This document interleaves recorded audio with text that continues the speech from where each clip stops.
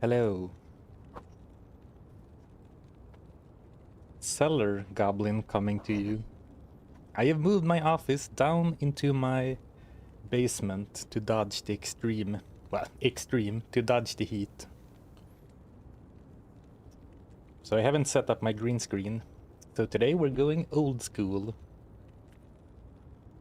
with the border and just a background.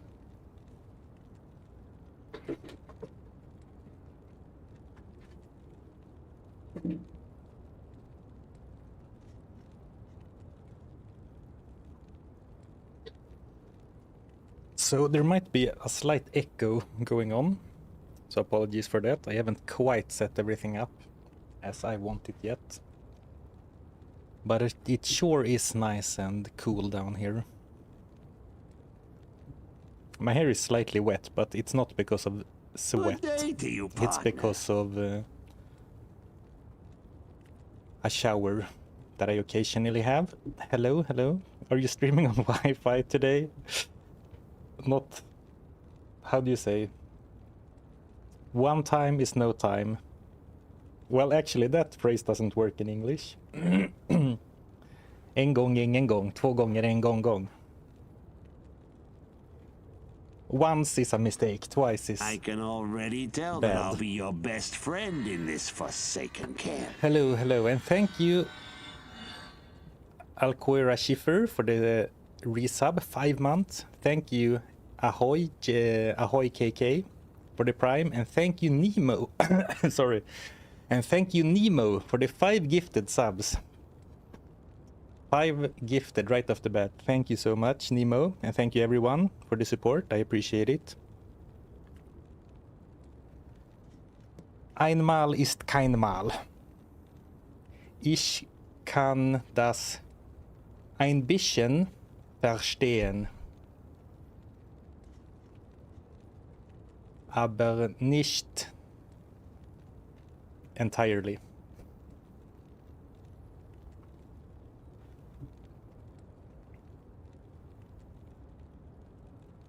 Don't you have an AC?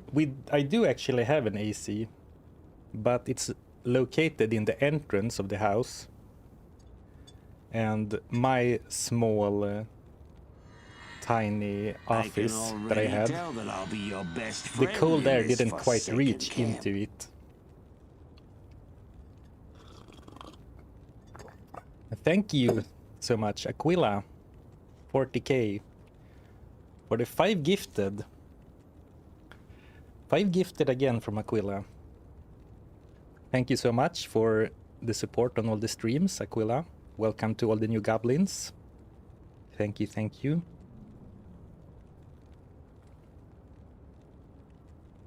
This isn't helping our basement dweller reputation. Yeah, it did really feel like that, you know, setting up in the literal basement with the gaming rig.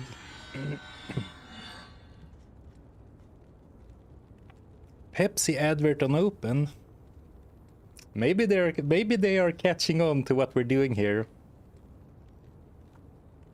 If you're listening, Pepsi, I'm down to be a brand partner. What's with the YouTube title? Uh-oh, did I mess up? What is the stream called? Now you made me worried. My luck seems to be running out. That seems like a fine title.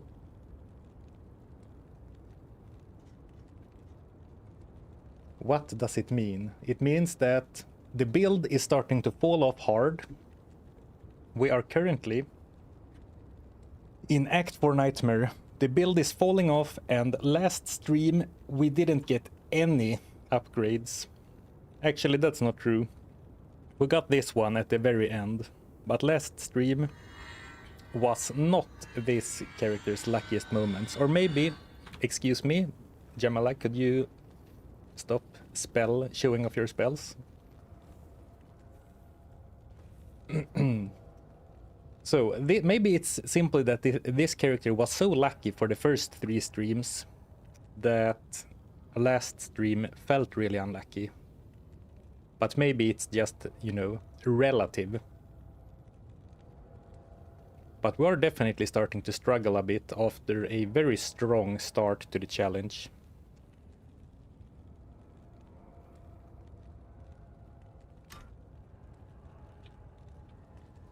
But so far so good. I mean, we made it here. I think I died like twice, 3 times.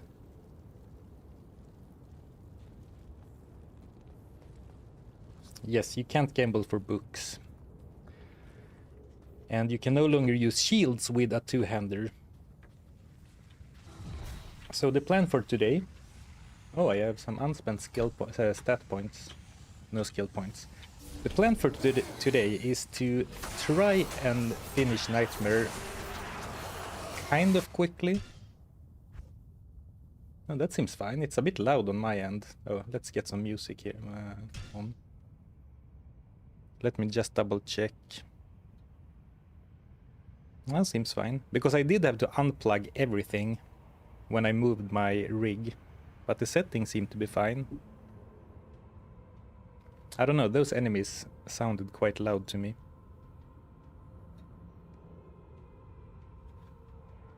And thank you, Romeo, for becoming a member as well. Welcome to the Goblin Gang. Sorry I missed that before.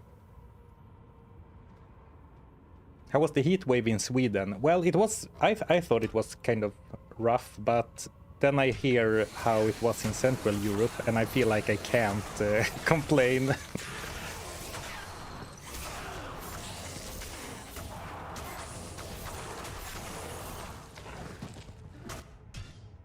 And just one more check. We are on players 1, indeed. I think Act 4 will be more challenging than 5 this run. That actually kind of happens. Well, it usually plays out like this for my runs. Act 5 or Act 4 is hard, then it gets really hard in the Chaos Sanctuary. And then when you move on to Act 5, it's like going to Act 5 in itself is a reward. Because everything's easier.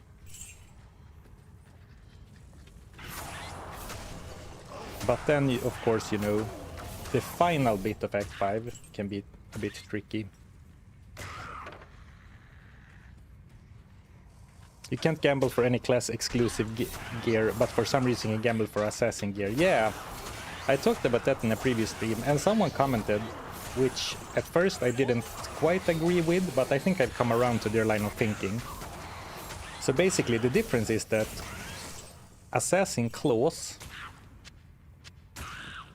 can't get +2 skills until like halfway through the exceptional versions. So no normal Cathars can get +2 skills. So I think that makes it balanced. Because the problem with, like, if you could gamble once, you could make money from gambling. And you know, the house should always win. That's like the rule number 1 from gambling, for gambling. But if you could gamble like daggers and wands and staves, you could, at least at some level ranges, gamble items where the expected sell value would be higher than what you pay to gamble, I guess. Assassin and balance do not belong in the same sentence. Yeah, after all, we are playing at least I am playing a single-player RPG, so you know, balance isn't the main concern. If it was me, I would prefer that we could gamble all items in the game. But it is what it is.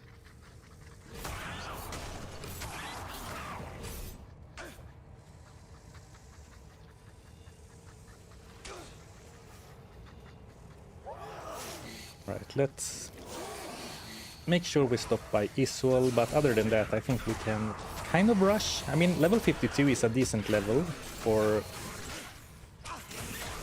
2/3 through Nightmare, I would say. I think where I live, we topped out at around 30 degrees Celsius, but not for very long. But there's been quite a few days of like 25 plus. I think I don't check it like super closely. And that's hot for me, but I know that Central Europe has had like upwards of 40, and that's... If you've been enjoying that, I feel sorry for you. It's been raining the whole summer here, 12 to 18. Where are you located, human being, if you don't mind me asking?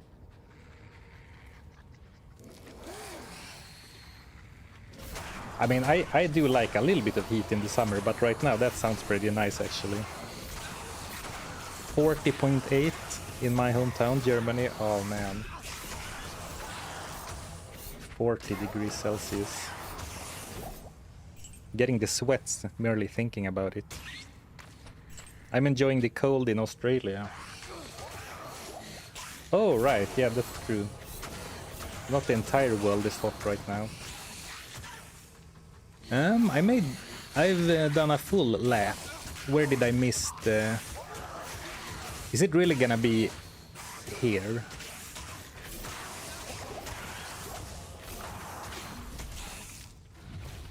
Maybe I jinxed myself by that "oh, I'm so unlucky" title, but look at this. We explored this entire edge, this entire edge. Oh, I could actually see a slight bit of the next area here. I didn't pay close enough attention. I figured like it's never gonna be down in this corner because it's too far northwest, but it really seems like the entrance is here. Well, let's call it involuntary experience grinding.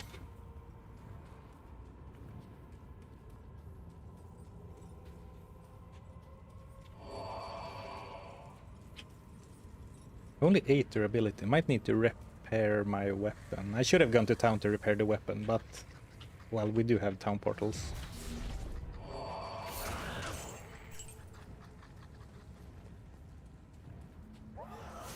The central coast of Norway? Oh, really? And only 12 to 18 degrees and rain? Oh, that's rough. Didn't think it would be that big of a difference. I guess the northern parts of Sweden haven't really been as hot. At least not yet. Like the northernmost.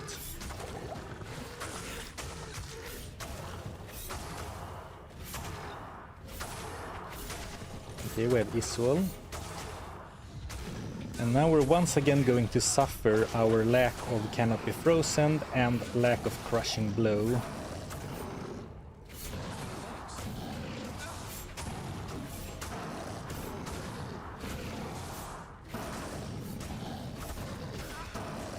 We didn't start today by gambling, because I think we are all out of gold. We ended last stream with some gambles.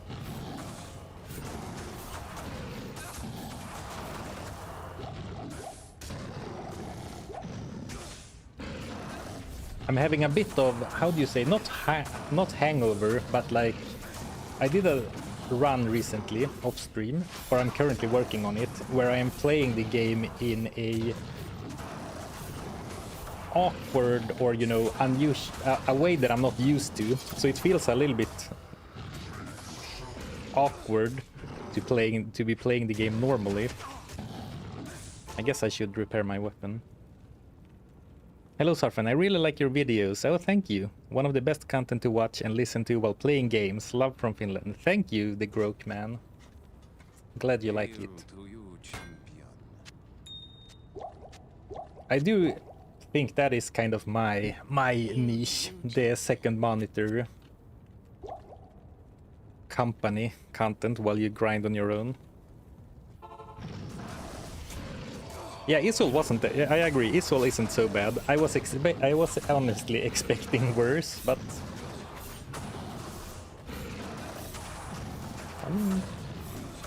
150 average, like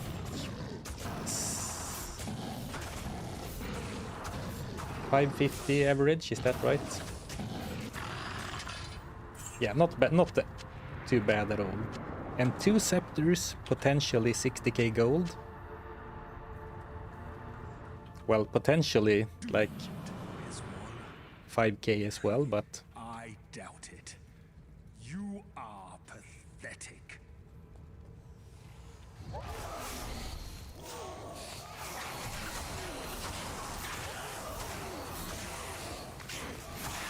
and I mean the attack speed. After the last respec, I was attacking a bit slowly, but now that we have started to put more points into Hex Purge again, the attack speed is getting up there, so we are attacking pretty quickly, at least when we're not slowed, right?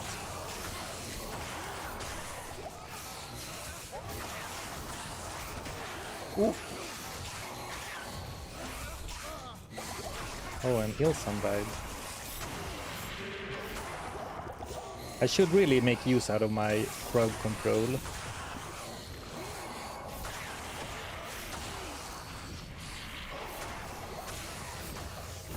And Ilsan paid the price for my lack of pressing buttons.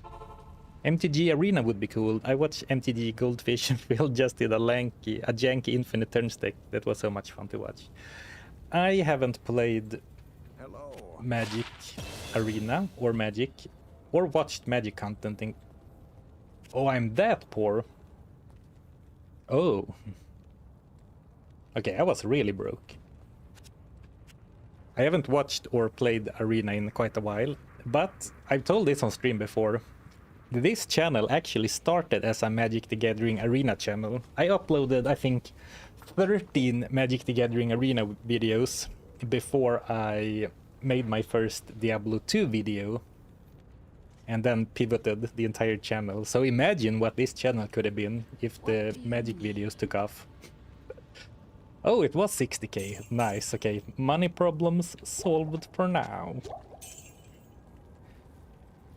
But speaking of Magic the Gathering, someone requested on a video, on a stream VOD, where I talked about wanting to play some of the older classic RPGs on streams in the future, and someone mentioned Magic Chandalar, which is a very old, very janky Magic the Gathering RPG that I have watched, I think, 1 or 2 playthroughs of, and that might be something to do for a stream sometime next season, like after summer. We'll see though.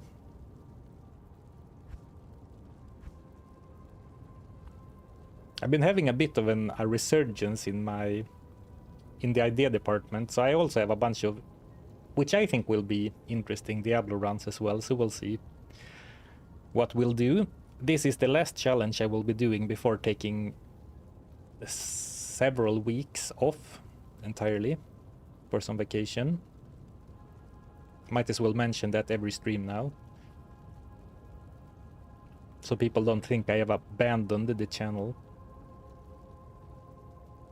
I got into PoE 2 after your streams, Sarfen, and now I can't stop playing it.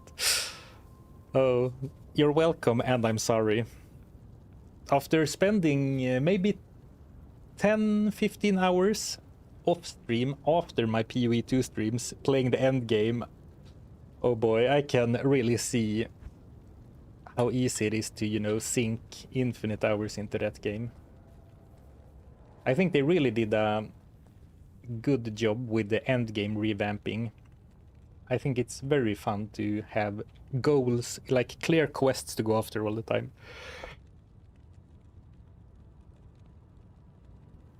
Throw it further back and play the old PS1 game, Magic the Gathering Battle Mage. I've never even heard about that. I played some Magic the Gathering Duels of the Planeswalkers, the PC games from like, was it late 2000s or like early mid 2010s? I played those games, but I've never even heard about Battle Mage. It's got some flaws. I mean, part of going back to the late, like the 90s, early 2000s era games is to experience the flaws and the jank, right? Is the challenge starting to get difficult? Yeah, but so far it's been pretty breezy in Act 4. I'm actually slightly surprised because I felt last time that things were going kind of rough. But we also haven't reached the Chaos Sanctuary yet.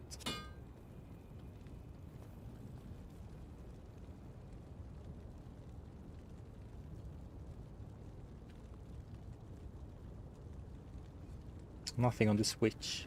I thought for some reason I had a bow, but I think we only talked about bows. With only 50k, let's keep a little bit of a bank for Ilsan revivals instead of gambling. Might have to go to counters for gold. I mean, it's a good idea for a gold farm.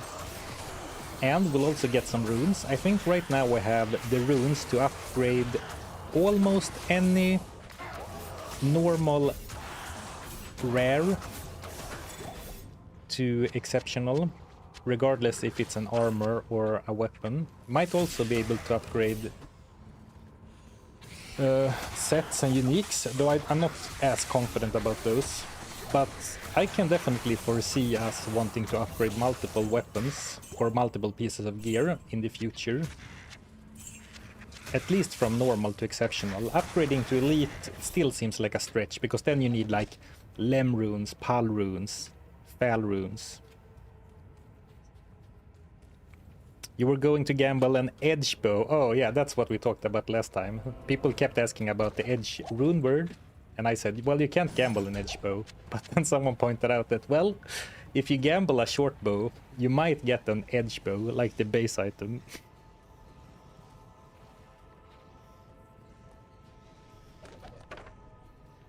You can still play Chandalar. I love the deck building. I think it looks like a fun RPG. Is it like on good old games, or where can you get a copy that's working on modern systems?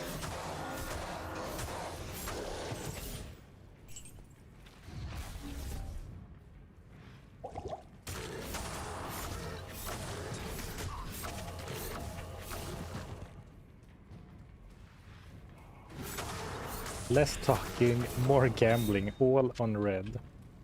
If I was a more... how do you say?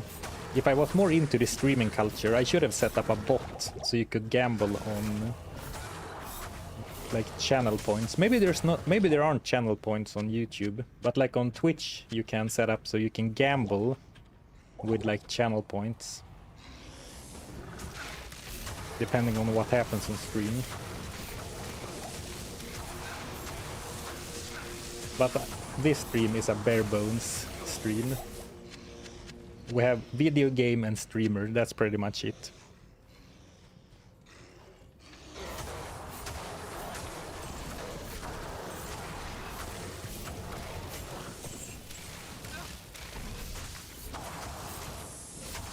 Actually, maybe this is why things are feeling easier again. I can feel in my brain, I'm like clairvoyant compared to previous streams. Because as if you weren't here at the very start, I have moved down to my basement. I moved my entire rig down into the basement to dwell underground and escape the heat. So maybe that's why. Like I unlocked the missing 30% of brain power.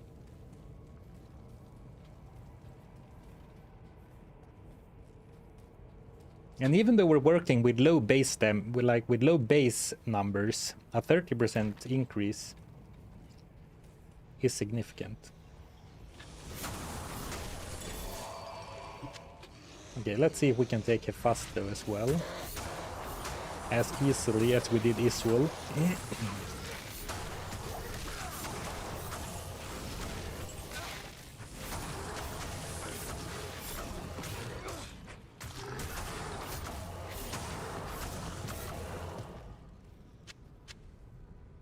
I feel like Surfing would be the kind of person to play old school RuneScape with settled like restrictions.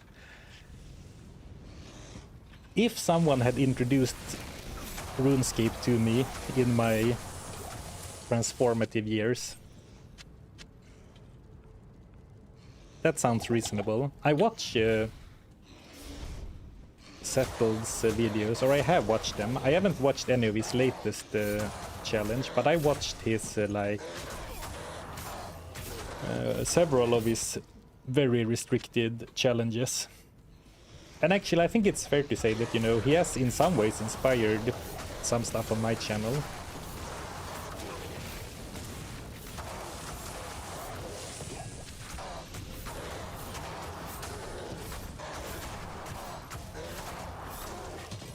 Though I sometimes feel like when I spend 40 to 50 hours on a single run, I'm like, oh man, this is such a long grind. But then I watch the old school RuneScapers do their thing, and I realized that this game is short in comparison.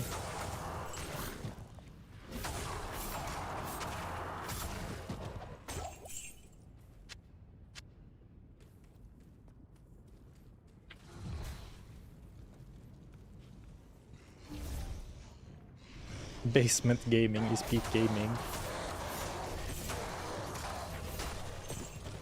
I mean, the cellar dweller stereotype is a bit of a meme, right? But you know, it is a meme for a reason. It is perfect, the perfect environment for gaming. Though I encountered a pretty big spider when I was moving some boxes to make room for my desk yesterday. Ooh. I'm not necessarily afraid of insects and spiders, but getting ambushed by slightly above average house spiders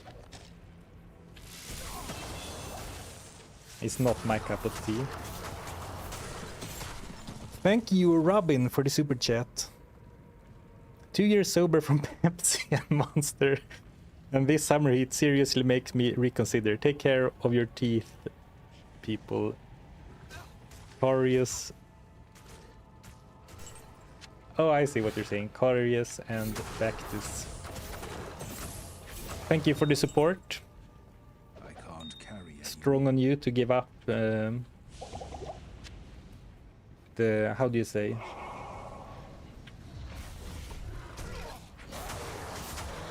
The water of, or not the water, but like the drink of life. And thank you for the support once again. Spiders are great, they catch mosquitoes. That's what I keep telling myself. Like, it's whenever I get like, ooh, that's a big spider, I should kill it. I think, well, you know, spiders eat a lot of other small insects. So in a way they are my friends.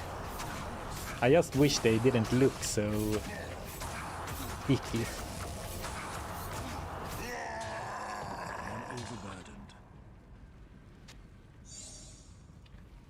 I mean, a normal house spider is fine, but once they start getting, you know, really long legs, or even worse, when they start getting a thick, juicy blob of a body. And I know, I see there's some Australians in chat, so much like I don't want to talk about the heat wave in Sweden in front of Central Europeans, I don't want to talk about big spiders in front of Australians, but for me, slightly larger house spiders are... give me the creeps.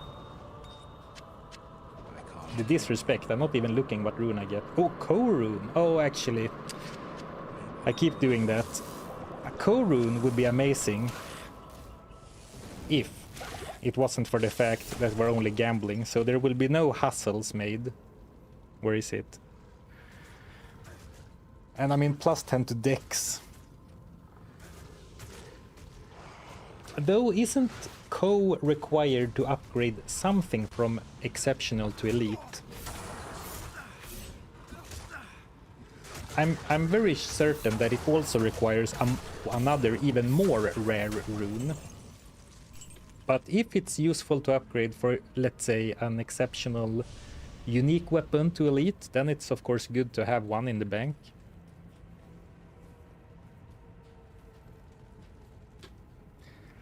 I advocate to respect all forms of life. Please don't kill anything for no reason.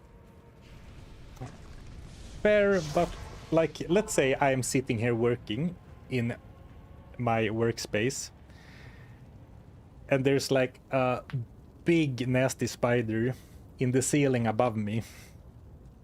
What should I do? But yes, I don't kill spiders on sight.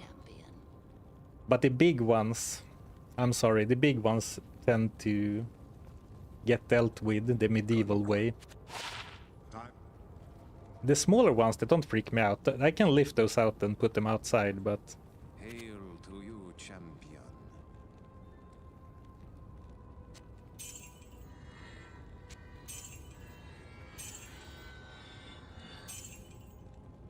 The Korun doesn't seem to be part of any upgrade recipe. Are you sure? Oh, Coal Lamp Diamond Elite Unique. Copal is needed to make an elite rare.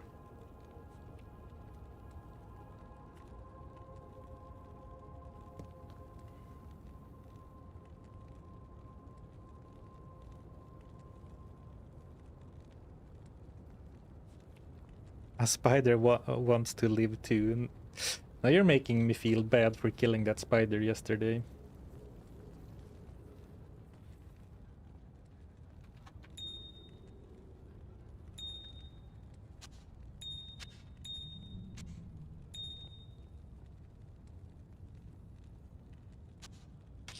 So diamond, emerald, and now we will momentarily also have a perfect amethyst. So we do have... Oh, we don't have a sapphire. Oh, we do have a sapphire. Perfect. Well, pun unintended, but we do have a perfect sapphire now. So now we have... I think we're covered on gems for upgrades. Barring that we want to upgrade two things, of course, which is reasonable. I'm gonna cube some of these two. And let's see, Control Shift left click. Oh, nice. Then they go to the stash and not to the shared stash.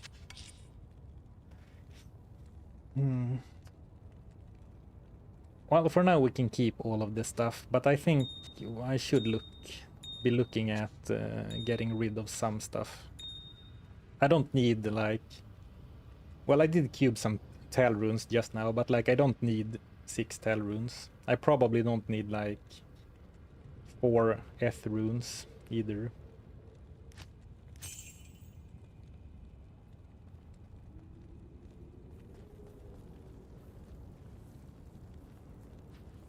You can up an emerald to perfect. Oh. Cheers for pointing that out. That's like -2 stash space spots. Well, -2 inventory spaces.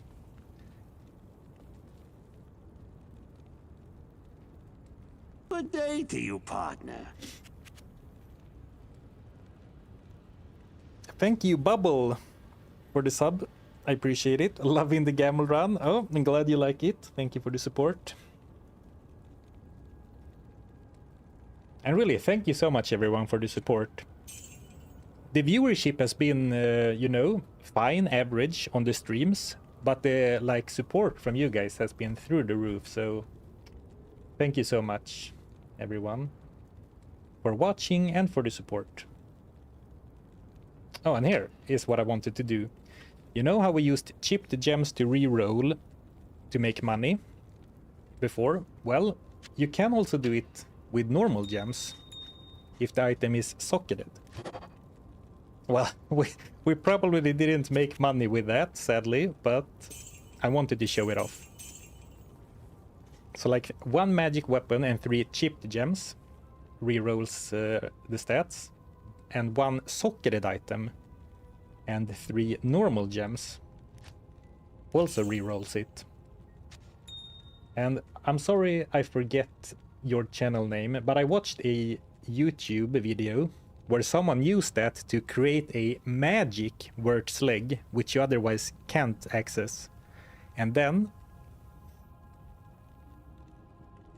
I think he even used it to make a crafted one, but how would that work?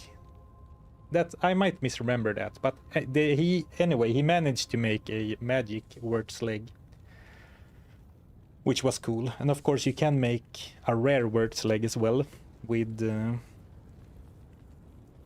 Imbue quest. Alright. Enough off-topic rambling. Let's kill Diablo. Thank you, Shovelfly. Support, support. Here comes support. Thank you so much for the super chat. I appreciate the support. Thank you, thank you. My cat just got up. Big yawn. Your luck has been increased. Let's see if that's the case. We are probably still going for gloves. Here we go. And let's see if the cat buff is real. Well, maybe a bit of a small sample size, but didn't seem to help. Oh yeah, belt. Yeah, we were doing belts. Yeah, I think we should do sashes next.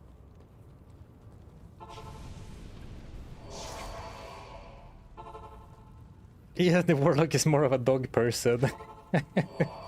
Maybe that's it. I refuse to take a stance because I don't wanna divide my audience.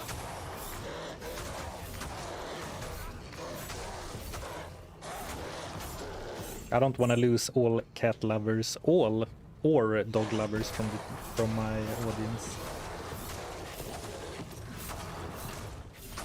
Well, actually, my honest take is I like both. When I was growing up, we had both cats and a dog, which got along fine.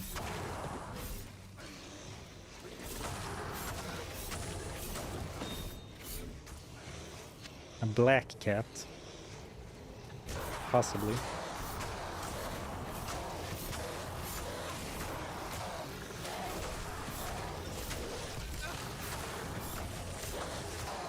I'm personally not superstitious, but I am a little stitious.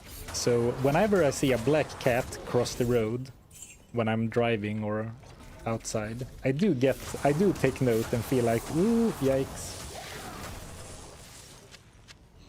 And then I spit 3 times over my left shoulder to counteract it.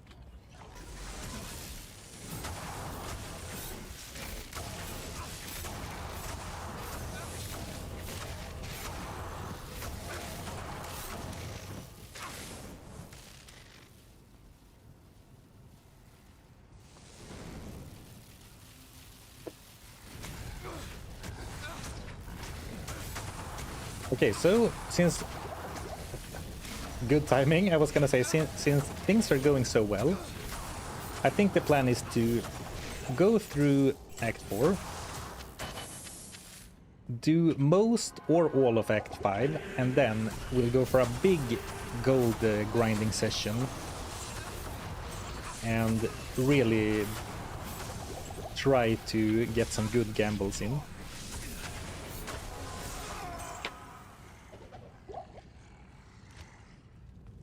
Something overconfidence. Shouldn't have gambled. Shouldn't have gambled for all those.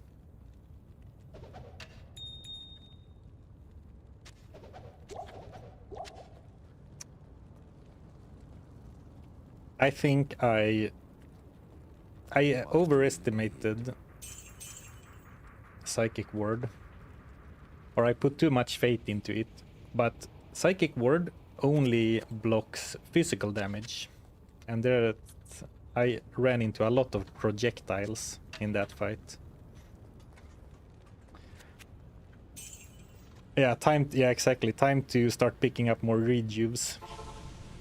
And I keep going back to this waypoint. Oh, well, I'm going back again. Speaking of rejuves. I am overburdened.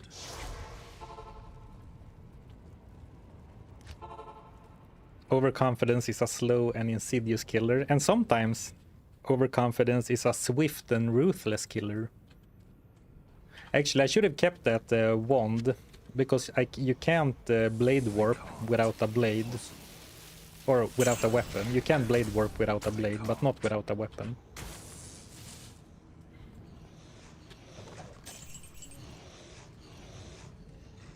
Well, I have faith in Ilsan.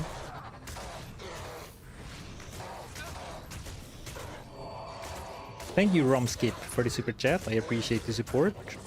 Calling it now, Diablo will drop unique serpent skin armor. Well, this would be the run, wouldn't it? Also, fortsätt med solida streams efter friaren, Sarfen. Mycket tack, Romskip. Det är morsamt. Tackar så mycket. How's my Norwegian?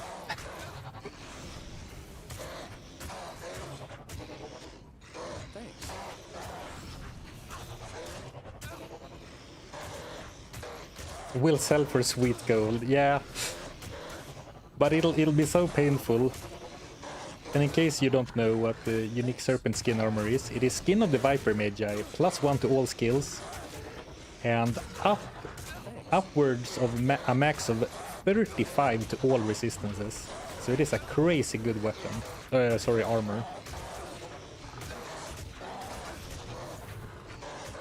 Was it goblinish? In a way it was. Sorry, fellow Norwegians. Not fellow Norwegians, but like, sorry, Norwegians in chat. Hatchet, perfect. I was looking for a ground weapon so I could blade warp. I was gonna say that sounded Norwegian and not Swedish. Yeah, that's my Norwegian. I'm not sure if it counts as a parody, but like... Oh no! I tried to blade warp to save Ilsan, but my weapon is still on the corpse and I threw away hatchet, so I made myself unavailable to do that again. Whoops. Oh, so this is why I died. I didn't notice before that this guy had a conviction aura. Because I thought like, well, are my resistances really that bad that I'm like getting insta-deleted by elemental damage? But yeah, when all my freaking resistances are removed, it's not so strange that that is the case.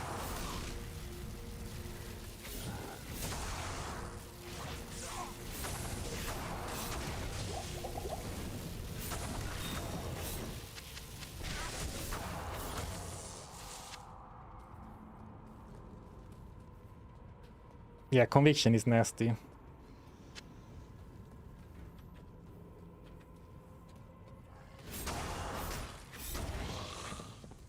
And also, what's it called? Lower resist.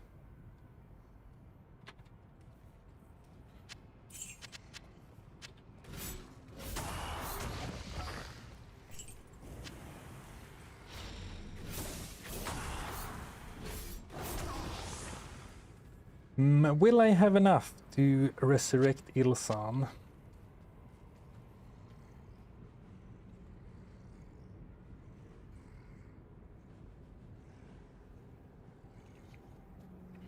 Without Iron Maiden, this place is a walk in a park.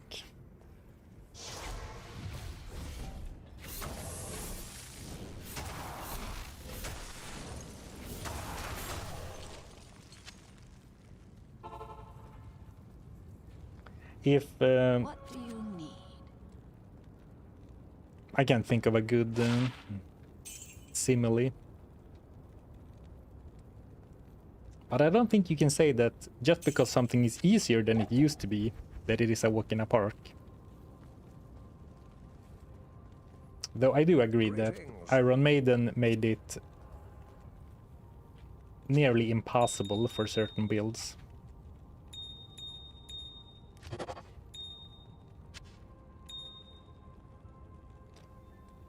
So while generally I think making games easier is boring, that was probably a good change.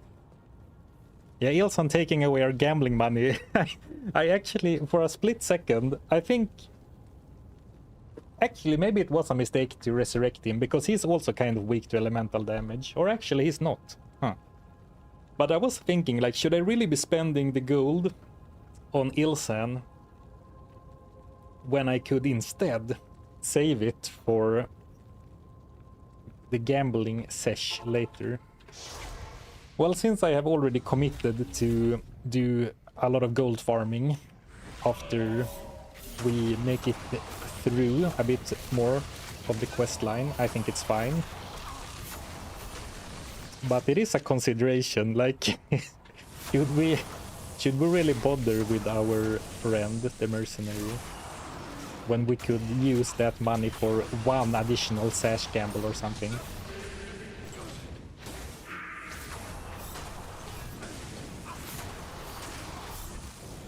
It's so rough when it gets cursed, but also I have Blade Warp, so I should really... if anything, I should be upping my babysitting game. Though, you know, whenever you start having to babysit your mercenary, it is easy to question, like, why do you have them with you to begin with? Like, shouldn't they be supporting you?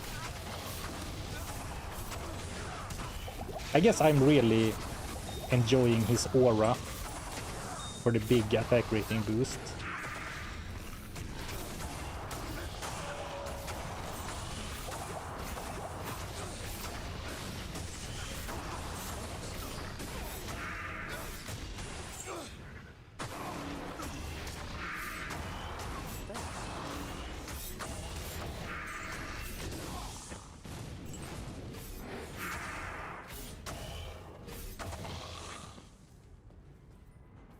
Still, only 82% with 5.7k attack rating.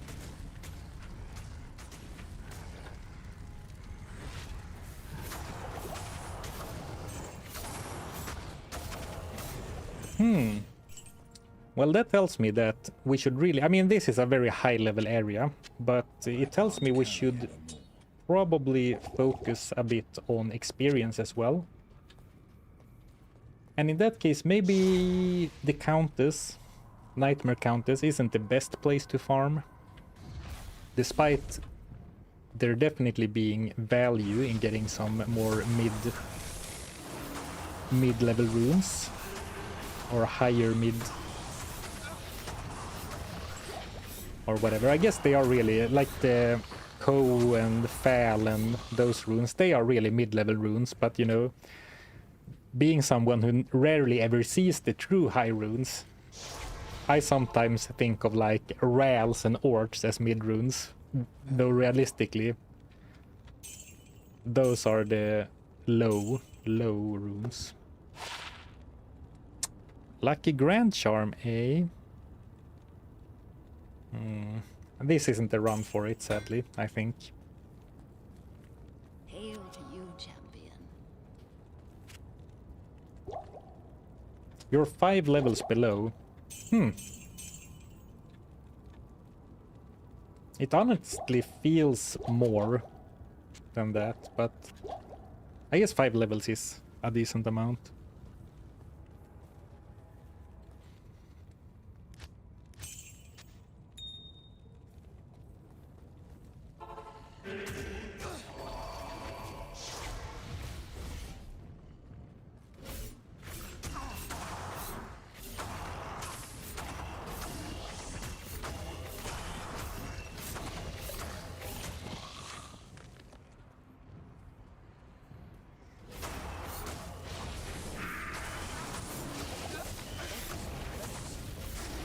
Oh, run! Thanks. Saved. Man, I talked about this earlier. in this challenge, but I really would like to dump a bunch of points into Sigil Lethargy to make the radius and the duration bigger, but I believe that the duration or the radius only increases every 10 levels or something. And it's tough to invest 10 points or like 9 more points just for a bigger radius, but like this is fine for bosses, but if you increase the radius it becomes much more effective as a, you know, a true crowd control spell, because right now I find it a little small and it runs out a bit quick to be super reliable. Again, it works perfectly fine against single targets, but like against groups. But this guy has such good passives and self buffs that it's really hard to prioritize something like that.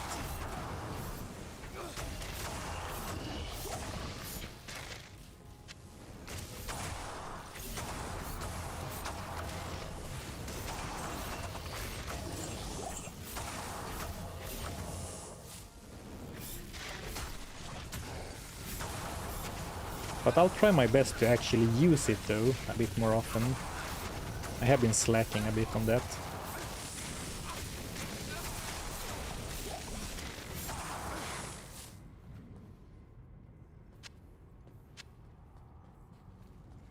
It only takes one death to remember the safety TP. Well, I do have it here. Or maybe you meant that. Once I started dying, I started putting up safety TPs.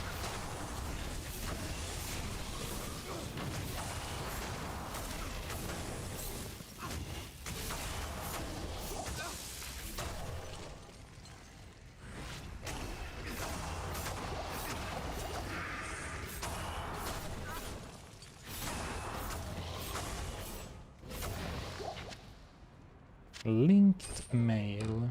That looks expensive. The rune bow, probably not so much.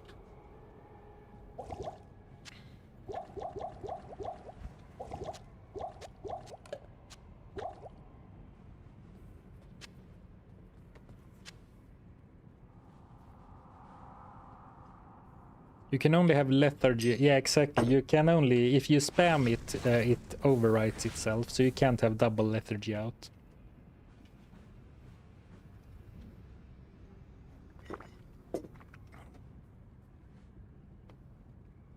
Ghost armor could be worth a decent amount. I don't think this is even 10k. Like a non-magic ghost armor, but I'm willing to see. I'm willing to give it a shot.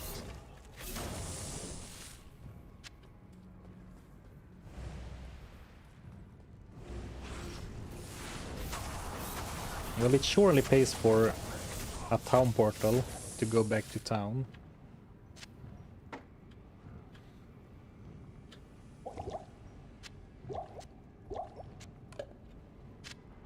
Club. I am overburdened. Ghost armor is 12k, I think. Alright. Hail to you, champion. This is 28, 30, 700. Clubs, or weapons in general, except for the caster weapons, weapons are really very much hit or miss. Oh, 14, okay, I was wrong. That seems very worthwhile. Almost 15k. Good shout. What do you Ill suns are the way to measure gold. Yeah, so we're up to like 6 Ilsan resurrections in the bank. Not quite 7, I think, because it was like 21k, I believe. Actually, the skulls, I'm pretty sure you don't use skulls to upgrade anything. So those we might sell. One ghost armor is like half an Ilsan. Yeah, true. It's actually even more. How disrespectful it would be to leave half an Ilsan resurrection on the ground like that.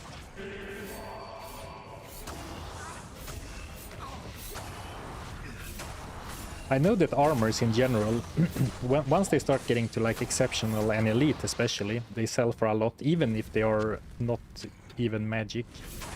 But for some reason I thought the value didn't really go up to over 10k until like a few armors into the exceptional ones.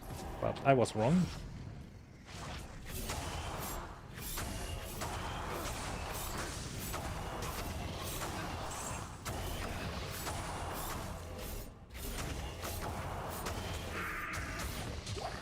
Well, apart from that early hiccup when I died,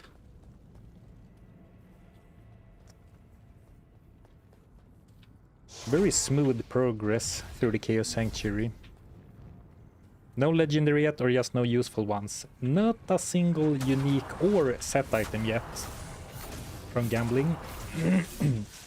And I don't think we have gambled like the expected amount to get one on average yet, but we're getting there. And it would be cool to get at least one, right?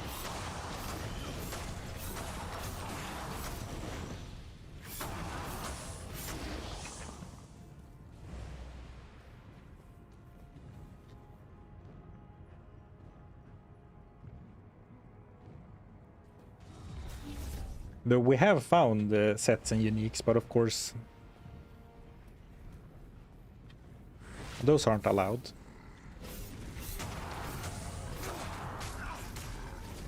How am I gonna tackle this?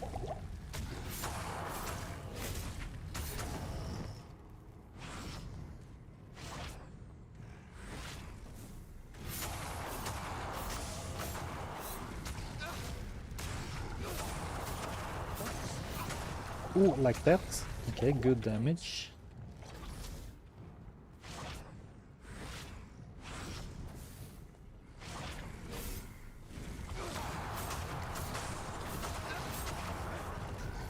Thanks.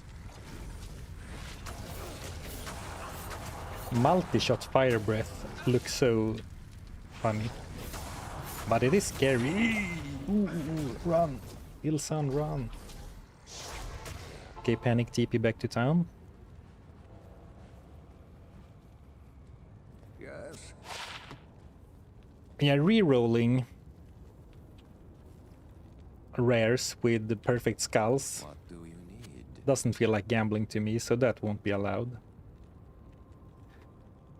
+1 to Eldritch skills on a sword?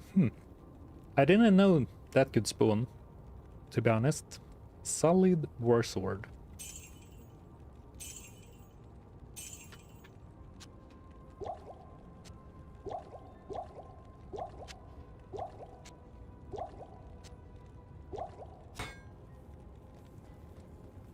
Greetings.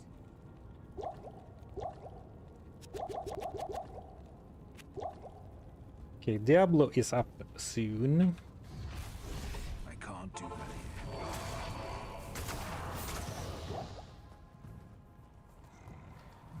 here. And I am slightly worried, I can't carry anymore.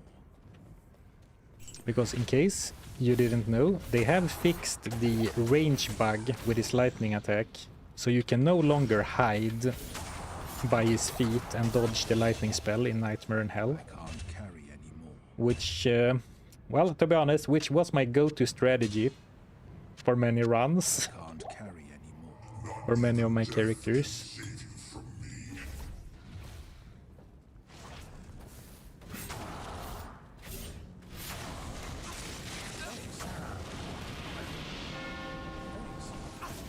Let's try and lure him out.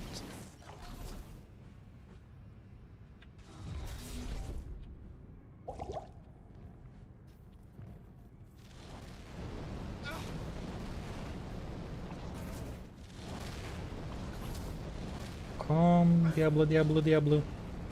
Here, Diablo, Diablo, Diablo.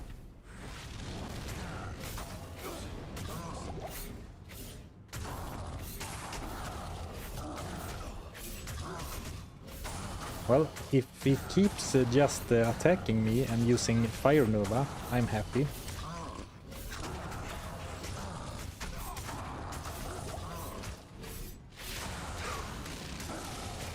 That's the one attack I don't want to see. Oh, sorry, Ilson. I didn't expect to be able to keep Ilson alive for the entire fight, to be honest.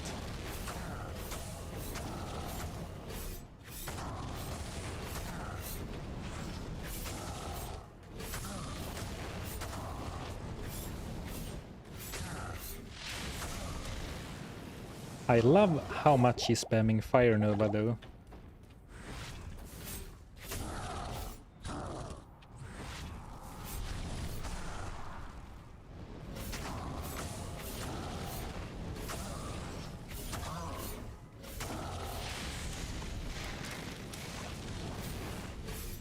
And actually, his Lightning Beam is part physical, part lightning, so Psychic Ward should help a lot against that. Oh, and I have 75 Lightning Res. Okay, so I'm well equipped with dealing with this fight, actually.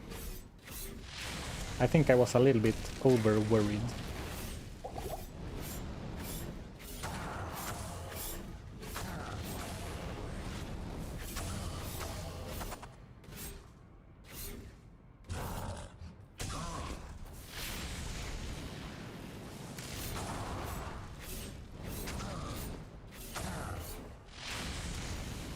Ooh, okay, I shouldn't, how do you say?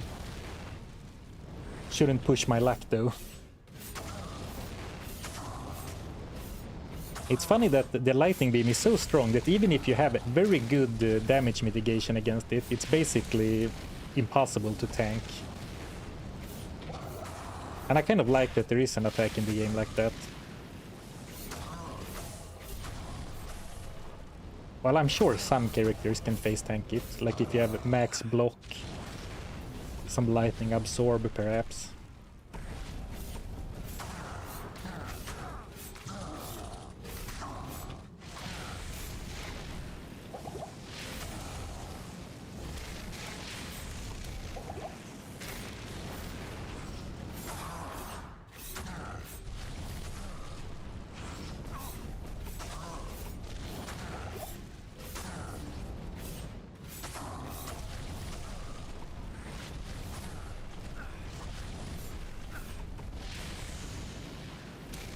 Did the animation cancel a firestorm there to spam lightning instead?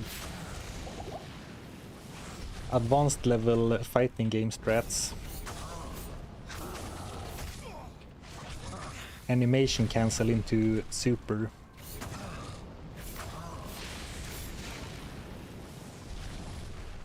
Am I really gonna have to go to town?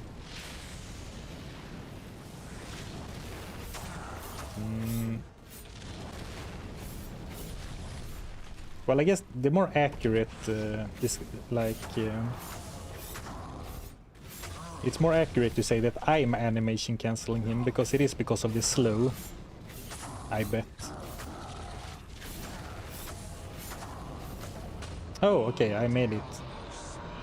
No potions left in my belt, but... a W is a W. I think we'll go back to grab all the loot to sell it.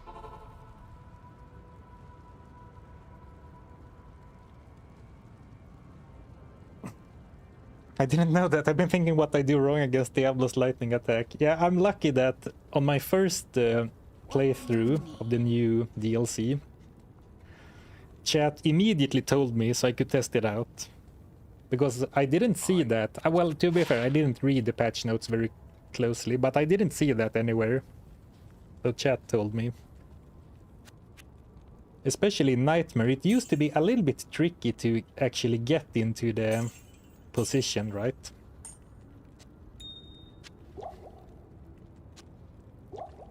And it's not a change I would ever expect, so I could see myself being perplexed by why my strats didn't work. Oh, I forgot to sell the cube loot. Are we really going to have to... Okay, no, we can actually fit everything exactly. Oh, it wasn't in the patch notes. Well, that's why I didn't see it then. Oh, that's nasty. To fix a like 20-year-old bug and not even mention it. I bet they got some poor hardcore gamers with that. I don't like that when slow Diablo's fire stream will come out at a different angle than what he's facing. Yeah, it's really funny. He like shoots fire from Hail to you. his heel or his tail if you turn him around. Well, I'm judging Diablo's drops by the sell value, and that wasn't amazing, but you know, I'm sure it all added up to, oh, well, this wasn't from Diablo, but this is good. But I mean, we have 200k now, which, as we mentioned, or as we noticed last time, 200k is nothing in the level 54 gamblers economy.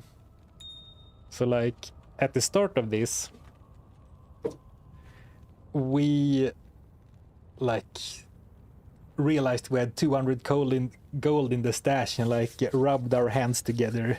Time for lots of new gambled items. But now it's like, well, it's like 4 circlets or like 10 gloves. So I'm thinking we should go for like 1 million before we gamble again, because it's more fun to gamble like a 2-3 inventories full.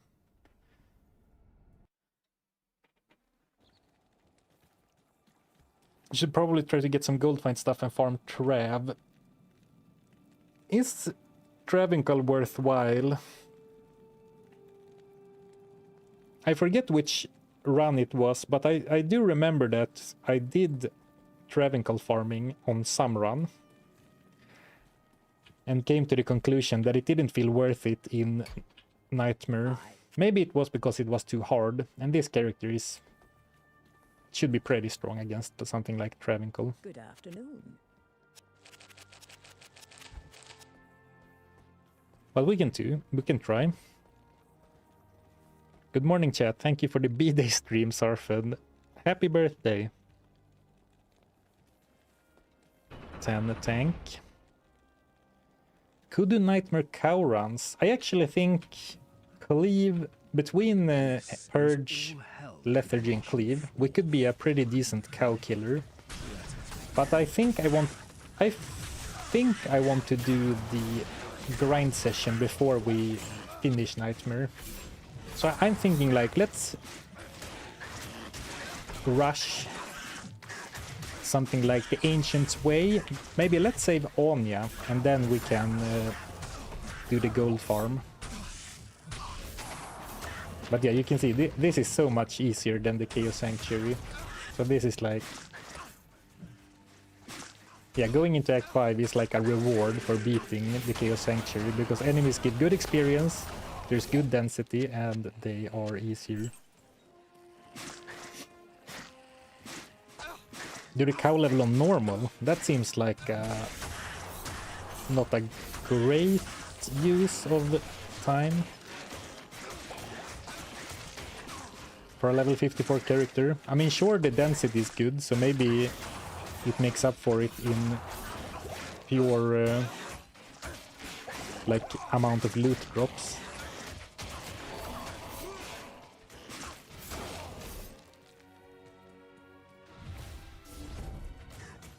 It's experience and loot. At level 54, it's not experience to do normal cows.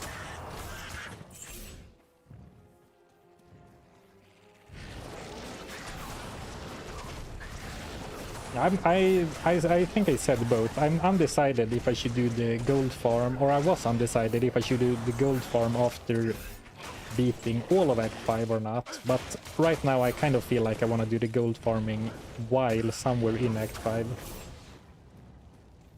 Because if I can get a few more levels and maybe some more loot, it will be nice for taking on Bale's minions and Bale.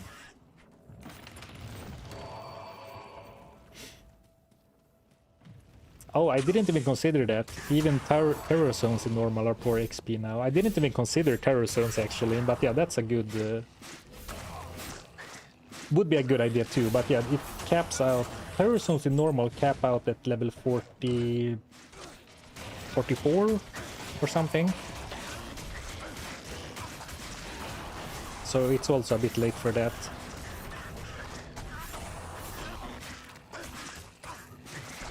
But some nightmare terror zones could be decent once we outlevel the areas in the nightmare.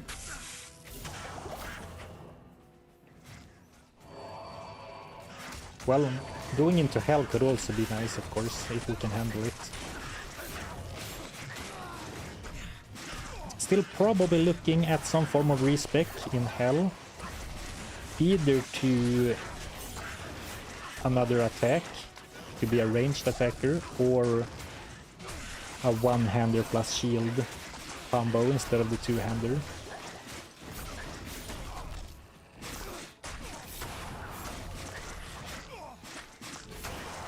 Man, these guys are nasty. I mean, to be fair, my poison resistance is negative. Like, my resistances are good, with a big asterisk, except poison, which is negative.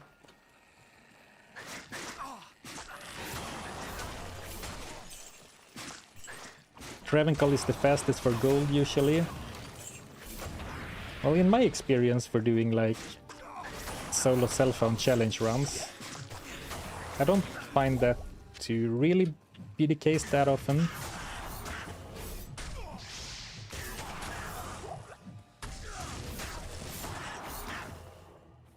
Because not many characters that I play anyway can really farm them super effectively. And while in hell, with a bit of gold find, they do drop really big piles of gold.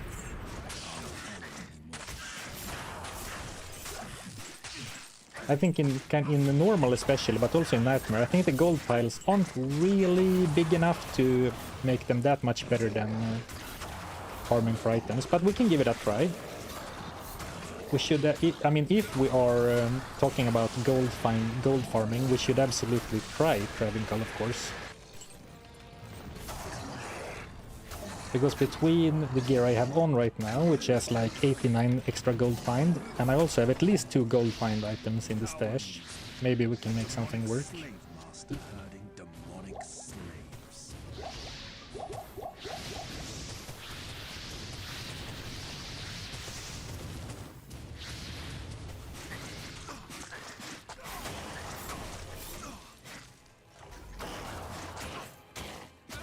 Damn, the poison is rough though. I can't.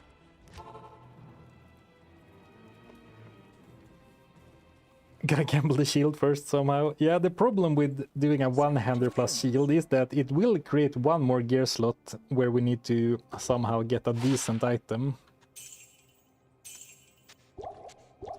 But it could offer potentially a lot of extra defensive stats.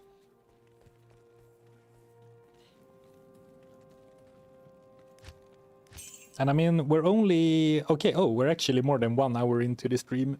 But like, we still have a few hours. So maybe we have time for 2 grinding sessions, depending on how the first one goes. Easy, just gamble at Jmod. That would actually be pretty good this time. Block and a bunch of sockets for diamonds.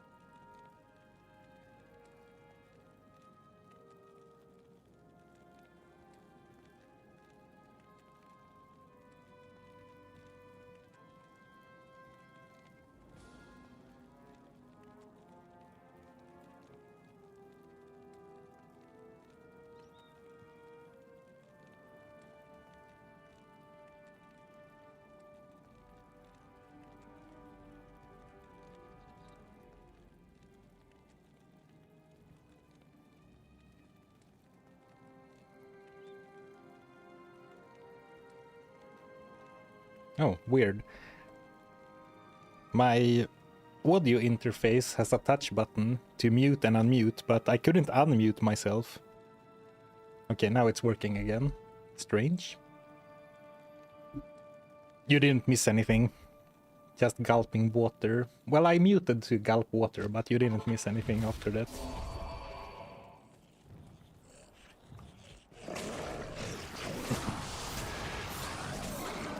Yeah, to gamble a true J-mod like Jeweler's Monarch of Deflection, I would need to be a lot higher level, I think. I don't think I can gamble elites yet. And even if I can, getting the upgrade to elite is such a low level. It's a super slim chance. And I don't know exactly the mechanics, but I believe it's level dependent. So if I am... The higher level you are, the higher the chance to get the exceptional and the rare, the exceptional and elite upgrades on the base item. Sarpin, what do you prefer? Sword axe or mace? For this character, I don't really know. I rarely go with the... Yeah, I think you put it well. Swords are usually fastest, but maces are the strongest. Axe is a good middle ground. I rarely go for the axe. I often go for maces, if I have the choice, because, you know, good base damage, a bit slow though, but also the bonus to undead. All maces have an inherent 50% bonus. But especially since I've been complaining about not being able to ever get Cannot Be Frozen, I think having a slow weapon is... The downside with swords, though, is that the good swords have such extremely high stat requirements. Well, maybe that's mostly true for the two-handed swords, actually, and I would probably go for a one-hander. Oh, by the way, can someone tell me, is there any weapon type where the Warlock has especially low attack frames? I phrased that a bit weirdly, but let me explain. For example, the Druid in werewolf form or were form has much better attack breakpoints with two-handed axes than other characters, right? And I think the Necromancer also has decent attacks breakpoints. And of course the Amazon has good bow breakpoints. But is there something that sticks out, like, oh, this is really above the rest for the Warlock? I've actually never checked the waypoints myself.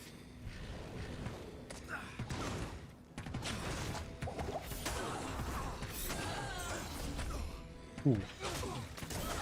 Well, it's gonna be tough, but I could really do with some damage reduction as well. Well, a shield could... if I get a good shield, like a shield with good block, that could kind of work as physical damage mitigation. But then I need to walk everywhere.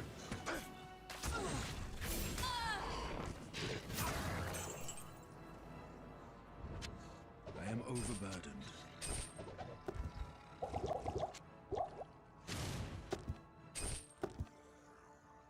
Let's see if anyone had any idea. Oh, true, Madman. The old websites that have that info don't have the Warlock. Oh, that makes sense. Yeah, I have bookmarked a really old Diablo 2 JSP thread that has all the breakpoints for all the characters, and then I have like a really old attack speed calculator from some German site, and those don't have the Warlock. I guess it's not really that easy to find that info. But I'm sure someone on like Maxroll or some of those sites that still are updated have the info.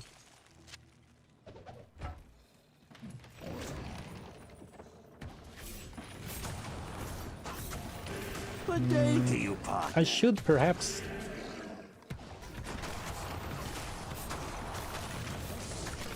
Ooh, scary elite. I should perhaps pick up... Not pick up. What was I trying to say?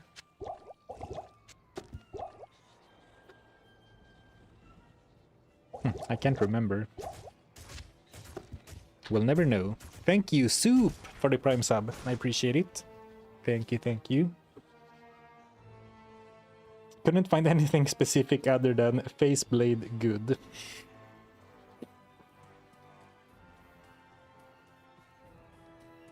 Well, you can gamble crystal swords. Nice lethargy in the middle and not hitting any enemy.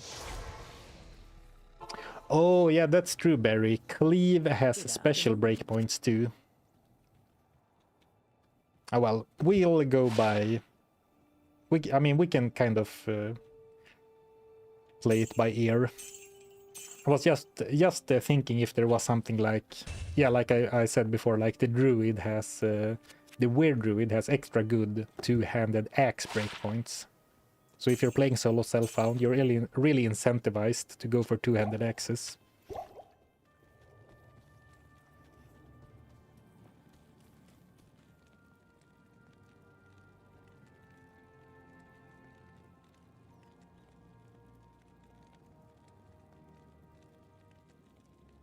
Legend sword two-hander is minus 15. Yeah, we either want a shield in hell, or I could also be open to either going for mirrored blades with a bow, but I think that's maybe too much of a gimmick slash meme if I want to finish this run before I go on vacation. Like, it's very cool to shoot 5 arrows, but like, this character has no natural pierce, and I mean, these are good to help with damage, but you can't really... I don't think 5 arrow mirror blades will outperform Cleave. Could also go for Echoing Strike. The word on the street is that it's still very good despite being nerfed. Because if I have a ranged attack, I will be less shield dependent, if you will.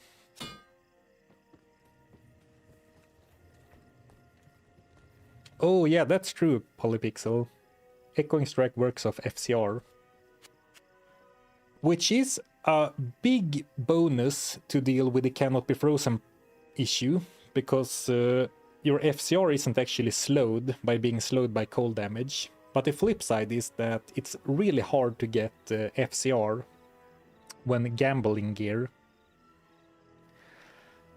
Like, the easy way to get FCR is rune words, which are off the table. Caster weapons, of which all are off the table. And then circlets and jewelry, which are very expensive to gamble. So we would probably be looking at a base attack speed Echoing Strike. But we could, on the other hand, in that case, go for a really slow weapon. Actually, we do have 1 point into Echoing Strike right now for Blade Warp, so let's just see how slow it is. Oh, that's not Blade Warp. Or that's not Echoing Strike. I mean, it's not that slow, right? And then we take like a Warhammer or some really slow weapon and a shield. Gamble at lidless eye, like someone said last time.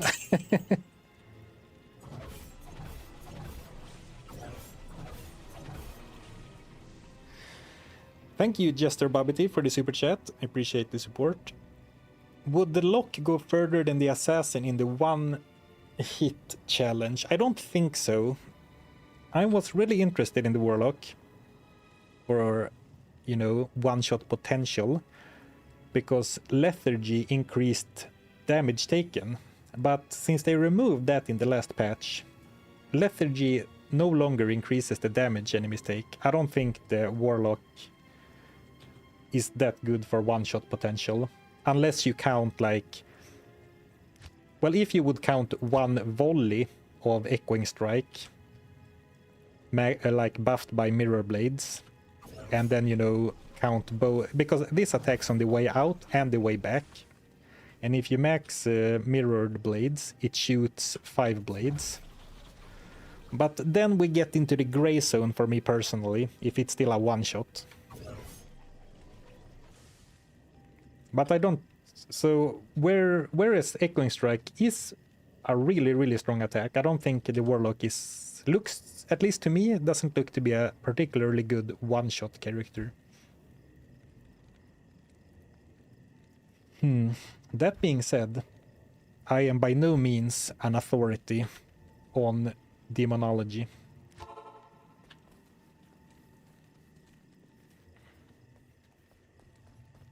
How may I be of help? Does Hex Purge count? I guess so. I guess you could use Hex Purge, because I've been thinking about one-shots like one click, Not in town. and then it happens. But there are a lot of, you know, case by case.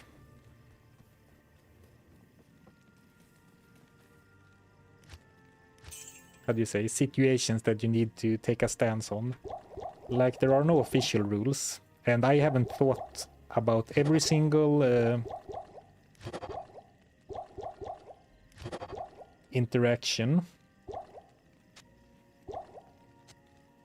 So, for example, with when I did it with the assassin, I allowed myself to, you know, buff myself with Tiger Strike. I have to kill enemies I attacked with Tiger Strike, but like that's a buff, similar to how this is a buff. But you could say that the explosions from Hex Purge is a separate thing from Cleave. And then I didn't allow myself to use stuff like Seal or Dragon Talon, because that are multiple attacks, even if you click once. In town. So I don't know.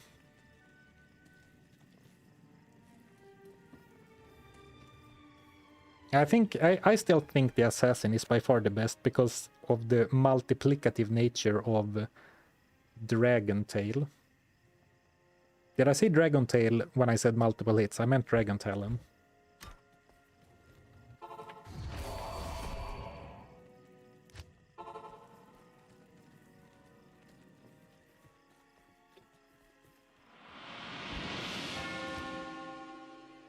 Did I run back to the waypoint?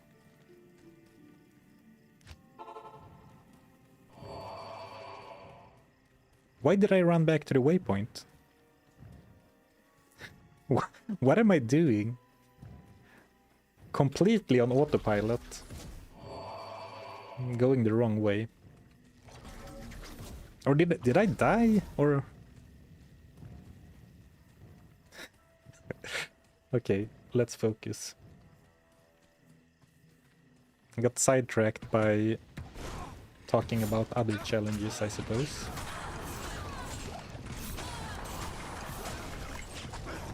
Ooh. Well. I do enjoy finding and identifying unique loot even when I can't wear it.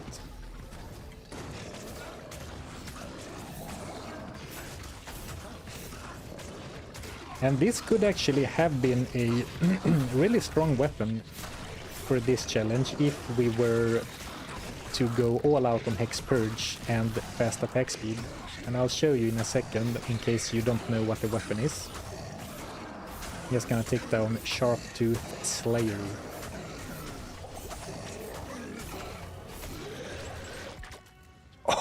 Oh, cruel world.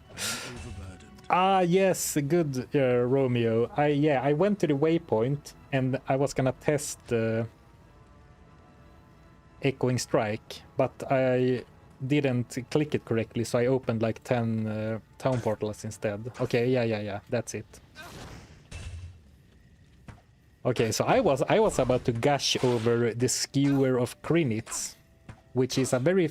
Well, it doesn't have extra attack speed, but the base item is fast, and it has ignores target's defense. Well, actually, maybe it wouldn't be that good, but this one, though, this would be a dream weapon for something like this. Steel Driver. No, it's the Gavel of Pain. I am completely wrong. I don't know my items anymore. This would be a great item for the one-shot challenge though. Level 8 amplify damage, 2 out of 3 charges. Alright, I was wrong. Steel Driver is not a mortal defer then. I guess Steel Driver is a great maul. Take your time while your body's getting shot. I'm hardening his skin. It's kind of funny that we were talking about the one-shot challenge and then this drops.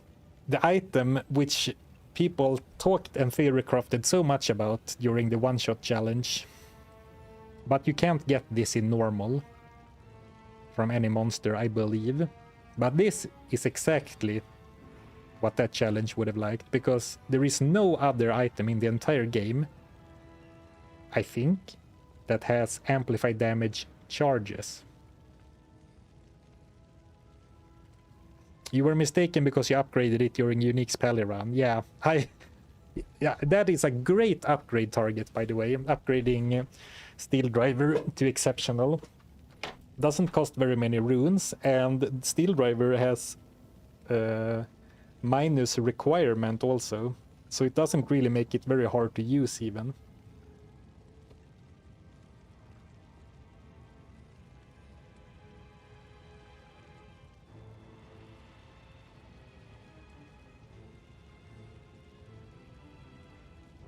It must be pain that you can't use that. Yeah, I mean, I would use it if I could, but I would rather, for this character, I would rather have had a Steel Driver for sure.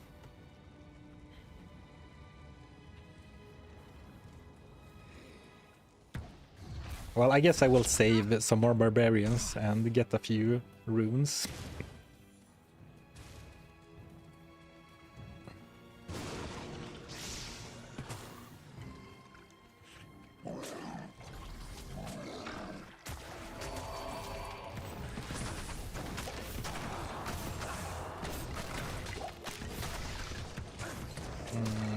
Let's keep picking up rejuves.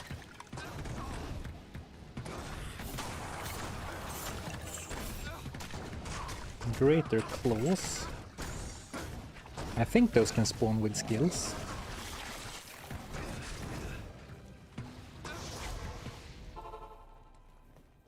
Good afternoon. And I'm not even getting paid very much for it. 7k.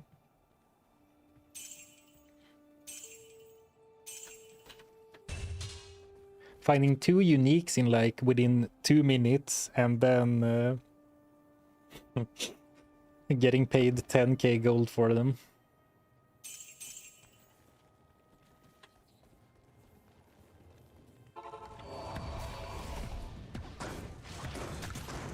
Can you save it for later? I do all my challenges solo self-found. I kind of gave up on that, right? And when I gave up, a lot of people were requesting like, oh, but can't you please like do it like a shared stash run just to keep it going? And I don't know, maybe I'm weird like that, but I don't find a shared stash one-shot very interesting.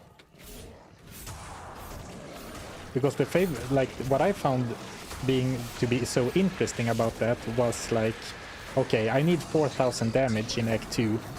How can I get that with the items that are available in Act 2?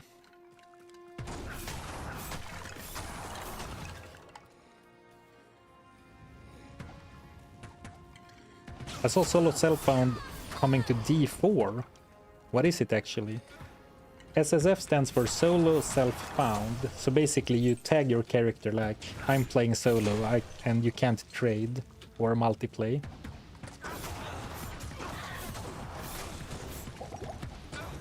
And I think in a way it's a way for people who like to solo to give themselves a little badge to like show that, you know, they make it on their own.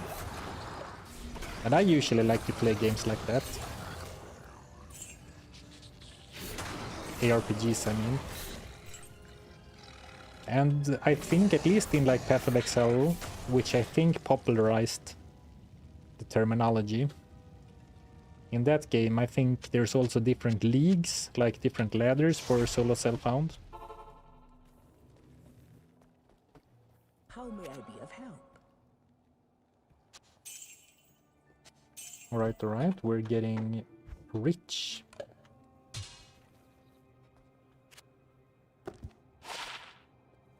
Oh, 30k for Fushina.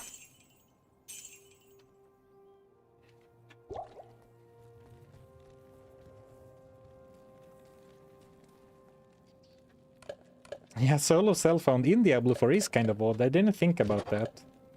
How will that work? Because in Diablo 4 you're running into people in the overworld, like randomly, right? It's been a while since I dipped my toes. But if I remember correctly, you like bump into people whether you like it or not, except in the quest dungeons.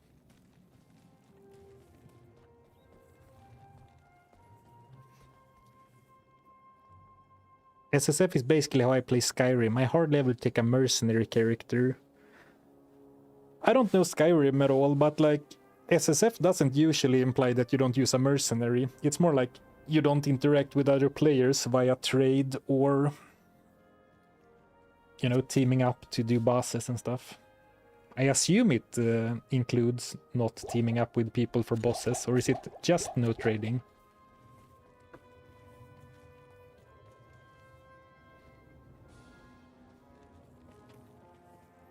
Afternoon. Alright, let's keep going. I think the plan to rescue Anya and then go for a gold farming sesh still sounds good in my ears.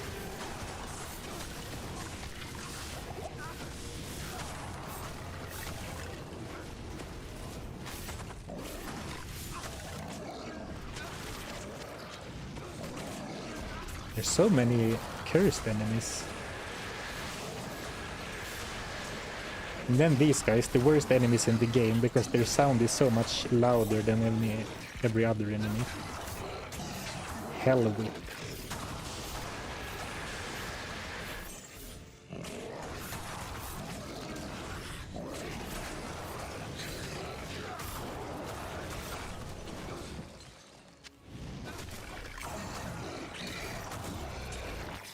I am overburdened.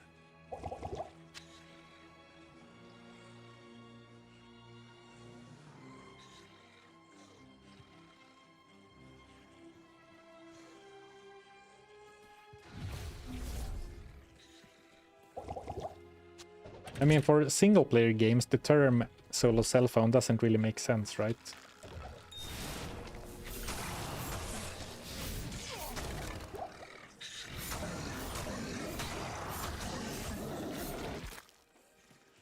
I'm not getting as much experience as I thought I would. Still only level 54.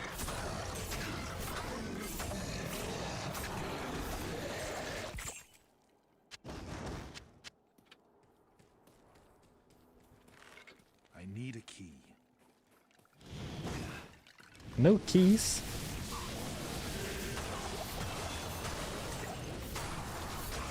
A surfing character without a bunch of keys in his inventory, okay.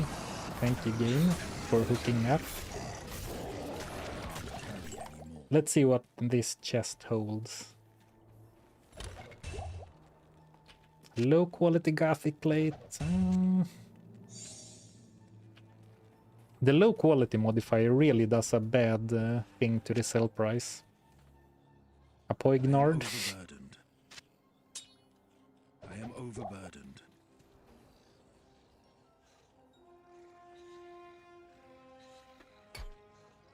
I think no shared stash or item twinking between characters is usually a big part of SSF.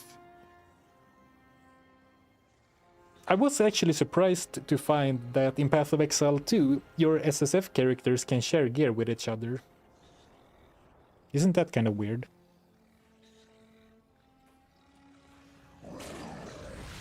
But I guess it pertains to your account. But like when I say solo self-found, I mean I include like not twinking. But there is no real SSF in Diablo 2. Like, you can't, there is nothing in the game that's called solo self-found or whatever.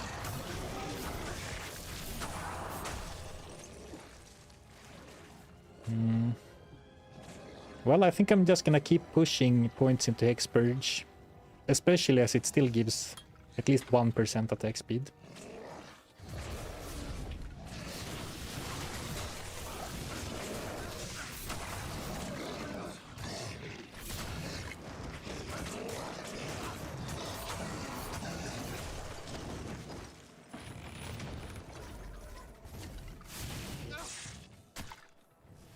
Okay, let's see.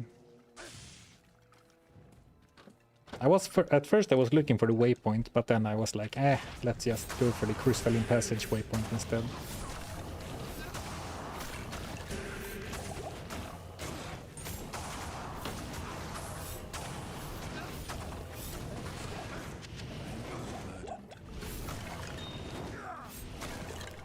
I am overburdened.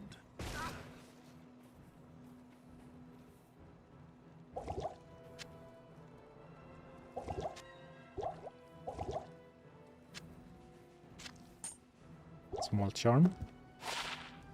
Run speed.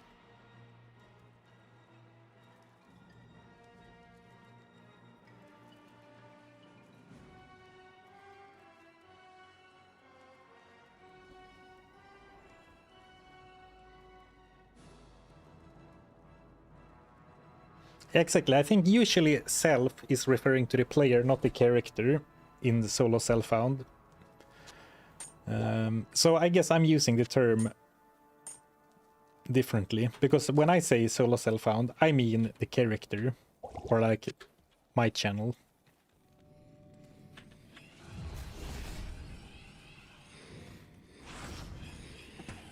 Ooh, lots of enemies. Let's take the archers first.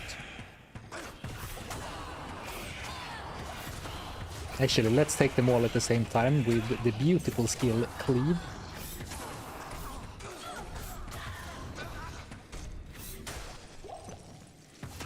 Man, this area is gonna suck if there's cold archers in here. I am overburdened. Straight up finding full rejuves, huh?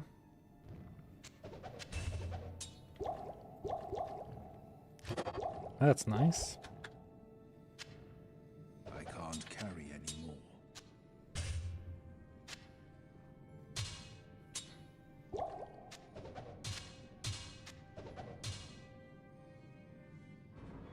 I can't. How nice Cannot Be Frozen would be.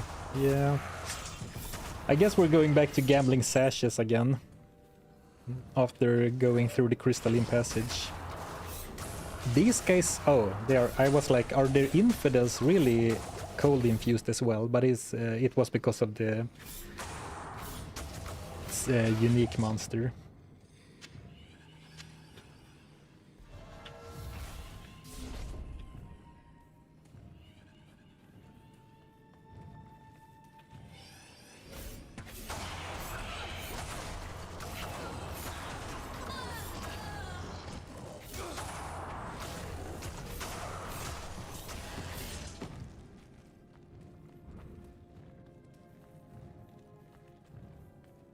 So we're looking for the, not the glacial trail, well, eventually, but we're looking for both the waypoint and the frozen river. Does the campfire unfreeze you? That would be flavorful. A random campfire in the middle of an icy cave.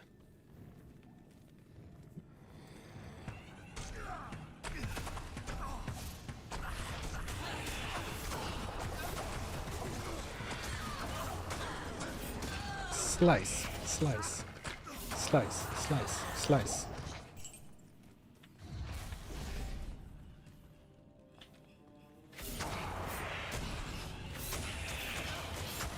Have you noticed that my sigil doesn't cast a bunch of times? Like it has happened several times that I tried to cast the sigil, but nothing comes out. Though that could of course be that I get interrupted, but I noticed especially in the Chaos Sanctuary when I fought the Infector of Souls, I had to like spam it 3 times for it to appear. And like before I really engaged them.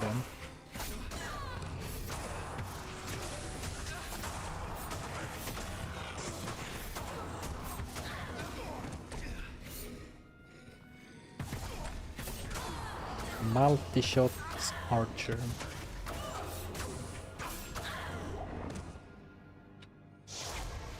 I am overburdened. I keep feeling a bit worried about the archers, but when I actually fight them, it always turns out like, oh, it wasn't so bad. I guess the ability to like telestomp them. 30k for a sturdy ancient shield of the wolf, huh?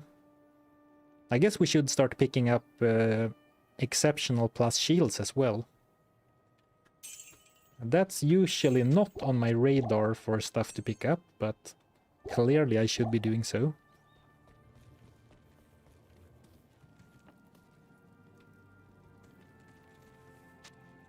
Clearly, I should be doing so. Ooh, almost 600k. Nice, nice, nice. Well, at this point, the goal I set for like, let's farm 1 million gold before we gamble again. We might reach that before I even start the gambling, the farming sesh, right? Probably not quite, since we're very close to Anya right now. And I said, let's save Anya, then farm.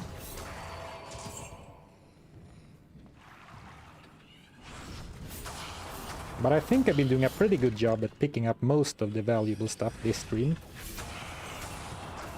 And I attribute it fully to sitting in the basement today and being cool-headed and focused. Cellar dweller, or basement dweller gaming, like someone said before. Nil attack doesn't deserve your 1 million gold though. Yeah, exactly, which is why we're saving Anya first.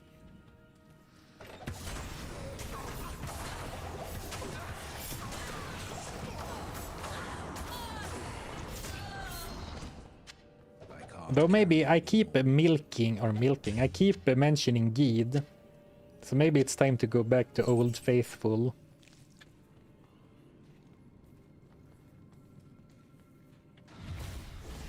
Is there still a heat wave in Sweden? I think the worst of it is over, but I mean, the office I had on like the floor level was quite small. And it was hard to get a good draft going. And you know, small room plus a gaming PC that streams and plays the game and produces heat. I didn't really... I don't think the heat wave alone was the issue.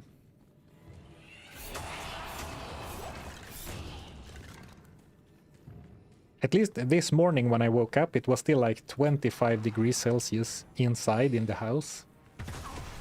And granted, I don't run the AC during night because, I don't know, I kind of have a hard time falling asleep with a bunch of noise.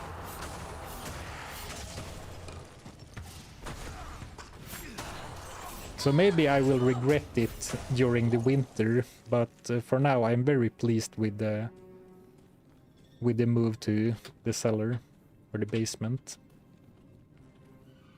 What an odd map. The entrance, the exit to the next area, and then the frozen river. But now we're like exploring the rest, looking for the waypoint. You could actually make an argument to go for another waypoint. But let's go for this one. Like go into the glacial trail looking for that one instead. Yeah, exactly. The summer isn't over either, so there might be more heat waves coming.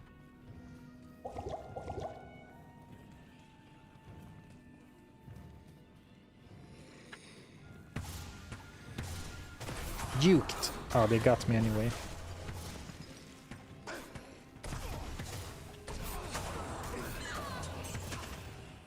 am overburdened.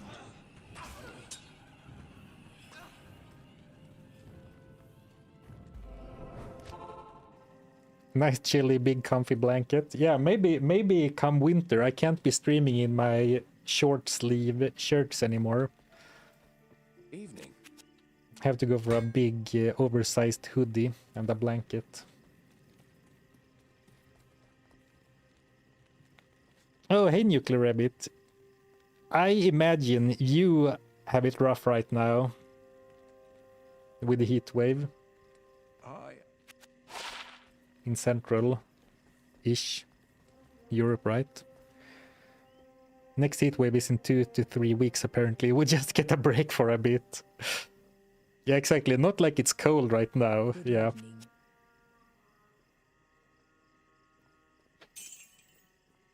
Boo. 900 gold for a wand?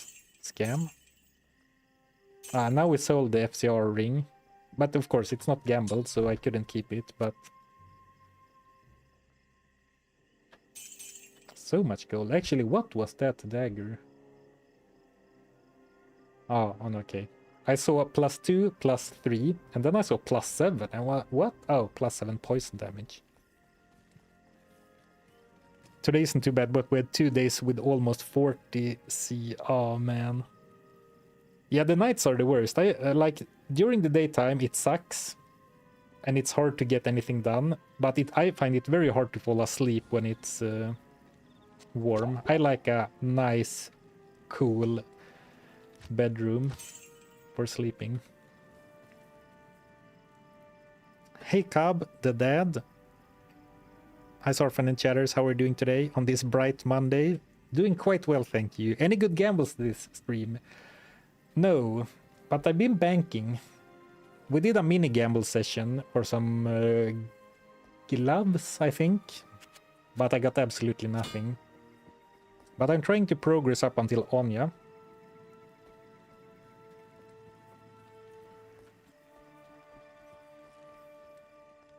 Where's my Frozen River waypoint? Or Frozen River town portal? Did I mess up again? Or are town portals broken? No, I guess I messed up. Oh well.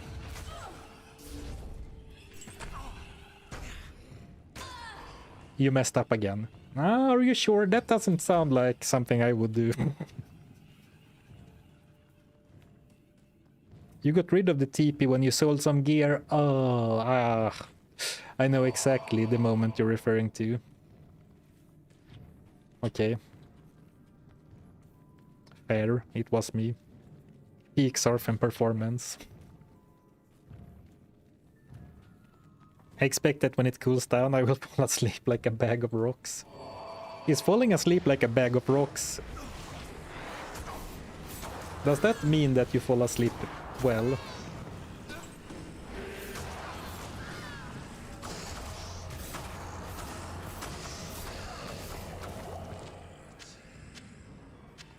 You know what? Maybe I should move my mattress down to the cellar as well. Live down here in the basement.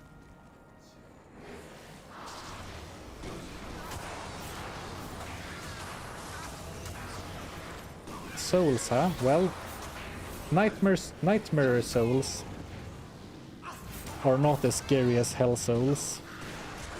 And these boys don't have anything on my 75 lightning res.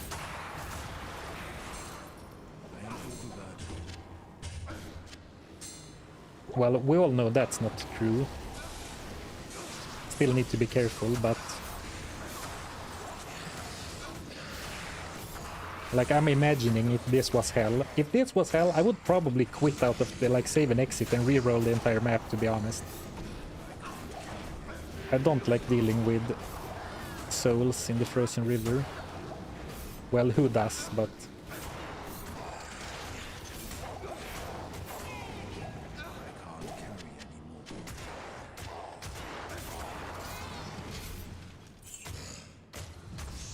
I'm sure there's someone out there in the wide world, whose favorite enemy are souls or globes.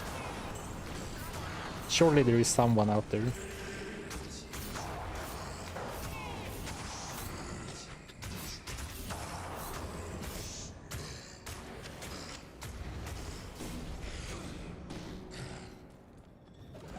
Surf in the basement goblin, pretty much.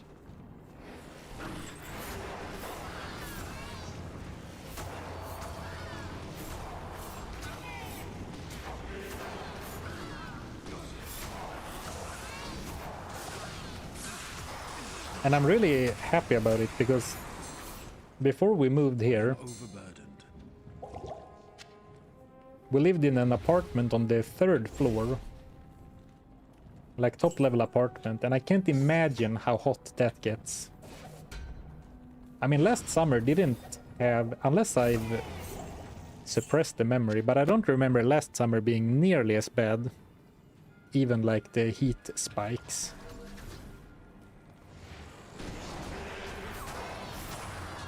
Did you find any loot in your basement dungeon? I found a big nasty spider hiding behind one of the boxes I had to move to fit my desk where I wanted to, but... So basically Sazark, the Burning's cousin, but they dropped no loot.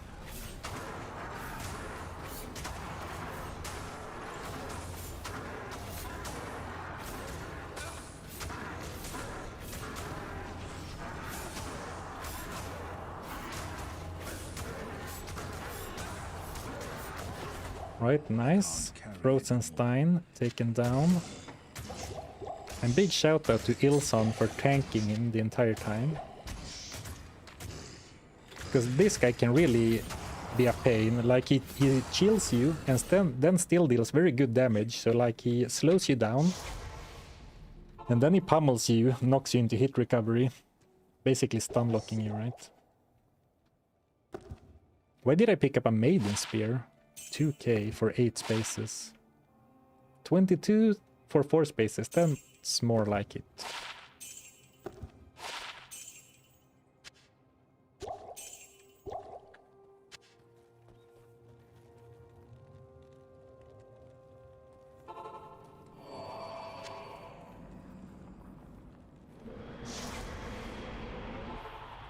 Alright, and I guess the best we can hope for from Anya is that the book she gives us sells for a lot of gold.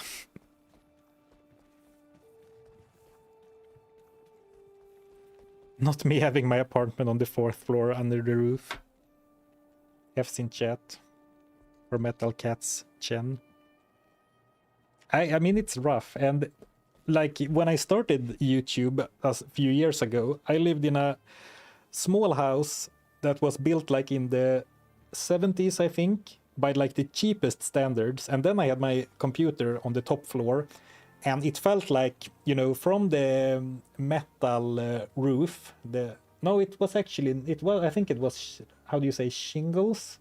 Regardless, it felt like there was almost very little insulation towards the roof, so when the sun hit that roof, it got so hot. But that was a very small place, so it was literally the only place I could fit my workstation. Yes. 12k. Well, it's 12k. 12k is 12k, as they say. And now in a massive mansion with a couple outhouses. Exactly. I can't decide which of my... I'm not sure what it's called in English, but yeah, basically outhouses I should keep my dedicated YouTube studio in. I was talking at the start of the stream, Rabbit. I've moved my computer down into the cellar, into the basement, because it got so warm in the small room where I had the computer previously. And it feels quite nice.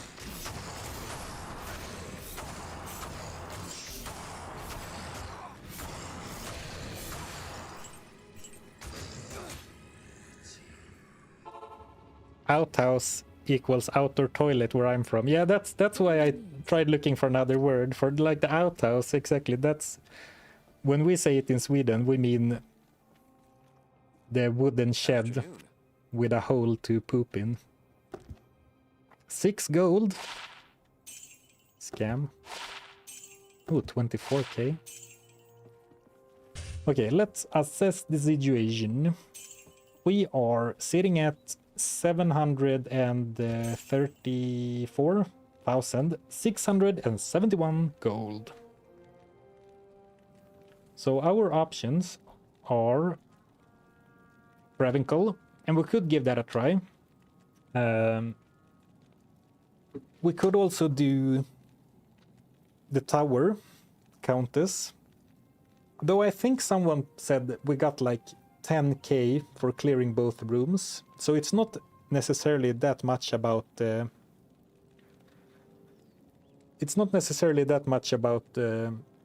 gold piles on the floor. It's more like you encounter usually at least one elite pack per level, and then the runes could be helpful for upgrading later. No, it means toilet. I messed up. Alright, well, I understood what you mean. Like, you have a mansion with, like, the small guest houses, I suppose, or, like, small houses on your big estate, is what you were trying to say, I guess. Yeah, a second villa for the pets or something. A second villa for all my spiders that I had to vacate from the cellar.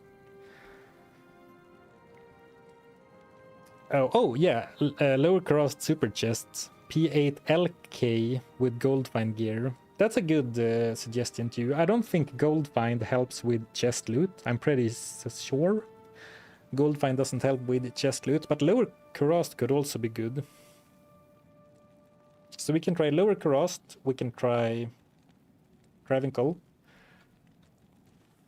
Otherwise, I have a sneaking suspicion that just running around in Act 5 isn't gonna be a bad way to get gold either. But let's get the gold find charm on. I don't think I can afford to use the gold find gloves. 50 and another 50 extra gold from monsters would be nice. But if we're going up against Ravenclaw, I do want the max fire resist and the attack speed. And I don't think there's another gold find item. Nope. Doesn't look like it.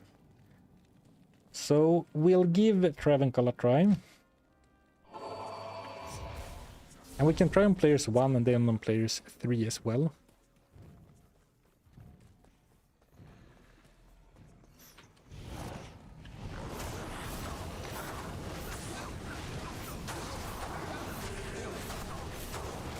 Okay, this character can definitely handle Ravenclaw.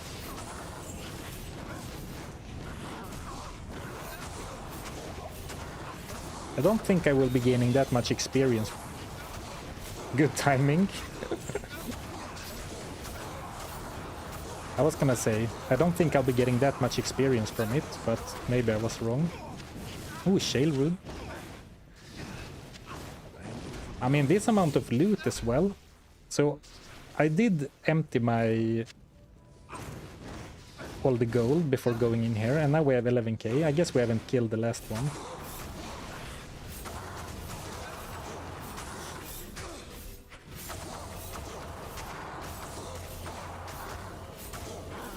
Build a tower to hide in the cellar. I am overburdened. Yeah, I mean the tower cellar, not any cellar. I mean, you would have to do a few runs to eke out the average, but like 10k, so you can see it's not like the crazy gold piles you will see in Hell.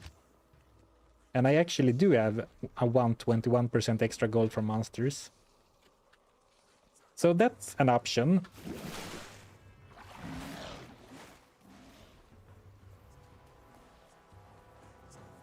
So basically you're streaming from Sarfen's Lair level 2. Actually, that's true. Oh.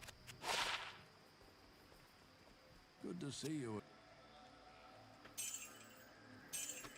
Well, I made a bunch of gold because the items that dropped sold for a lot. But that's of course random.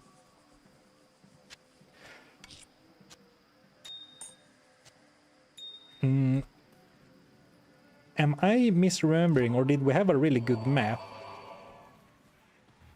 So here we have one bonfire right away. And now I didn't change the player setting, but we'll of course do that before we commit.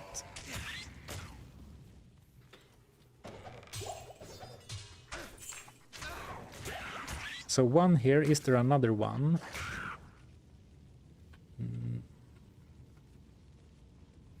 I think this is a super chest.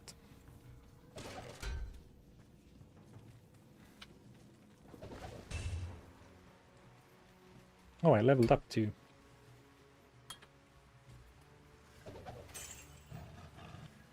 It certainly is. Oh, cracked blade.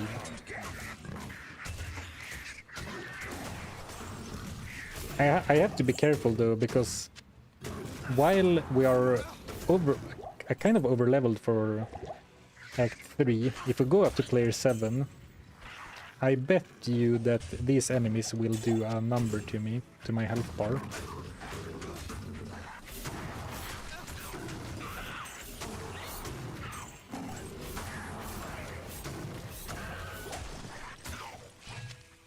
I guess we could fly around with Blade Warp and avoid most enemies, if we really want to care only about the chests.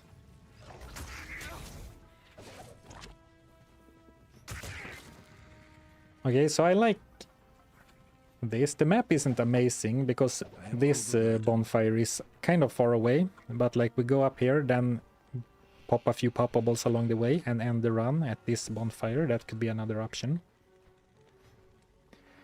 For sure.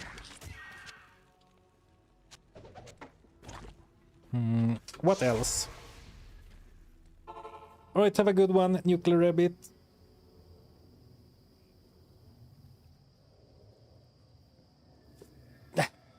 Do you know how to map read surface layer level 2, or do you get lost? Greetings. Yeah, you turn right from the entrance to enter the office. I haven't figured the rest out yet.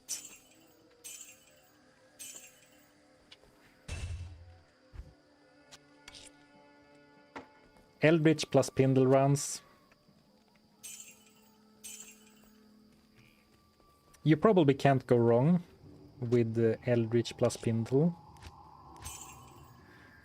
888. Isn't that a lucky number in China rather than 777 like we have in the Western world?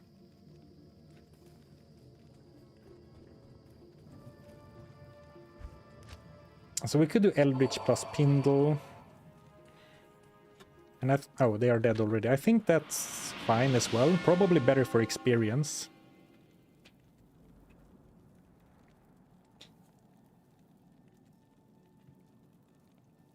We could also... So here's what I'm thinking. Either we go for lower cost on player 7 and only do that, or we go on players 1 and kill a bunch of super uniques, because the drop doesn't change, right, from a higher player setting. So I said before I wanted to try Travincal on players 3, but that doesn't make sense, I think, because the drop shouldn't change really, right? So we'd go Travincal and then Pindle and then Eldritch.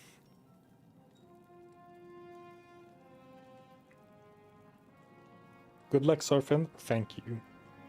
I'm sure I've asked before, but not sure if you ever answered. Have you played Sacred if you like games like this? And just started Sacred Gold again and the Ancoria story before Underworld. I have Sacred 2 on Xbox 360.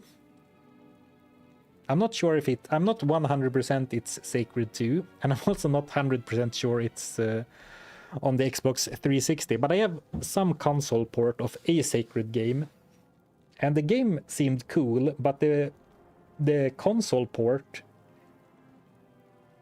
doesn't work well. I mean, the thing with Sacred is the world is so big and open, but on console, because you can't load everything at once, there are like load zones without going into a new area. So what I remember the most is that it was a pain to navigate because of the freaking load zones. So it was very cumbersome. But Sacred 1 or maybe Sacred 2 is also on the list of games I want to give a proper go sometime. Why not continue to hell? What do you need? I wanted to get a good gambling session in before I finish Nightmare. And I mean, I set 1 million gold as the target, and we're almost already there. So it probably doesn't make sense to even, you know, fluff around about where should we farm. We can just do 1 or 2 more runs of all the places and then we'll be there, right? And so maybe I think I got a bit ahead of myself with, you know, oh, where should we farm? And it's like, well, the 112,000 missing gold should be farmed in very short order. Well, add 21k to that because Ilsan just died. I got cheap and only gave him a healing potion. I didn't want to spend a rejuve on him for Ilsan. Sarfen's mercenary must be one of the least, how do you say, gratifying jobs in Sanctuary.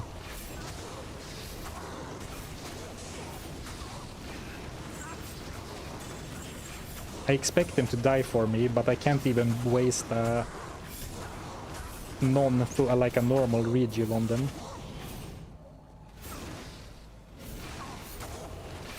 The Scrooge McDuck of potions. I think this warrants a second visit. Yes. Yeah, exactly, that's the thing. A rejuve is worth so much less than a single mercenary resurrection. So it doesn't make logical sense what I'm doing, but I do often find myself in that position. Spoken like a true manager. I am overburdened. Yikes.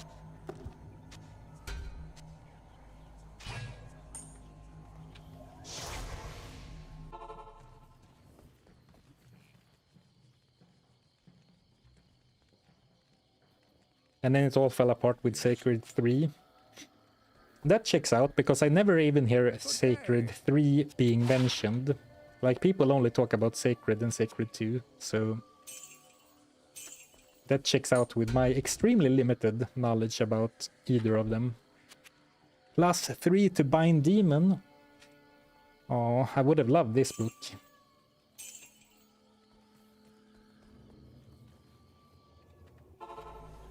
Yes, a rejuve used on myself is worth much more, that's true. But I don't think we need to make the decision is the thing. Like, I have a full belt and like 10 full rejuves and 2 small rejuves in my stash. But these will be nice to have once we move on to Hell, so...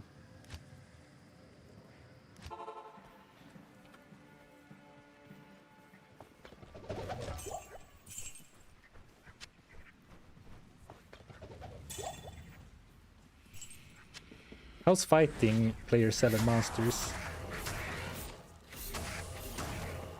Not too bad.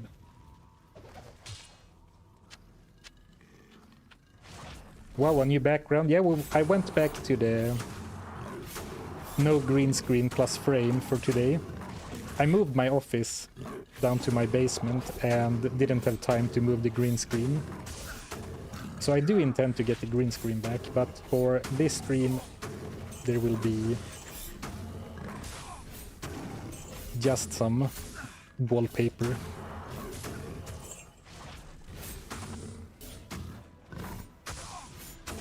Stone Skin Cold Enchanted, the worst combo. And now it's like I'm pot committed or like sunk cost fallacy smitten. So now I feel like I need to kill it. I should have just ran past the monster once I saw the stats. But now I'm committed.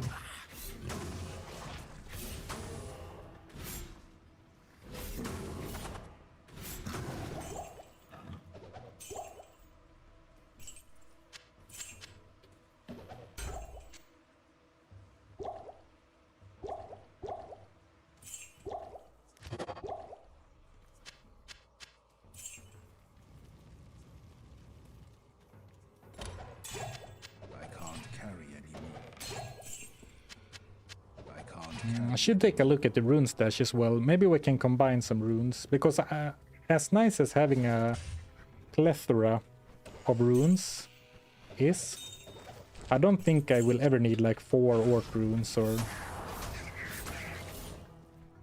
3 Thal runes. But having like 1 or 2 of each seems very nice.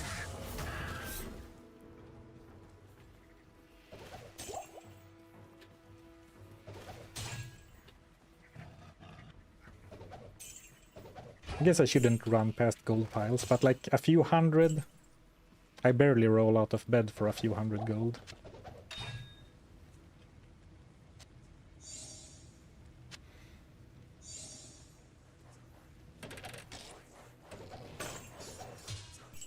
A Neph rune can probably be left on the ground though.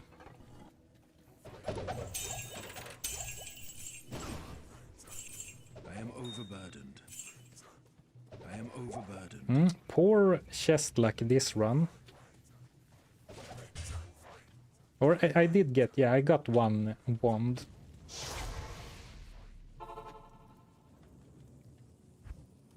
Greetings. And then let's do Eldritch and Pindle, and that should secure 1 million gold even after How may I be of Ilsan fees.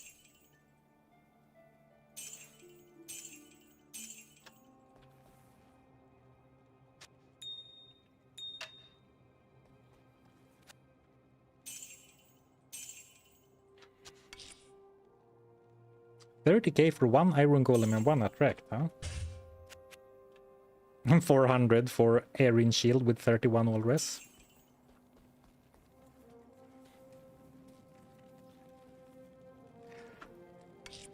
Okay, let's cube. Oh yeah, I'm way above. I'm way above 1 mil.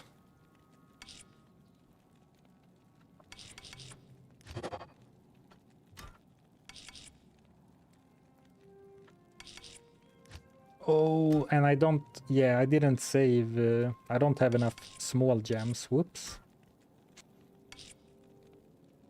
Okay, so maybe it's not worth cubing them, because I haven't been saving the small gems, and I think you need chipped topaz? Yeah, chipped topaz.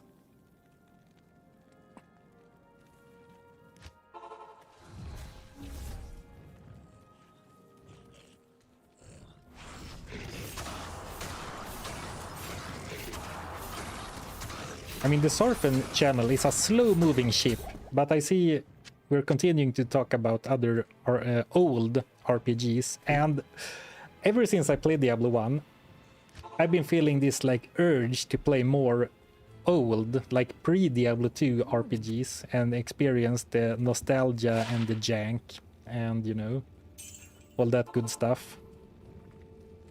So I think I'll do that a bit more next season, like after summer. But there are so many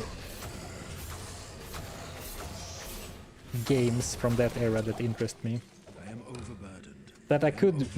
that I think could make for very interesting like one-off playthroughs. Especially the ones, of course, that people seem excited about. Good afternoon.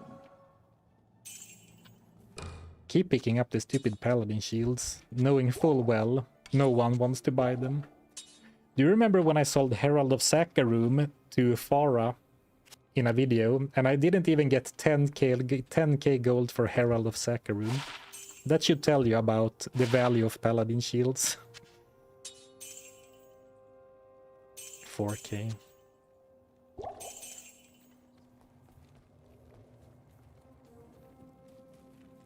There isn't much out there.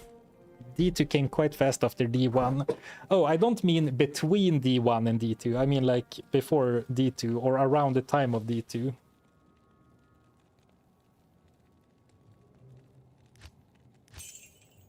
So 1,090,000. Stay a while and Or did I miss a... So 1,068,000. A nice chunk. that we are promptly going to donate to the nearest vendor. Though I hate to do it, but I really need to go to the bathroom.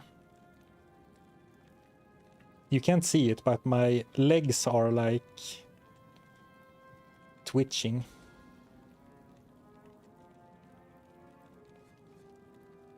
I should have a toilet installed in the gamer cellar.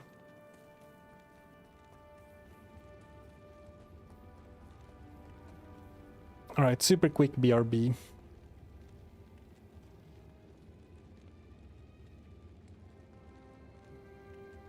No, that's not the window I'm looking for.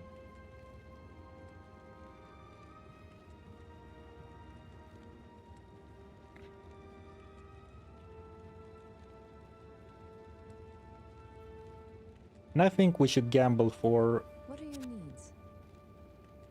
sashes. Really go for that death sash, so I can stop complaining about cannot be frozen. Alright, BRB.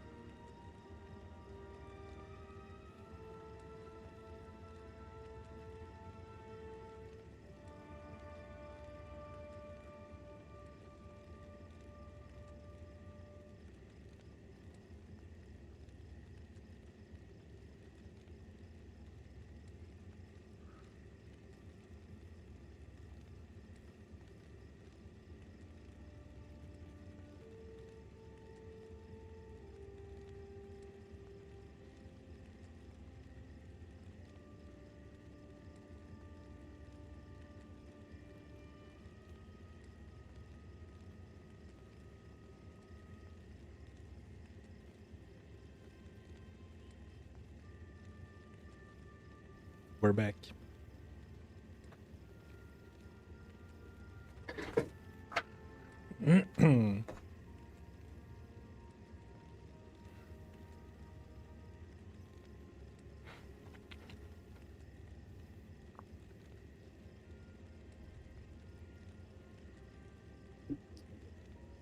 Overlay our message off. Chat open.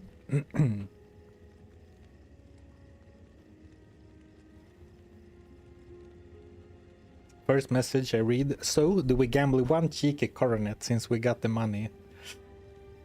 I can't resist your logic.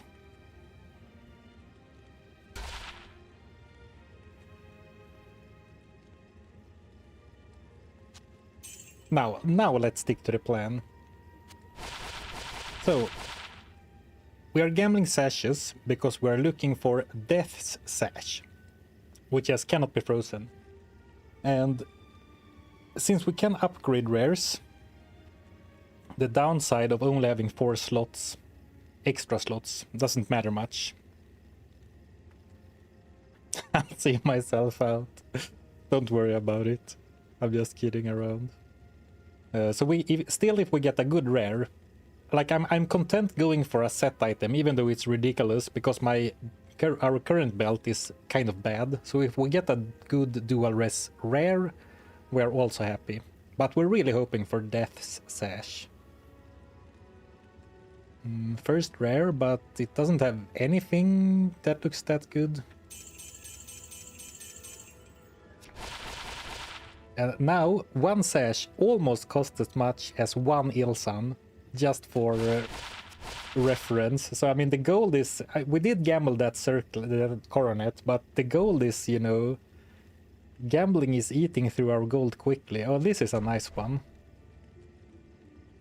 So, sadly, maybe that will persuade me to shy away from sashes.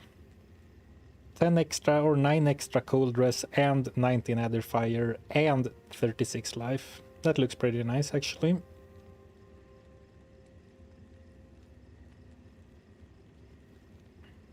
You'll hit it on the 42nd purchase. Well, when you say it like that, the most easily convinced gambler. The odds of getting Death's Sash after level 13 are very shitty. Waste of gold if you ask me. Could you elaborate?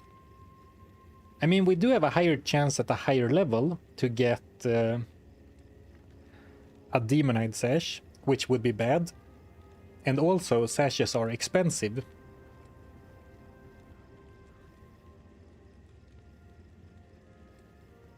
But if we get a sash, and the game rolls it to be set, it will be a Death's Sash, right? It can't be anything else.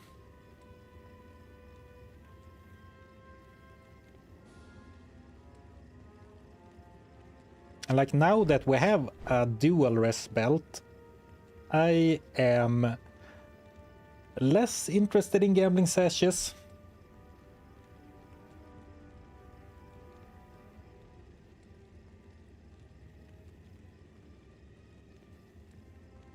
You add more belts into the calculation. You can the sash can become demon, snake, etc. What? I mean, the sash can become a demon hide sash. I don't think it can even be a spiderweb sash already.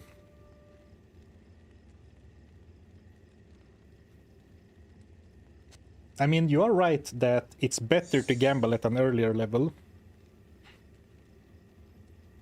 But what should I do about it?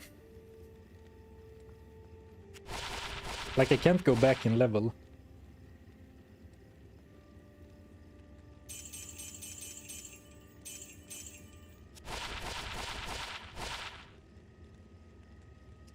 Getting some rares, but not... except from the one I stashed or put in the cube. Now watch me get the exceptional set sash just to prove you right. Another dual res, but poison. I mean, poison is my worst resistance, but I also don't care that much about poison resistance, to be quite honest with you.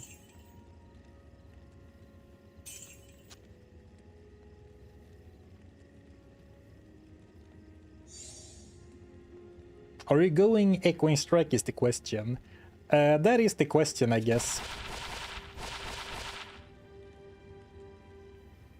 The problem is that I can't answer that right now. And I don't know what or when we will answer it. So I guess we should decide that before the next gamble. But we got 2 decent belts. Let's open the character screen.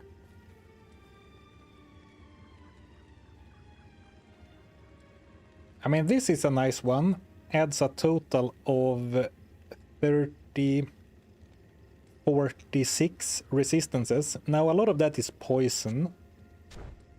And I keep saying I don't care about poison res. But on the other hand, I did not enjoy getting owned by quill rats in the Bloody Foothills. You're already at max resto except poison. Yeah, true. But I'm like, we're halfway through Act 5, so I'm gambling with Nightmare in mind. And in a way, Cannot Be Frozen is basically the only thing you get from Death's Sash.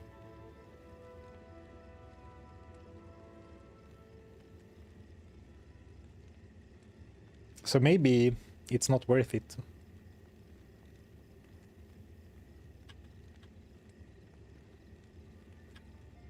I'm hitting the wrong hotkeys.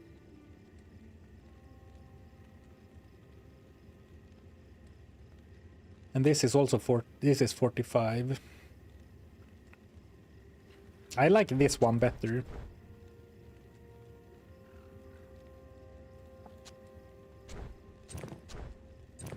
But right now this is pre-upgraded.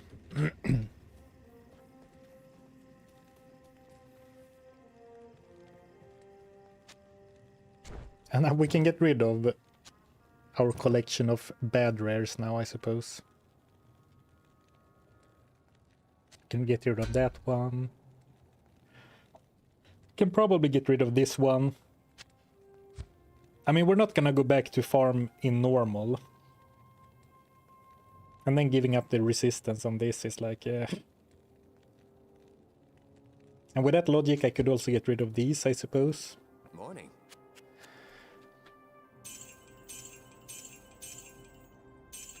Yeah, poison. I mean, potion slots is always a concern, but we do have the runes. Actually, I don't know exactly, but I am 95% sure that we do have all the runes and gems required to upgrade Skull Strap into a Demonite Sash as well. So that's why I'm not even mentioning the potion slots, because we should be able to upgrade this to a Demonite in the cube. We can get rid of that one too. Well, we don't need to right now.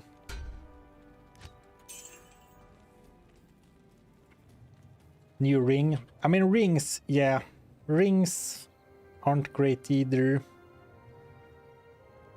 So I think we'll try to push on to finish Nightmare. And then I think it's rings and weapon next. Right?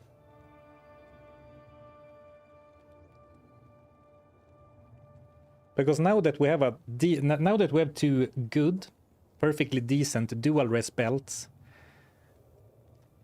the expected value of gambling a sash is much lower, because I kind of my rationalization for going for Death's Sash is that even if we got exactly this, not a Death's Sash, but a good dual res belt, dual res rare,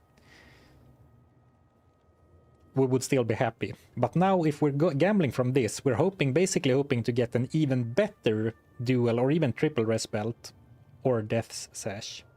More light radius rings. Checks out. A true Sarfin chat member. Since you're playing softcore, is the resistance really that important? Well, they are obviously not as important as in hardcore, but of course they are still important. Because we need to defeat our enemies. And not die, like, to every enemy we're facing.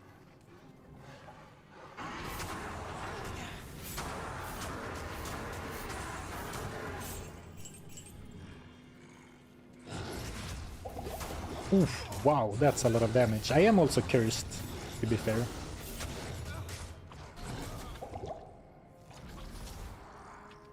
Didn't even save Ilsan.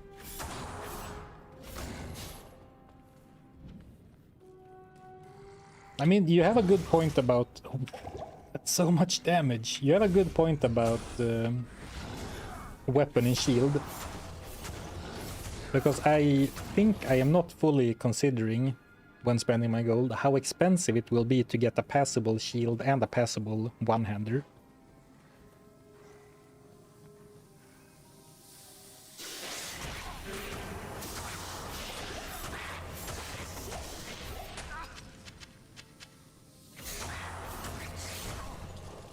Hyperion Spear. Nice. Well, would have been nice.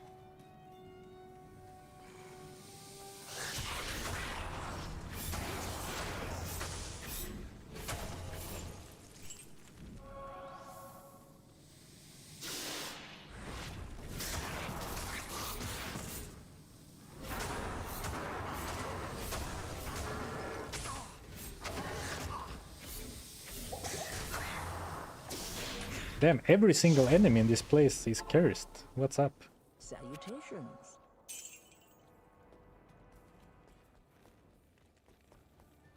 Afternoon.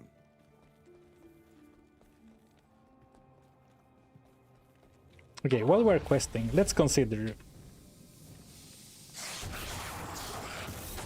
We can either try to stubbornly keep making the cleave build work, and I quite enjoy the cleave build, but we have used it since the start. But considering it is now the last of June, well, I guess tomorrow is the last of June, and I'm going on a prolonged vacation in July, and I would hate to have a almost finished run hang over me for the vacation. And, you know, I would like to start fresh on a brand new challenge when we get back. So I think that is what's gonna tip me to actually go for Echoing Strike. Even though I think Cleave is an awesome skill. I like Cleave more than Echoing Strike. And the reason to go for Echoing Strike is that it's a ranged attack, and it doesn't care about cannot be frozen.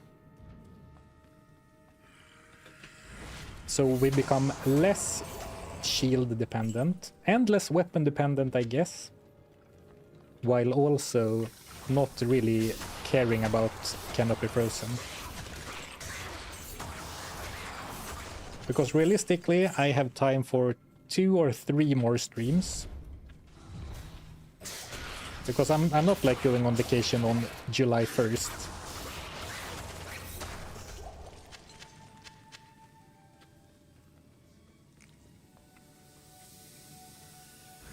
You need FCR instead of IAS though. We tested it and I found that even with 0 FCR, I find the speed of Echoing Strike to be passable. Of course I would like FCR. And we'll gamble some rings for sure, hoping for some FCR ring. But I think it's passable even without FCR.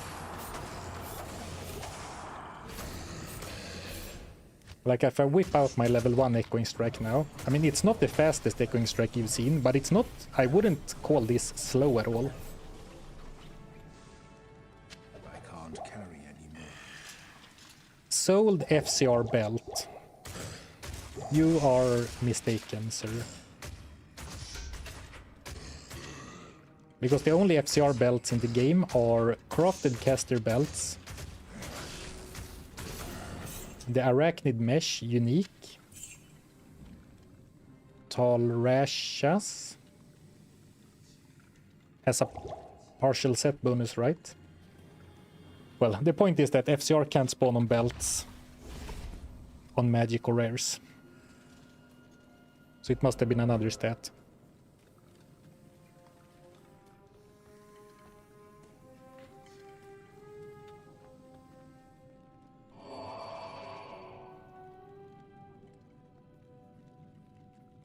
Gheed belt and Bane belt. What's the Gheed belt? There's a new belt named after Gheed? How come I haven't seen that? Oh, and the new... Okay, the new Warlock belt, okay.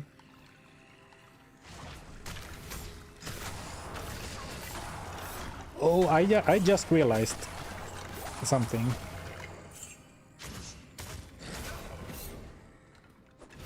I've messed up. There are two new sets for the Warlock. One's called Bane and one is called Horizon. And I've been calling the Bane set Horizon at least once. And that's not correct. I mean, this is late, but my bad. Gheed's Wager. I love the name already. 10 to 20% FCR. Okay, that's busted. Hit recovery, run speed, minus enemy magic resistance, all resistance plus. Oh, that seems like a great belt for a lot of characters, especially Bone Necros and Hammerdins, I suppose, and Warlocks, Miasma Warlocks. It's the second rarest item to get a perfect version of, behind perfect Tomb Breeder. Oh.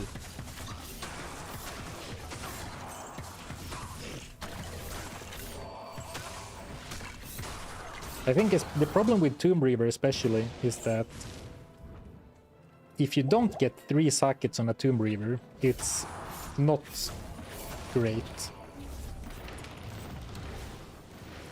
And it's kind of punishing. Right? Because then you also need a good ED roll and the other rolls.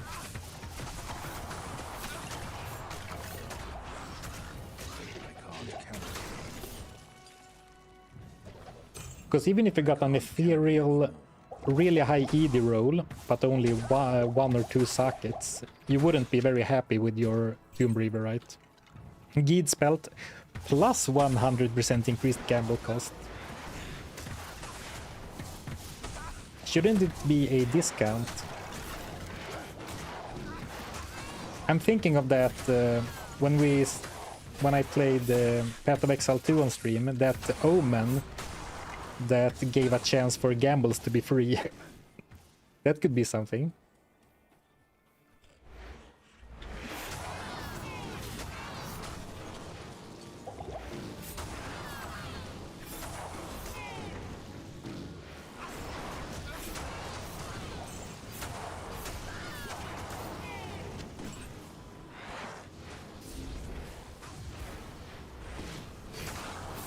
But I think let's try to finish Nightmare with the Cleave Lock to give it a proper send-off, and then we'll respec.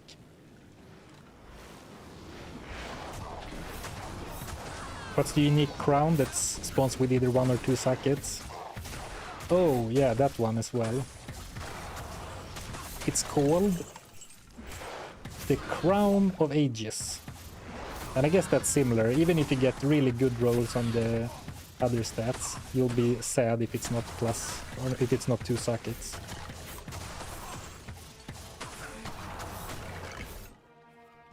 I mean, 1 socket isn't necessarily that strong.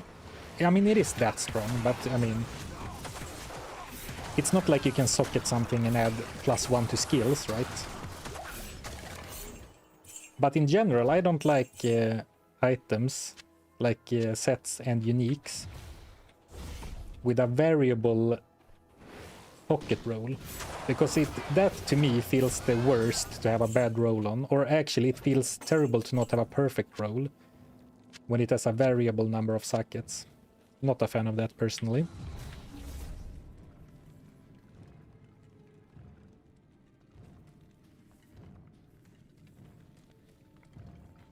It's a Corona. Yeah, but the item is called Crown of Ages, right?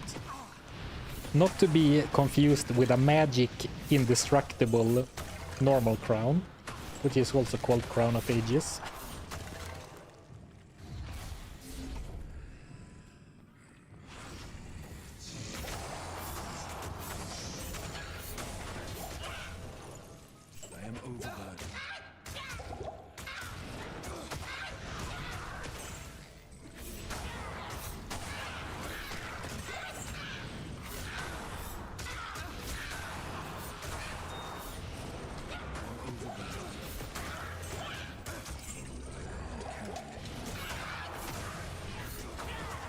Mouth.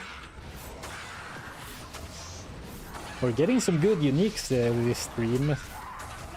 I guess the universe heard me complaining about my luck. But either they are trolling me, or they didn't get the memo what kind of run this is. That's another item I would have loved to use. Imagine if we go for the Echoing Strike respec, or we are going for the Echoing Strike respec. But imagine how amazing that unique maul would have been. If I could use it, I mean. And I'll ID it in a second so you can see Bone Snap in all of its glory. And unlike last time, this time I am confident that I know which item I'm talking about. I am overburdened. Bone Snap. Big crushing blow, big enhanced damage, dual resistances. Oh, plus 100% damage to undead. Instead of the usual plus 50. Now, this has to be a great budget Echoing Strike weapon, because the only downside for most characters with Bone Snap is that it's slow, right? But with Echoing Strike,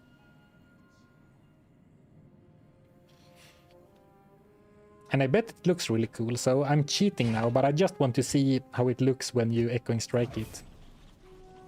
Ah, okay, for some reason I thought that the Echoing Strike graphic would be the 3D model of the item.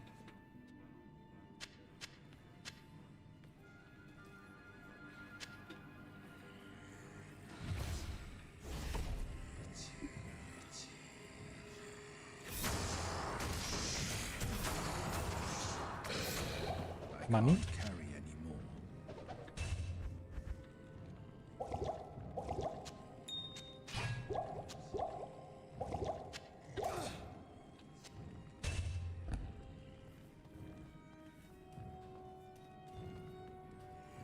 Literally unusable. Kane feeling lonely. Sorry, Kane. If you wanted me to identify my goods at you, you should have moved closer to the waypoint in single player, like you are in online play.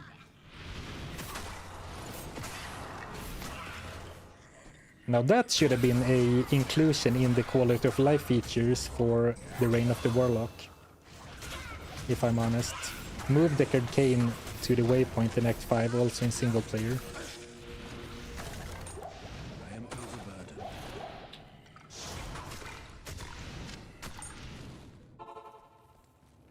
I'll do it once though for Greetings. the audience, for Kane. What do you need? Yeah, Giant Skull. Though Giant Skull is kind of... Yeah, plus PB skills on Death Web as well, especially considering how insanely rare that is. Griswold's Caduceus, Nat's armor. Yeah, the Griswold's weapon, again, it's so rare that it not being guaranteed 4 sockets feels so mean.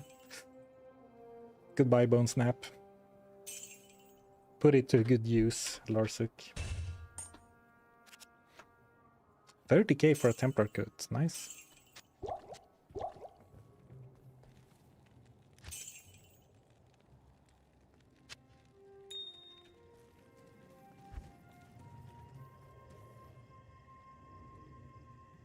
And this charm can go, but the other ones I want to keep, I think.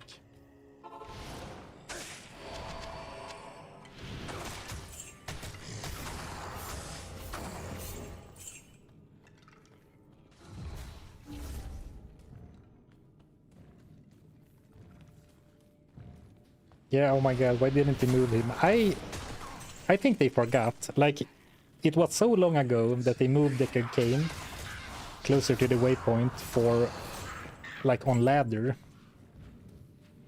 I think they forgot. They didn't even think about it when they made the patch. I mean, they could have done it in D2R even, but I guess they forgot. Or they don't really care about us single-player plebs.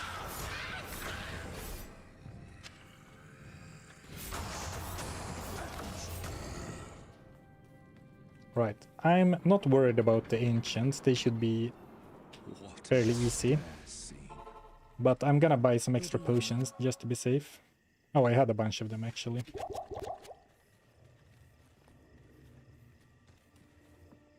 Evening.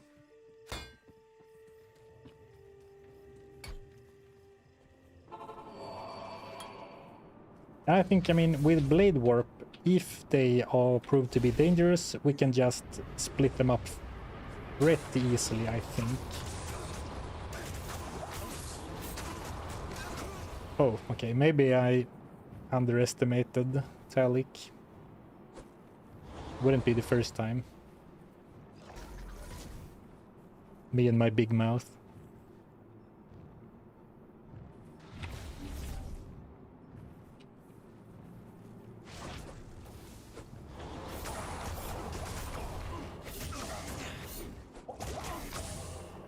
Yeah, I'm gonna try to remove Talik because he's cold. He's obviously the most deadly, but he's also cold enchanted, which is really annoying.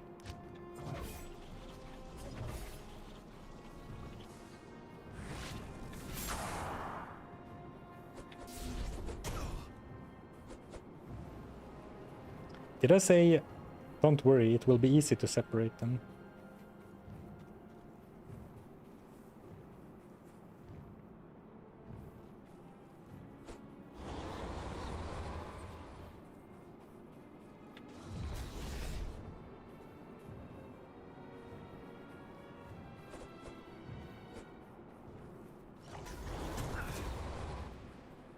Okay, maybe I got only him now.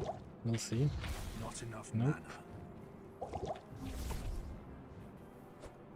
Okay, I can do 2 of them.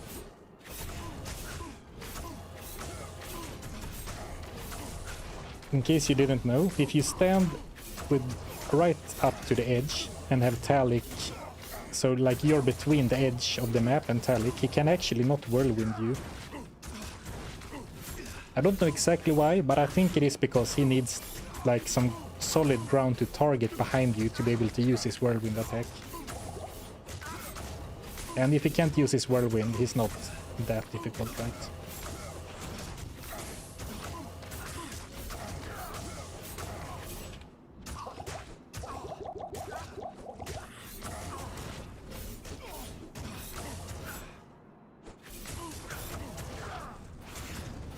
I'm trying so hard to get them both with Sigil, but I can't do it.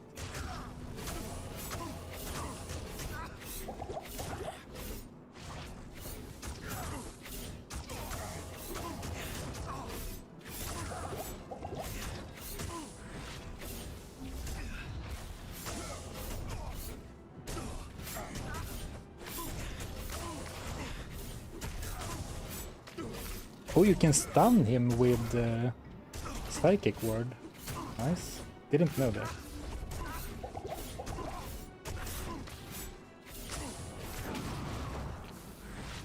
Okay, 1 down.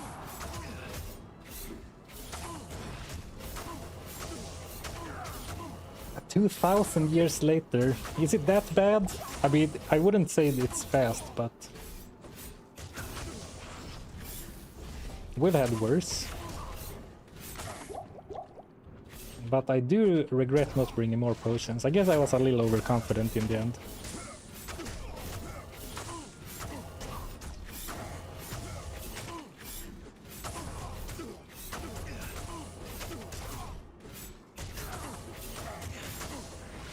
Cobwebs are forming. Wow, the disrespect. Actually, you know what the biggest boon will be to Echoing Strike? Because Echoing Strike doesn't use your attack rating, right? Or have they changed that? This is a speedrun by Sarfen standards. Ouch. A turtle would call this a leisurely pace. Oh my god, guys, you're ruthless today. But at least when Reign of the Warlock released, Echoing Strike did not use attack rating, it because it was a spell, but it's so weird that it has a bonus to attack rating, so it felt to me like they intended it to be a chance to hit based attack, but messed up. Echoing Strike can miss now. They fixed the AR bug. Okay, so I was correct, or my gut was right. Which is bad news for this character, but I like the change. It felt like that attack didn't need the addition of always hitting, right?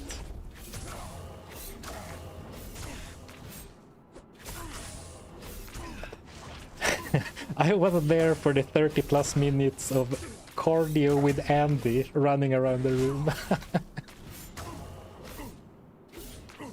think the Spin the Wheel Barbarian did certainly create a few certified Sarfen moments.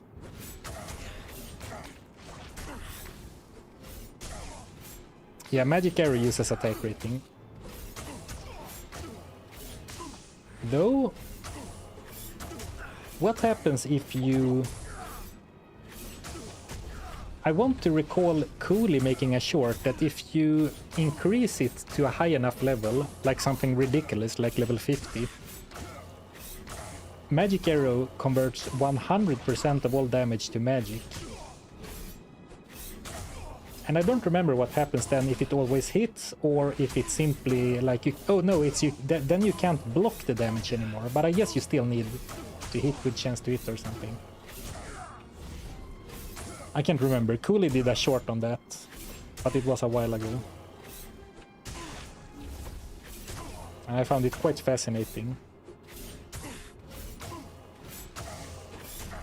The game mechanics of this game are really funky, but also fun. Yes, level 49 converts 101% to magic. Yeah, so I mean, it's not very common that your Boazon will have plus 29 to all skills, I suppose, so it doesn't come up very often, but it's cool that it works that way. That's the interaction.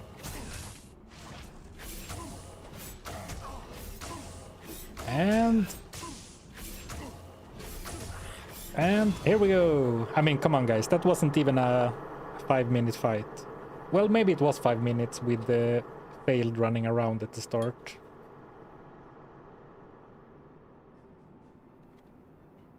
The Ancients are the most annoying enemy to fight. Not the hardest, but the most annoying. I think Bailey's up there too, but they can definitely be annoying. Especially, it's very depending on your character, of course, and what they spawn with. Like, now in Nightmare they only spawn with one additional stat, but when I tried fighting them all three, they had like Cold Enchanted and Magic, Mana Drain. So like, and since you fight three of them at once, you can certainly run into spawns where they have a bunch of annoying stuff that messes with your character. Well, at least you didn't die. Thank you for the vote of confidence.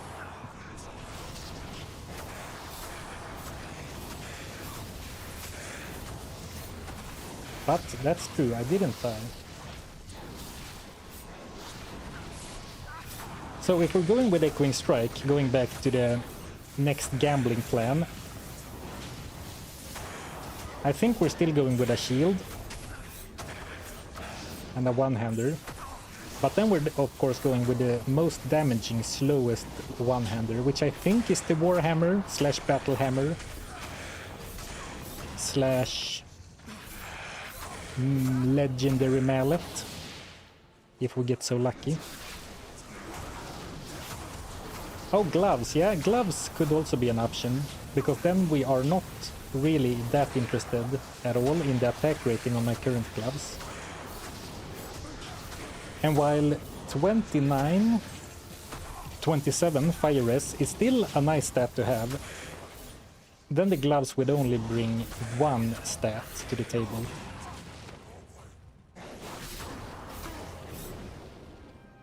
Echoing Strike requires a big, bad weapon, but does it really though? Doesn't Echoing Strike add plus physical damage from only the skill levels?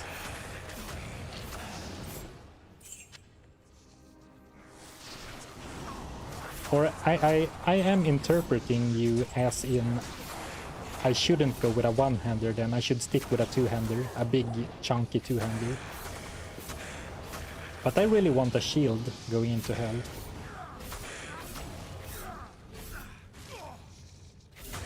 But yeah, when we go for Echoing Strike, rings will be a nice thing to gamble, as will gloves.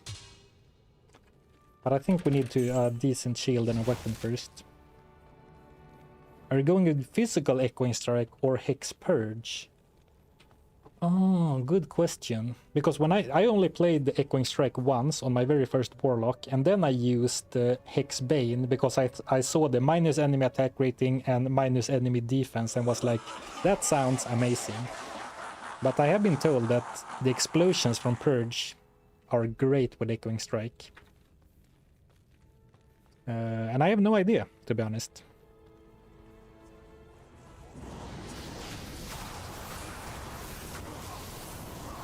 Hex Purge is the meta now. Which one is good for non-decked out characters?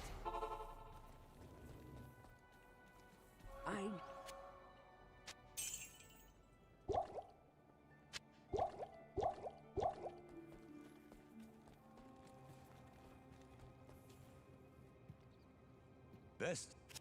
Hex Purge 100%. Well, then I think we're going for Hex Purge then.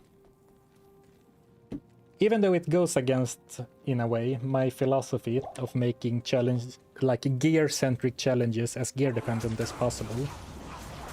But I'm gonna keep blaming the fact that I want to finish up the run in the next 3 streams, at most.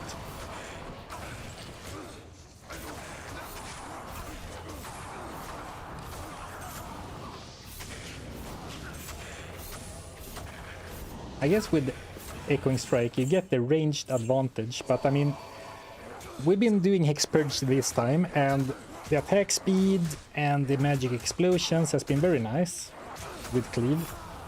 But if you look at Hex Bane, just minus 25 attack rating and minus 30 enemy defense, that is such a crazy boost to your survivability and your chance to hit. And then it adds magic damage on top and some attack rating.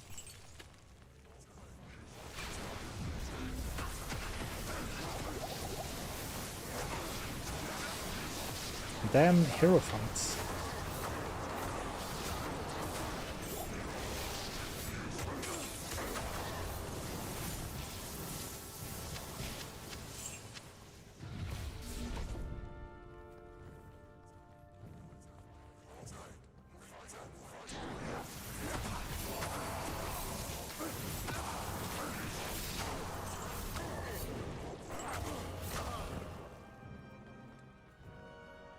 I think I have 2 respecs left. Well, I have 1 right now, but we'll get 1 in Act 1. Hell. Because this also adds damage, but am I correct in thinking that the Hex Bane adds more like single target damage, whereas Purge adds more AoE damage?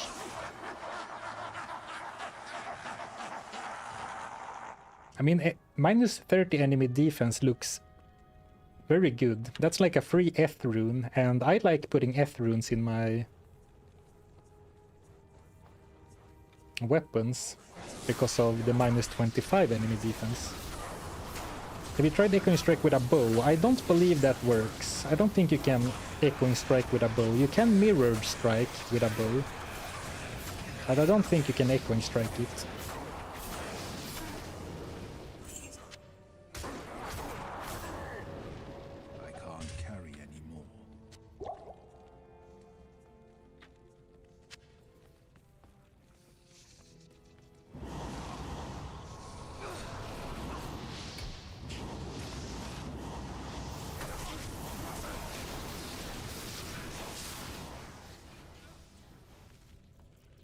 Don't need a shield if you roll over enemies with 2-hander.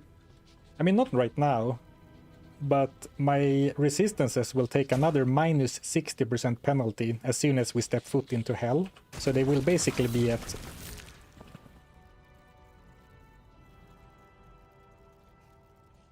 Well, that will be fine, I guess. So I will have like 38 fire, 27 lightning, 6 or 7 cold breath, and big negative poison.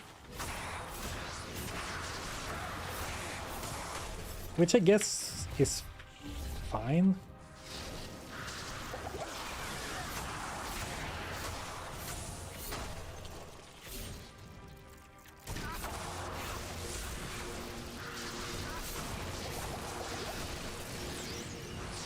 Now I get to taste some whooping for trash-talking souls earlier.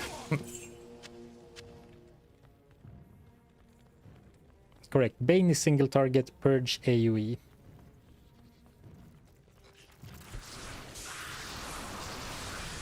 Well, I'm no Warlock expert, but it seems to me like if you have Echoing Strike shooting out 5 weapons that deal damage on the way out and the way back, if I understand correctly, do you really need extra AoE? Isn't it better to focus on single target in that case? I am overburdened. Like in this scenario, not in a farming T8 terror zones.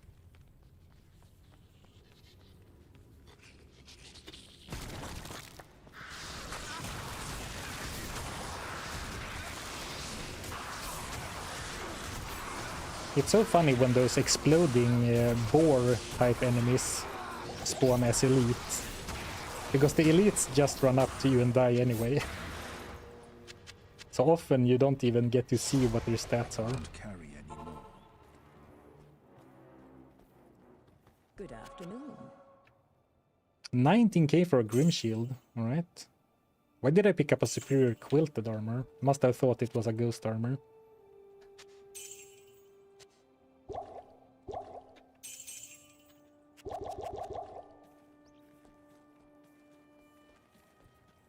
Yes?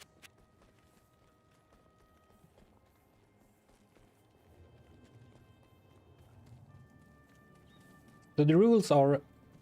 Oh, I don't have very many waypoints. The rules are only gambled gear. So anything that goes in my or my mercenary's gear slots. Consumables, charms, skills, etc. Don't have to be gambled. But anything I equip has to be gambled from a merchant.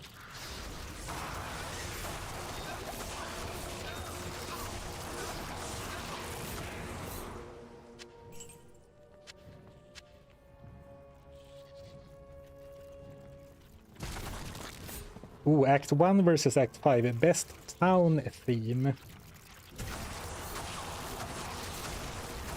I like Act 5, but I think it has to go to Act 1. I think Act 1 is the best in both music and visuals when it comes to like I can't carry anymore. the atmosphere and the theme, etc.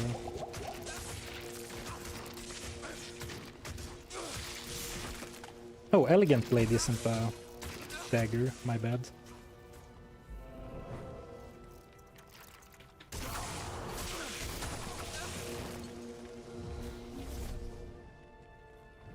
Do you think Bramble is a waste of 2 good runes? Well, if you really like poison builds, I think it's good. I probably wouldn't make it as my first high rune word myself, but if you really like the Plague Javelin Amazon, why not? Spiderweb Sash. Not that I think the item level is high enough in Nightmare Welton Keep for it to be Arachnid Mesh, but still.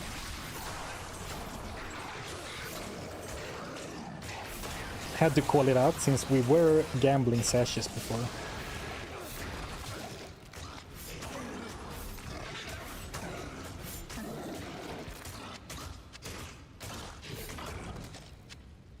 I am overburdened.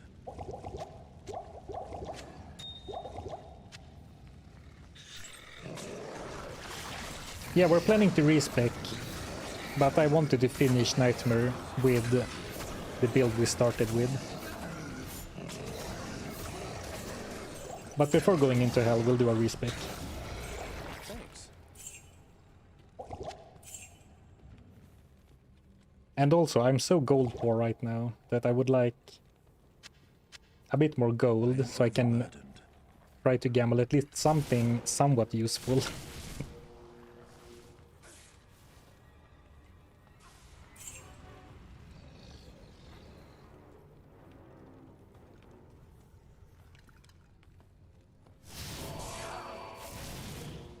Tristram theme in Diablo 1 or Diablo 2?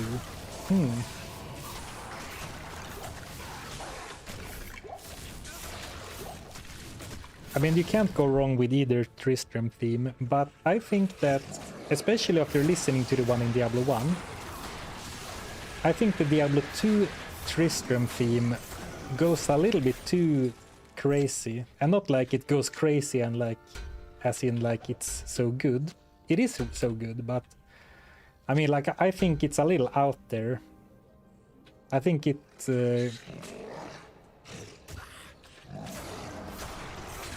goes a bit much all over the place, especially after the first, like,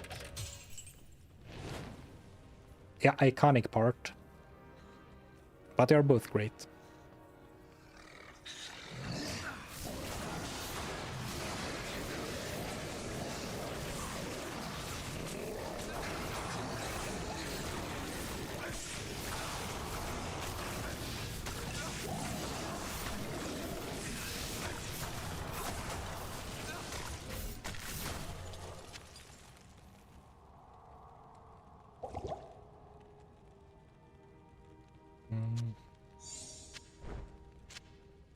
Gold maxing.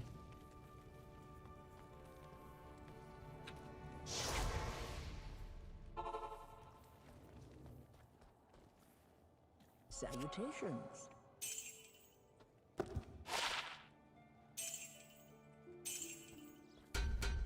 $13 for a white spiderweb sash. Good to know. Only 4.8 for a Slayer guard. And even 4K for a circlet.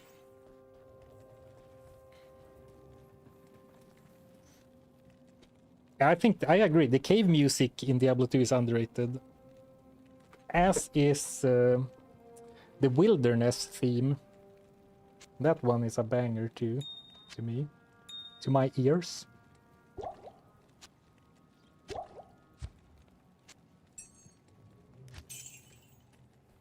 The ancient. Afternoon. I do have my Nightmare respec. Or actually, that's not what you asked. Are you gonna clear Hellden first? Or do you have a normal one and Nightmare in case you screw up? Well, I do have only one respec, so if I screw up, we might be in a bad spot. But I think it'll be fine. Why is there no Diablo movie? Ooh. What would that even look like?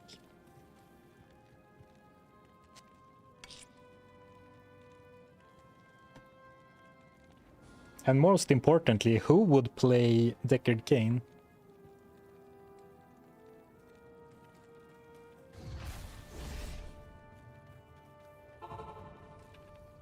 Ooh, 3 town portals. We all know I won't, but I'm gonna say it anyway. Gotta remember to restock next time I'm in town.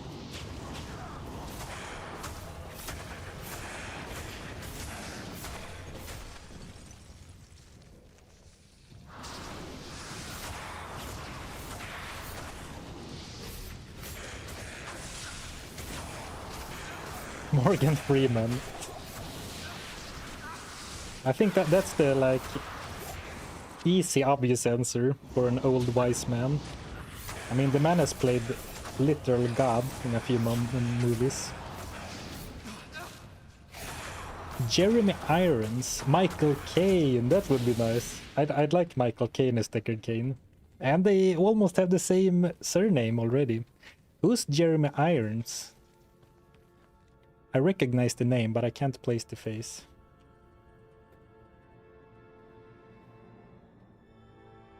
Oh, it's that guy.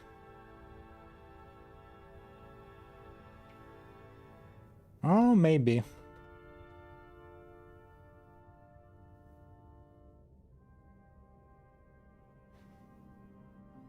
Dwayne Johnson as the barbarian. Obviously. Sir Ian McKellen, of course.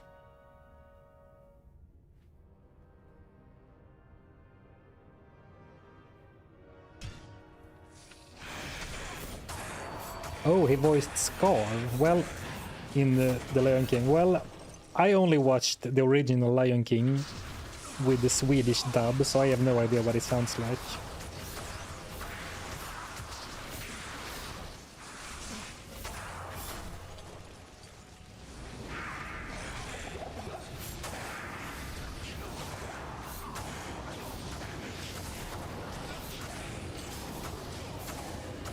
Maybe we could go with an all Swedish cast.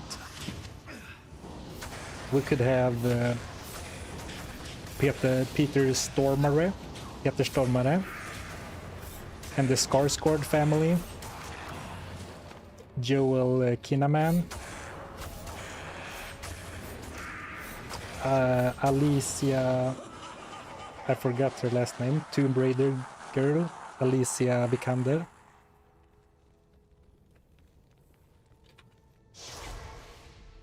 Or Alicia Vikander. Hello. For my international fans.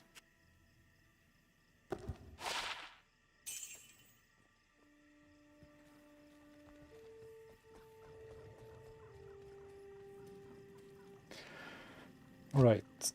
Do we need to do anything right now? I don't think so. I would rather save the gold in case I need to res Mr. Ilson. Town portals. Ingo. You might have saved the run. You too, Shadokar. Though you almost cursed the run. Who will play Amplisa and Emilio? Those are the real questions.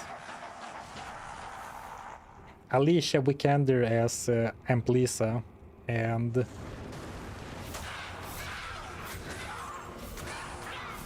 I don't know, who could be Emilio? Like Brad Pitt 20 years ago? Is it Kingdom of Heaven? No. Is it? Oh, it's Troy, right? Where he is Achilles.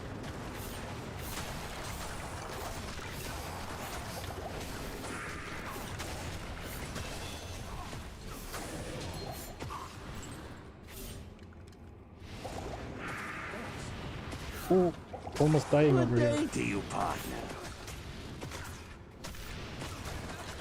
Hey, thank you, Ingo, for becoming a goblin. A member. Welcome to the Goblin Gang. You saved the run by reminding me to buy portals, and then you reward me with a membership. You're too kind. Thank you for the support. Escape! We made it. Thanks. The Hydras, man, they really tear through mercenaries. Thanks. Samuel L. Jackson as Gheed. Dano DeVito as Daryl. I'm not sure if you guys are cooking or anti-cooking, but you have some ideas, that's for sure.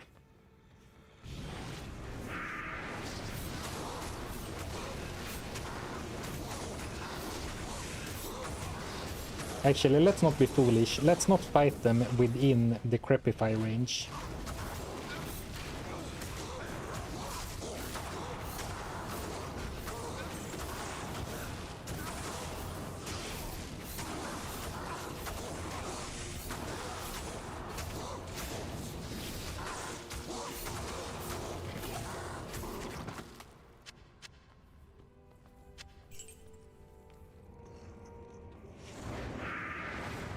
Oh, I was just about to say, why isn't the wave spawning?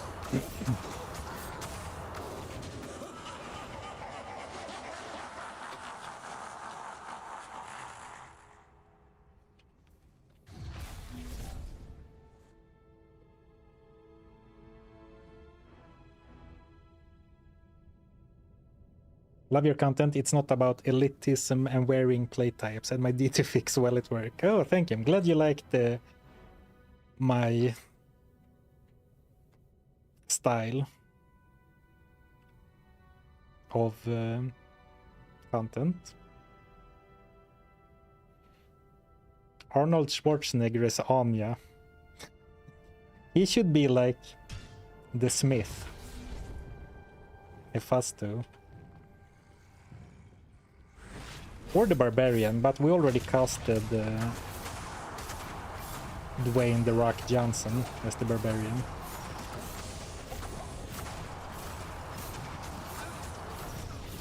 Okay, this was a nice display of what the build can do.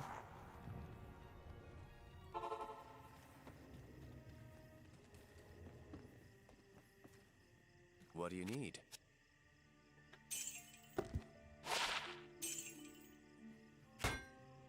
Few more potions, I suppose.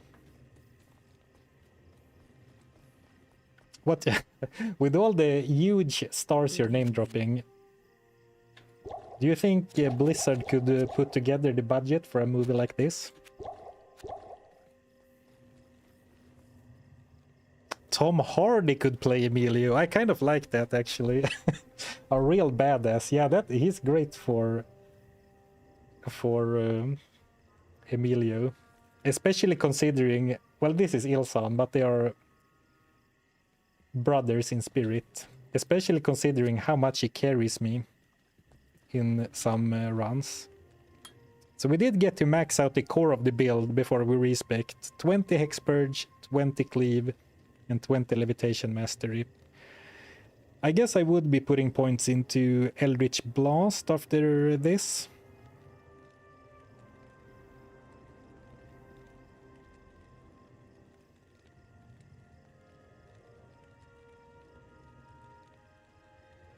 Or Mirrored Blades.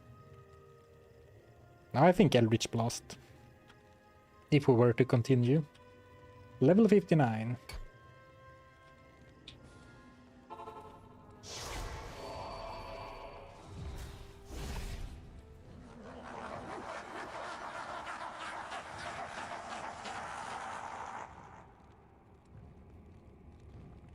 Terry Crews as the Barbarian Hireling.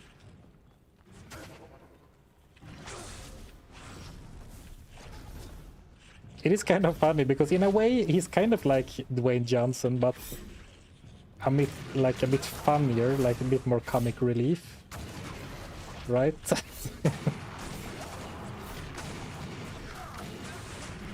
Okay, let's focus on the minions of destruction. I was ready with the rejuves, but I didn't want to like dump a rejuve into Ilsan when he was at like almost full health. Well, he was about half health, I suppose.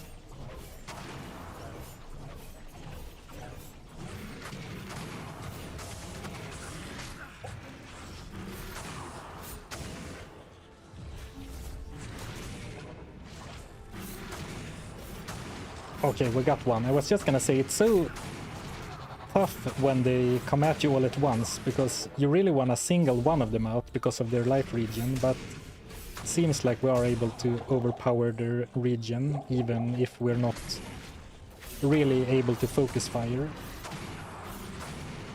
Which kind of surprises me. And a juke. Throw the dagger one way, run the other. They don't know what hit them.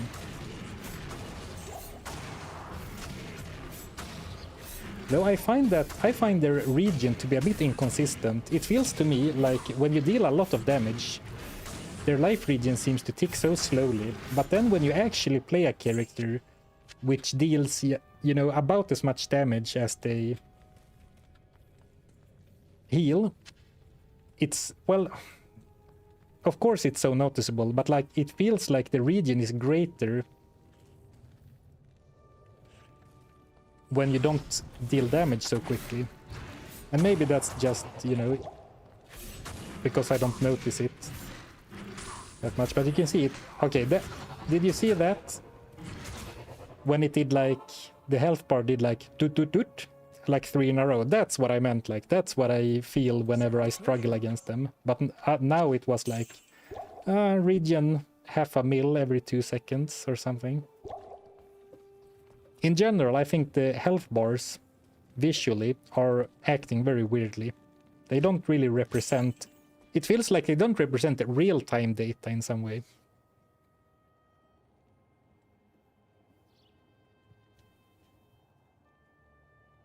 Sean Bean, yeah, Sean Bean needs to be in some role. Jared Leto as Necromancer. At your service.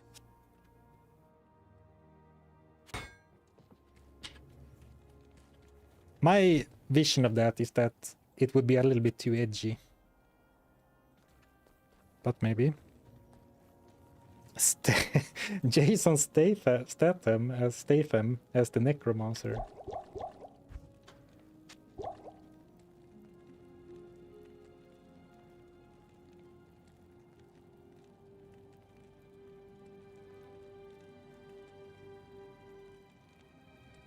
Bob Odenkirk should play Gheed. That is the perfect casting, especially, you know, if you envision exactly the type of energy he has in Better Call Saul.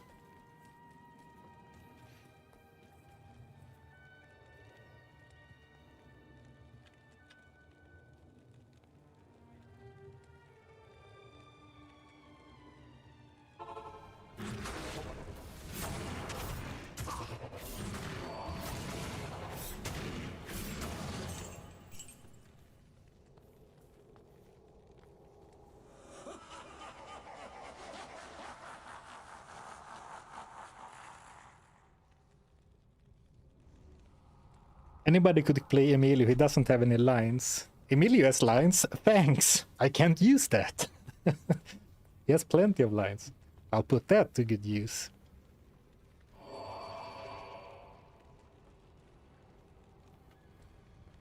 Keanu Reeves as Emilio.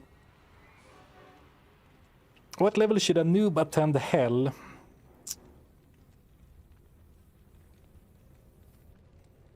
Well, level 73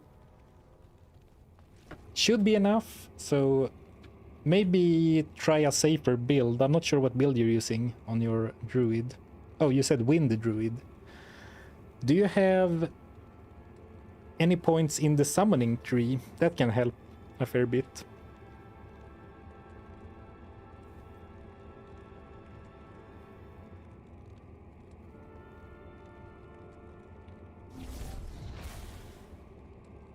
Okay, let's finish Nightmare. Took a little longer than I thought. I thought we would have plenty of time to start Hell this stream.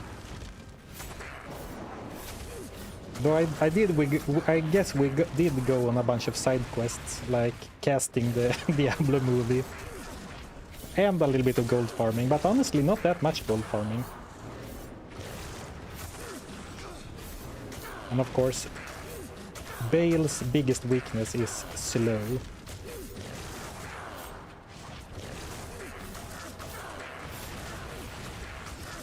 I mean, 50% slow isn't quite enough to cancel all his attacks, right?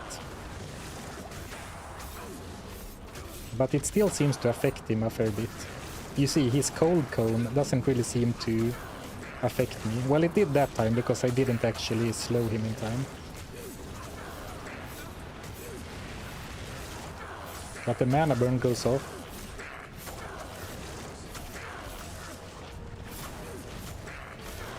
I think you're right. We probably need to farm a bit of gold while we do the respec, or before we do the respec, so we actually have... So we don't need to settle for like an absolute trash weapon.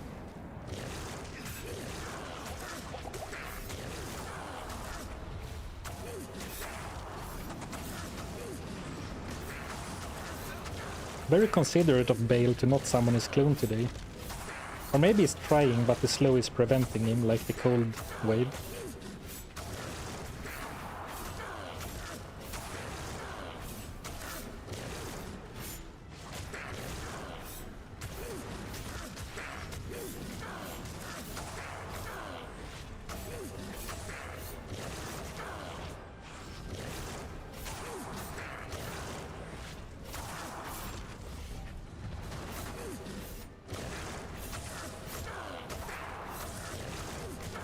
Christian Bale as Bale. It's written.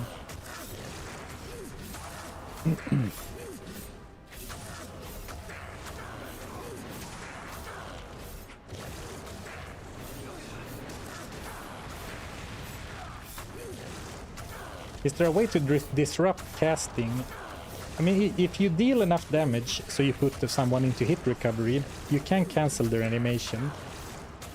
But also with slow, I think what happens with Bale is that some of his attack animations are long, and when he's slow, the animations become too long, so they cancel, which is a bit of a special case. But like for the player, for example, your casting can be interrupted if you take damage in mid-animation. Enough damage, I should say, or like get hit by a minion with destruction with knockback. We should be tidying up this any moment now. I didn't even get to finish the sentence. Nice.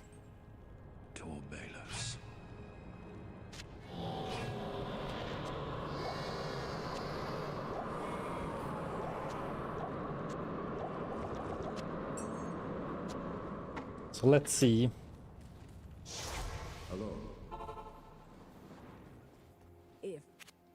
I thought it would be more annoying, to be honest, but then again, slow is really strong against Bale in particular. Good afternoon. I mean, slow's target is great in general, but Bale's like literally breaks down, right?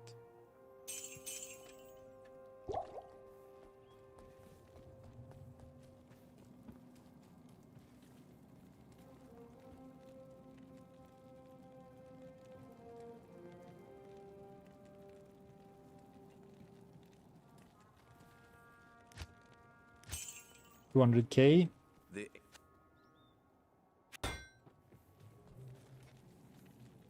The Worldstone Keep is terrorized. Okay, so let's do a few gold farming runs. I had to repair the General's Tanduliga 4 times last time I killed Bale. Nightmare. He can't do anything and I can barely do anything.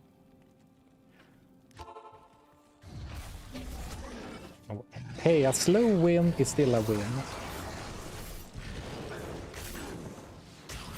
I can imagine. The General's Tanduliga. Lots of slow, but yeah, the weapon itself doesn't do much, right? Embossed plate. Embossed plate. Embossed plate. I am overburdened. Or 30k gold, as I like to call it. You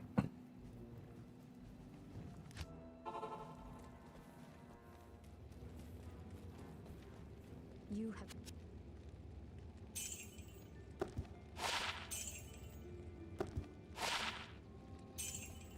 54 gold. Well, it didn't have any +2 skills.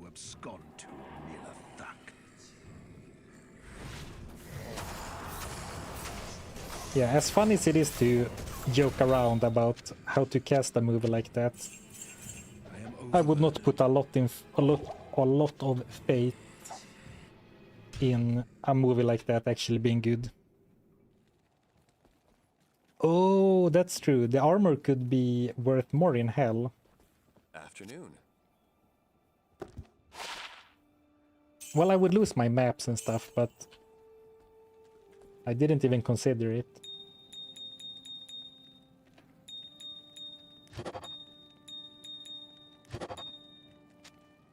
And man, we are gold farming, so an extra 5k for simply switching to another difficulty. And if we stick to Frigid Highlands, the Weldstone Keep, Pinball Skin, and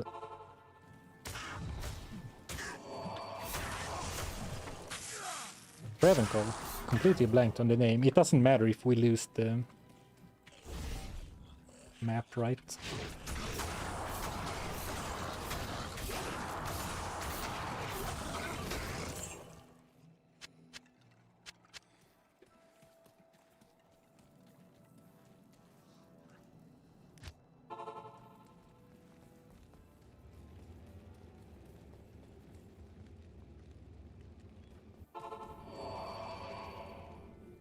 This is a dismal place to abscond to.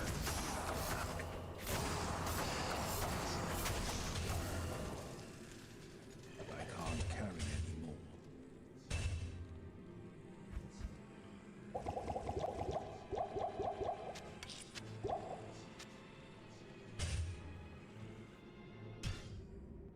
How much gold do you reckon we need? Salutations. Well, what kind of question is that? How lucky are we gonna be, basically? Hello.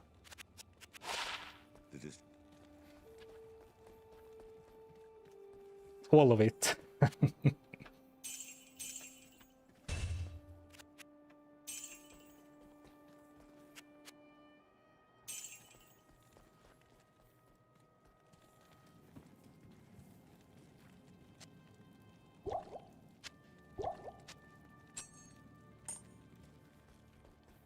At your service. Hey, what if we ask the guys who wrote the final season of Game of Thrones to write the movie for us? They might be available.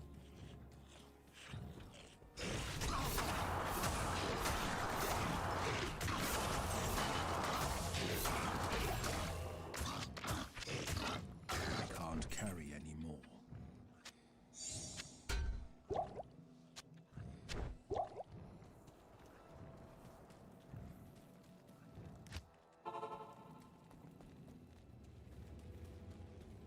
Good morning.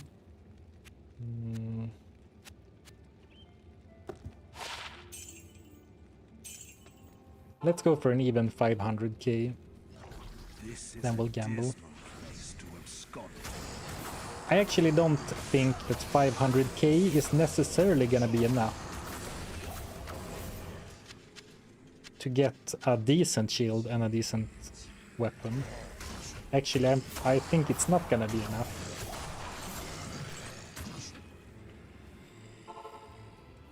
Yes? But I would like to enter Hell today. Oh, I should have went to Hell.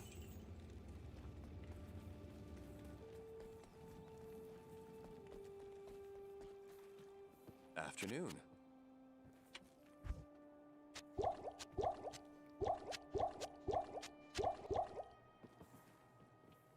The new Mortal Kombat movie was pretty good. Oh, that's fair. I've heard from others that it's pretty good. I guess I am a bit of a doom and gloomer when it comes to stuff like that. Stuff like gaming IP movies.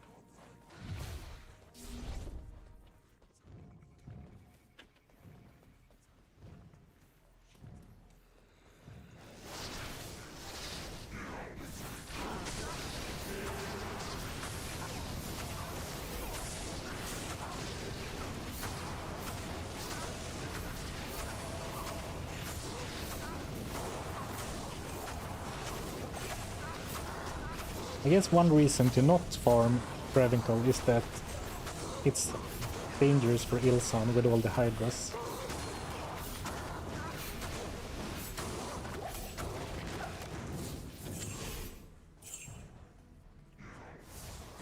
Well, I could do some Ravencol farming without him, I suppose.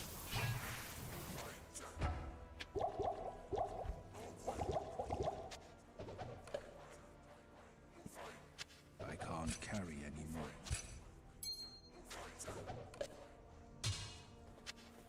You don't think he would mind, would he?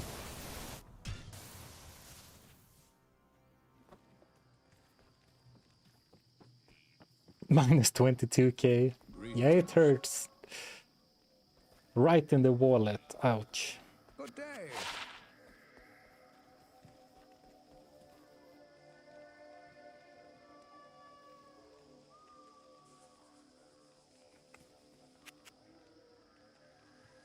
Now, there are quite a few items you can't get from gambling. Basically, none of the caster weapons. Basically, no class-specific weapons, with the exception of the the Assassin Katars. And... well, actually, I think those are it, but that's a big pool of items. And of course, not charms, not jewels.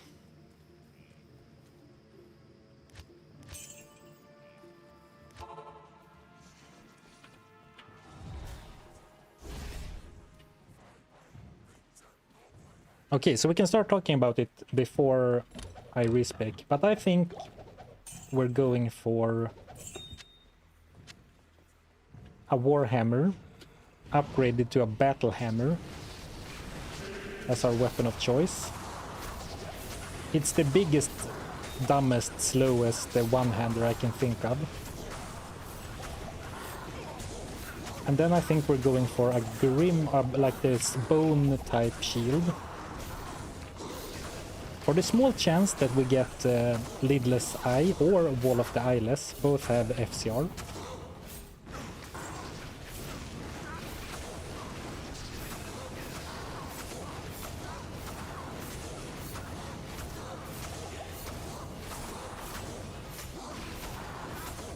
Healed again. Okay, we're killing that guy last. Extra... no, not extra stone skin, but stone skin makes it take forever to kill him.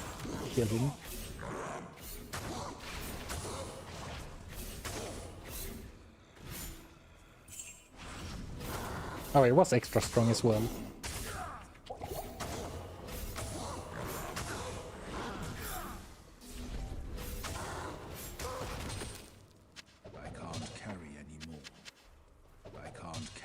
Oh, perfect. So now we can see what a battle hammer... It requires 60 strength with a maxed levitation mastery. Though, can you maybe you can't afford a maxed levitation mastery with Echoing Strike because you want to go max Echoing Strike, max Mirrored Blades, and max one of the hexes, right? So I guess you have to work on Levitation Mastery after you max out the other skills. So you have to keep that in mind.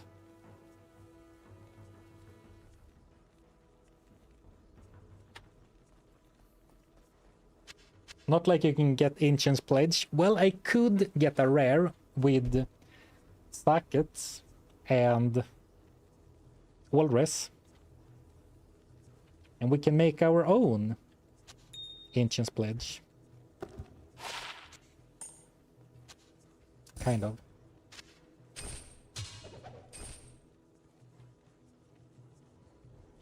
Actually, what does a battle hammer sell for? It is exceptional after all, but I don't think weapons really need stats, like high-end stats to sell for anything. But I'm ready to be proven wrong. Yeah, 9k. I was slightly wrong.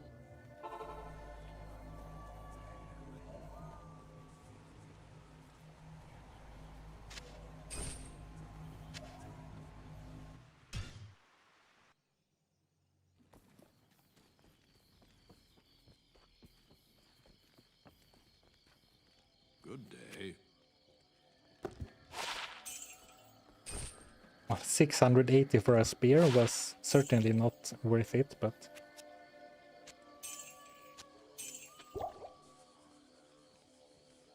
the alternative was to not pick it up at all, I guess, so...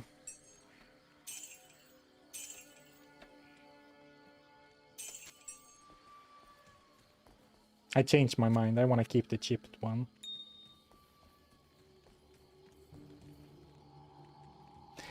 Whether depending on whether you go for physical or magical ES build, you either max ES synergies or just get 5 echoing It's from Mirrored Blades. Oh, interesting.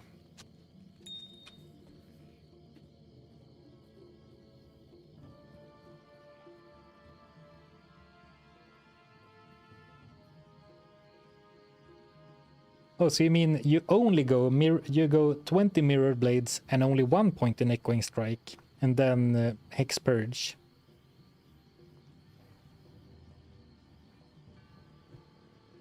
Sad day when the loot goblin sells a topaz. And immediately buys it back. Because I can't bear a poor, innocent, chipped topaz getting sold to a vendor.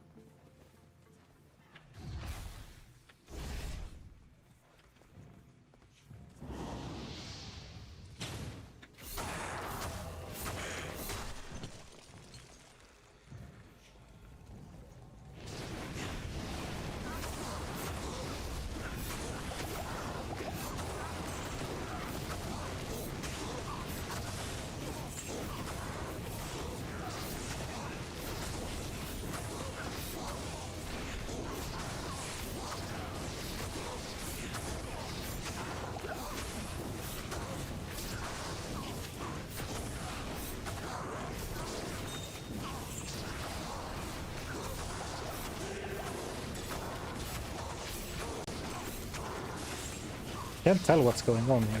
It's like enemies everywhere.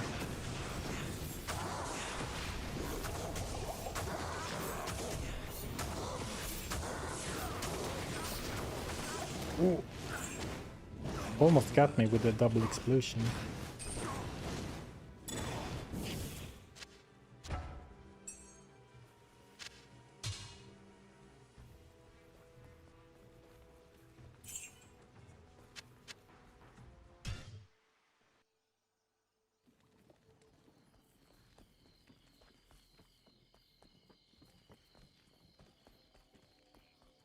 Good to see you. Hello. Not all exceptional weapons are created equal, I guess. 800 for a Lochaber axe. Lochaber axe.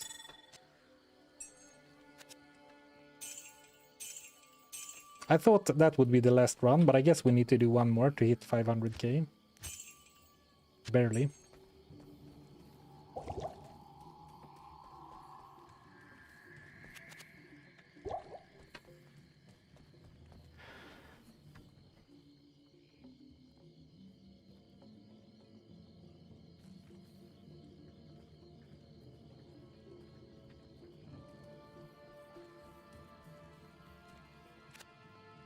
So, about that build thing,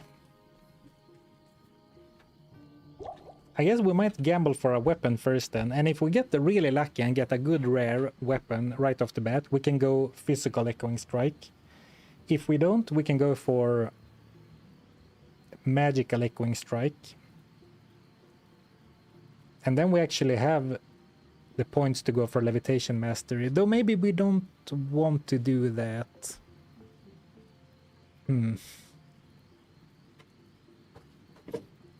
I didn't really think there was a like when I decided to go for Echoing Strike, I didn't think there were really decisions beyond that, like which version are you going for. I thought I would just put points into the skill and throw weapons. Shoo, shoo, shoo, shoo. Good point. 500k plus 22k. Can't forget the Ilsan tax. And realistically, we should enter Hell with a bit of Ilsan money. Though with a ranged attack, I hope we can take down some Elite Fallens or something if we really need gold.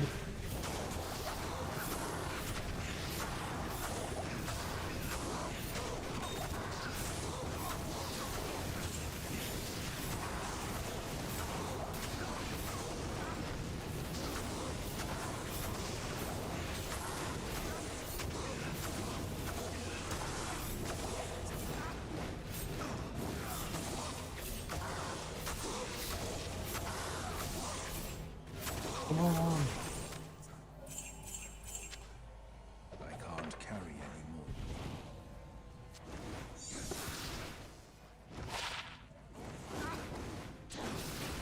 That one looks alright, but of course we didn't gamble it.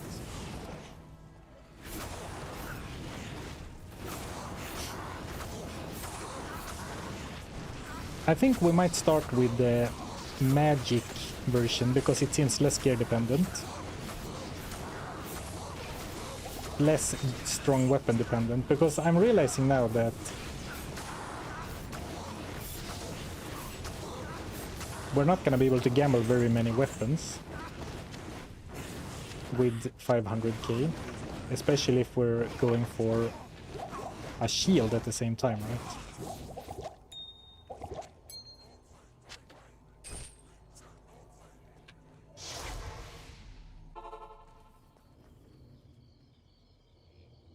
Hello. A weapon with mana leech. We do have it on our current one, but we also have mana leech on...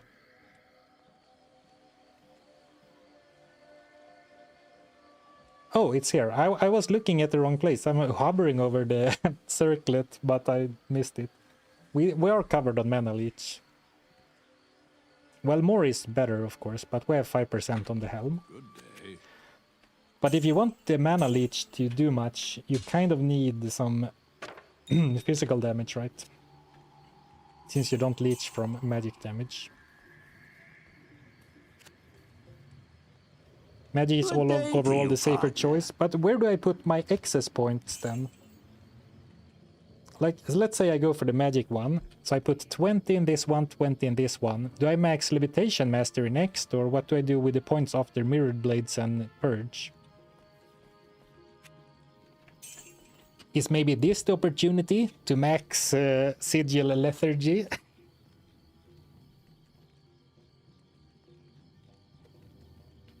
Hey, thanks Turgon for the Prime sub, I appreciate it. Welcome to the Goblin Gang. Okay, so we're going... Magic is definitely better with suboptimal gear. Yes, we did bail.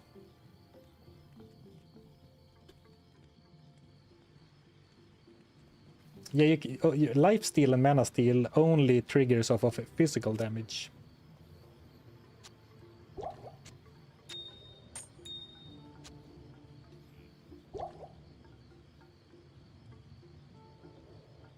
Consume, yeah, we can maybe finally go into the consume. That could be nice. That's a little buff.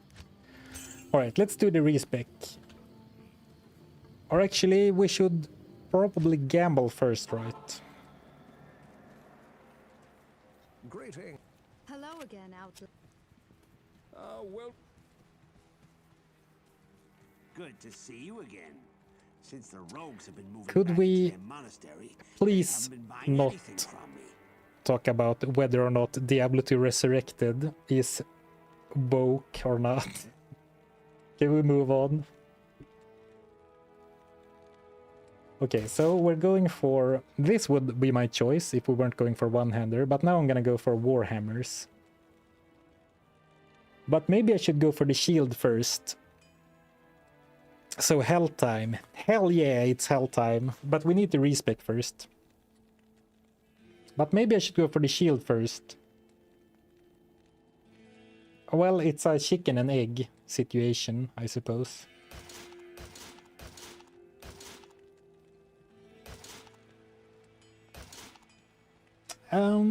Okay, so hear me out. I said I wanted to go for Bone Shield.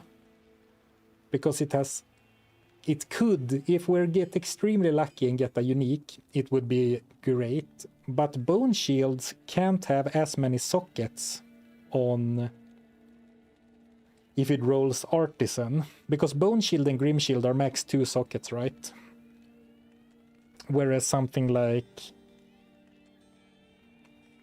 Well, you need a Monarch or something to get 4 sockets, but you can get 3 sockets on even a lowly Tower Shield. So do I want to go for the safe, sensible choice of going for a shield that can have 3 sockets?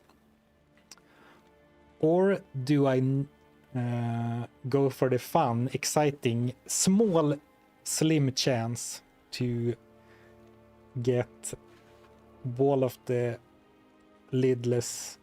Or sorry, Lidless Eye or Wall of the Eyeless? I think I answered my own question. But 40k for a shield, that's kind of expensive.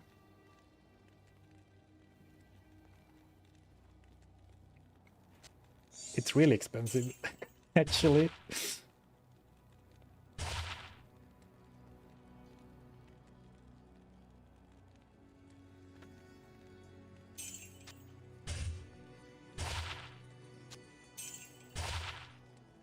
Not even a single rare? Where are my rares at?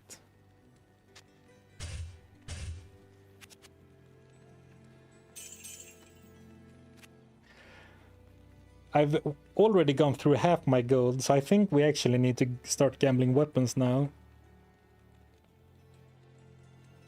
Yeah, but bone shields can't have 3 sockets, I think. I think 2 sockets are max on bone shields. Yeah, on rares 2 socks. You can't get 3 or 4 sockets on rares anyway, I think. Or are you sure you can't get 3 sockets on rares? Either way, of course, the best case scenario is that we get a great rare.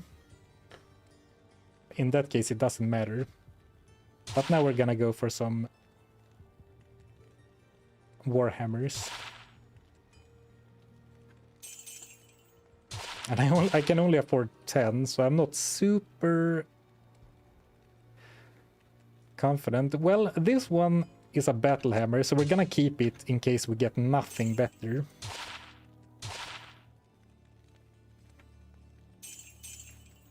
I definitely underestimated how expensive this would be. But how boring would it be if I never put myself in bad situations by accident? Okay, so not a single rare. Not a single rare shield or hammer.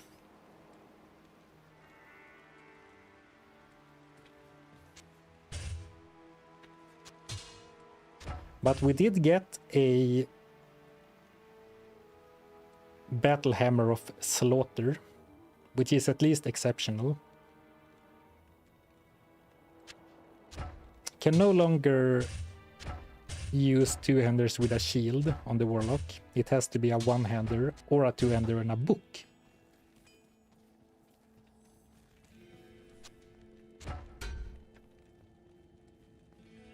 I'm not sure why I raised my voice so much when I said book.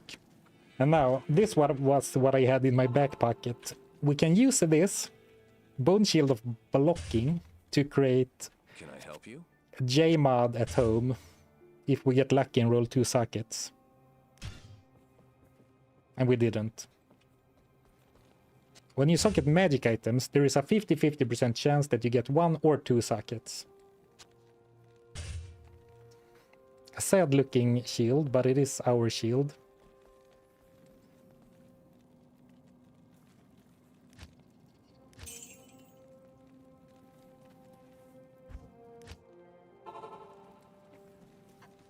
Welcome back, my friend. Oh, I already used my knight.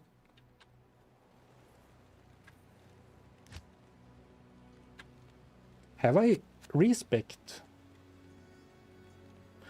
Oh, I already used 1 respec, right? To fix my stats.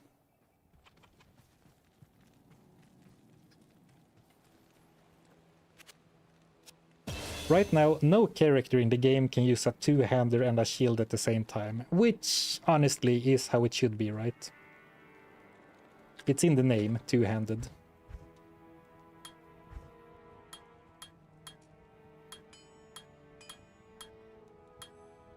And then we max mirrored blades. Okay, now it's time to not make mistakes. We max mirrored blades, then we max hex purge. And then I suppose we max... Do we max Eldritch Blast for the synergy on hex purge?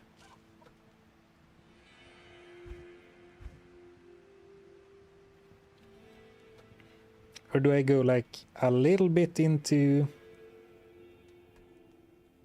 Levitation Mastery. I will be using Echoing Strike as my main attack.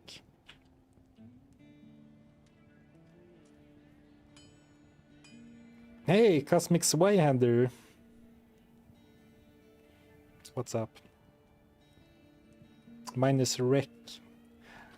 Part of me kind of wants to put some points in this to buff up the leech, but you also increase the mana cost actually.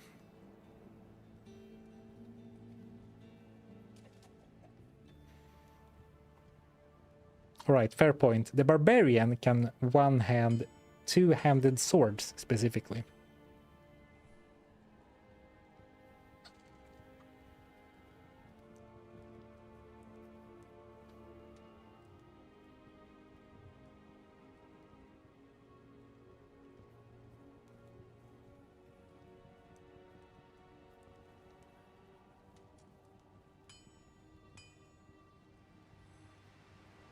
What about summons?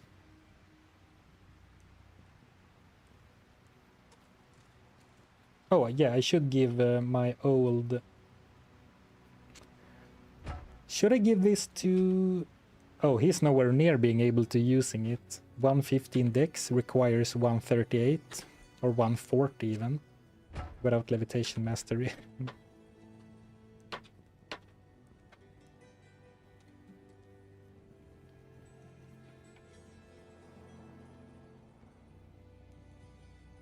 I mean, we could go for the consume route. I said I wouldn't have summons, but if I do consume them right away, it's more like a self buff, and I think that's fine and fun.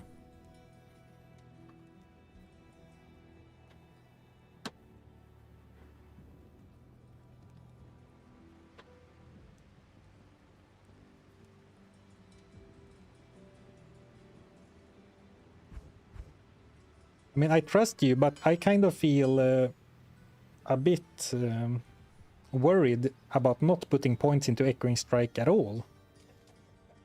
And just relying on Hex Purge. But that's what you're saying, so...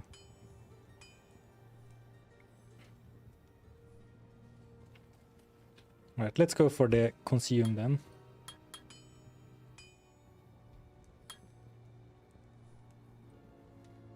And then... Which one is it that I want? It's the Goatman is Crushing Blow, but very little. But I think it's the Defiler, right? That helps with damage.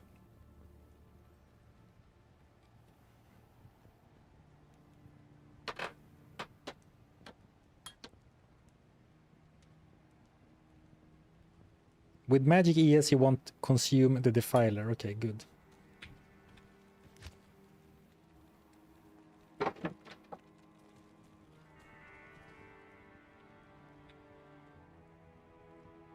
I'm running out of hotkeys where I usually keep my buffs.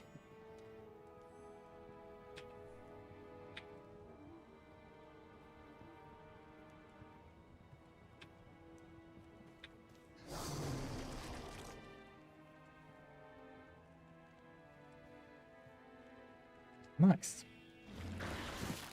But I think I want at least a few more points in Consume, I think. This is not the Sarfen way. Yeah, too many buttons and too short duration for my buffs.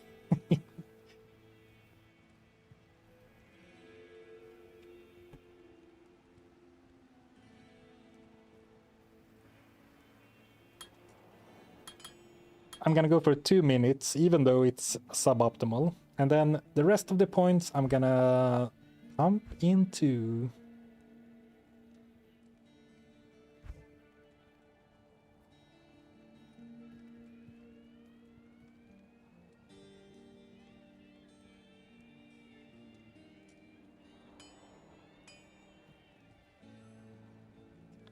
I guess Hexbane for synergies.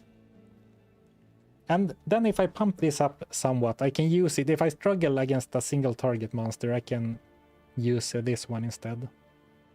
No, I think it will do too little damage, but let's do it like that. Because I want to give the build a try. and it's already 4. Oh, I need a lot of strength though. Oh well. Oh well. If I don't really care about my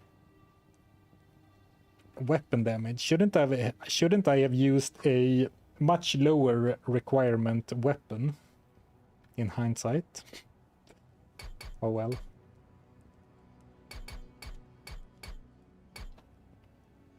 Will take solace in the fact that I will soon get a respec anyway.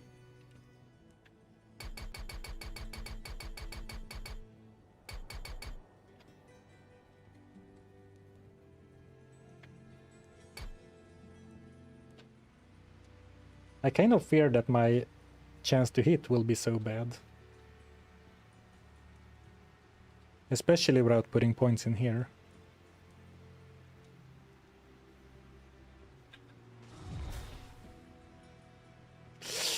Yikes, 1000 attack rating. Let's run out of town just once to see.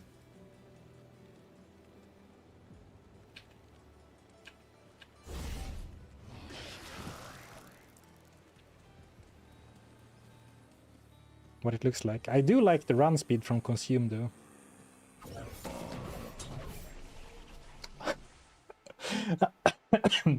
We're in normal.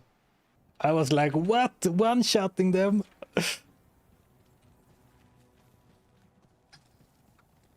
Lol. El Mao even. These creatures of darkness shall yield to me.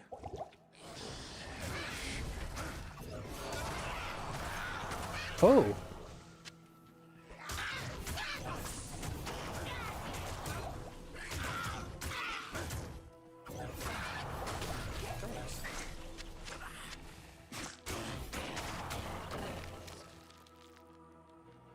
Are you sure Echoing Strike uses attack rating now?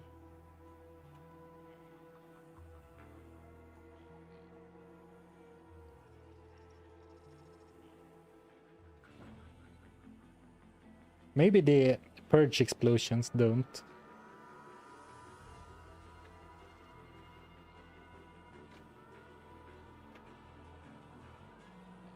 I'm gonna put some points into dexterity anyway. To help with like leeching.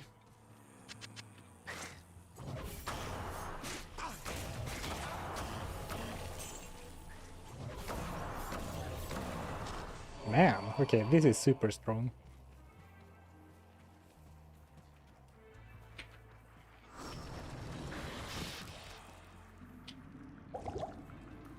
Another den of evil.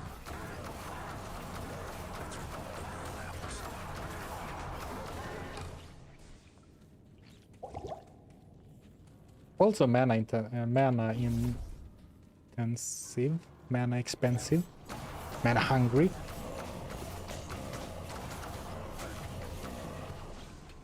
But this seems fine, but we can also try to get a properly good weapon and try the other variation later.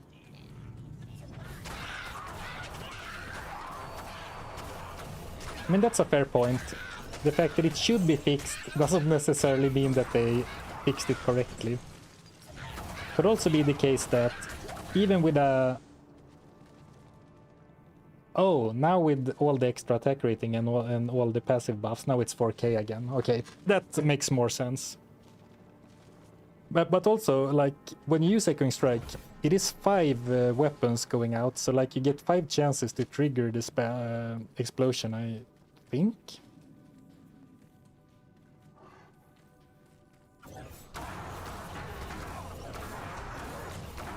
But it can already... I mean, we are in Act 1, which is, of course, the easiest place, but you can definitely tell that this is spec'd for area damage, not so much single target, but still... Yeah, exactly, this is endgame barb damage. I was just gonna say, I've definitely had characters dealing way worse damage, even to a normal gargantuan beast. Oh! Still need to be mindful about my own safety though.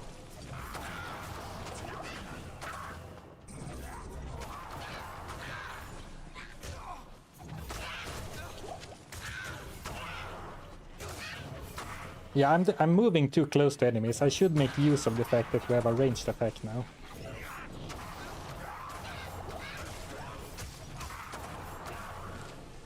And also my consume is out already.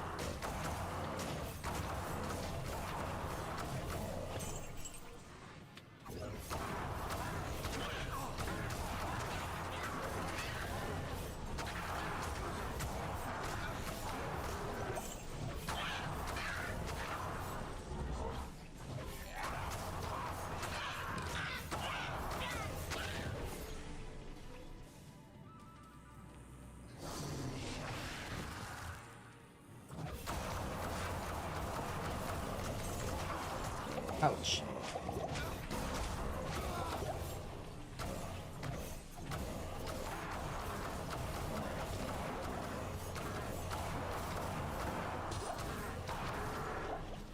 I can't carry anymore. You know what? This was a strong build, but I kind of don't love it.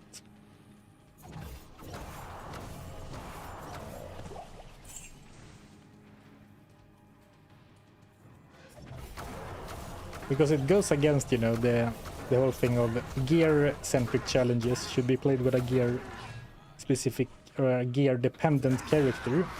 And, I mean, this spell we're using right now doesn't feel like it cares about our weapon at all. Well, it does in a way, because I am leeching life, and you can only leech from the physical damage portion. Not enough mana. Even consuming is mana expensive.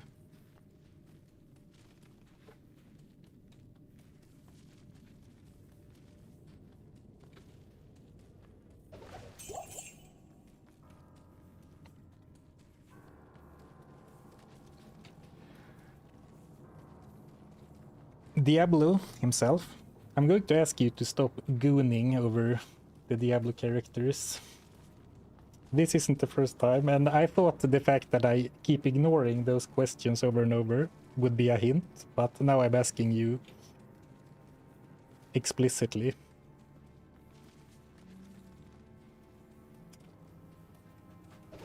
There should be one monster left. Okay, that could be anywhere.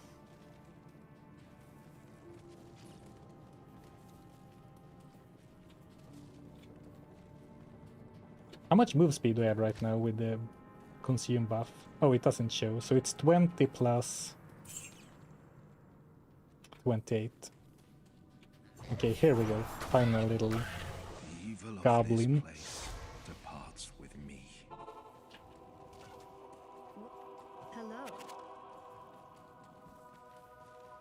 It looks like Diablo 3 to me. I mean, I see your point. It kind of does. Ah, the shaman revived a mob off to the side. Okay, that makes sense. Good. We should have enough money for one more Ilson.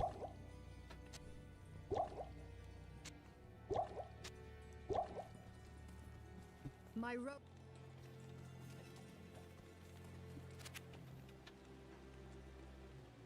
Ooh, that's expensive.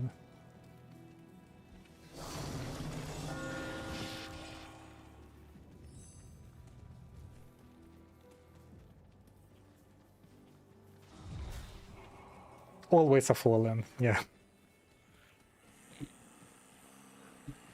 There's always one.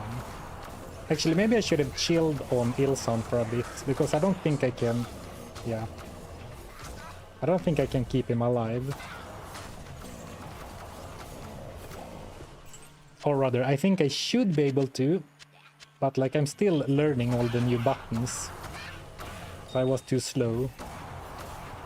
And to save gold, maybe I should like beef up myself and learn the playstyle a bit more before committing to another Ilson revive. Could also go for a ranged merch. But now we're gonna grab the waypoint and we can sleep on it until next stream.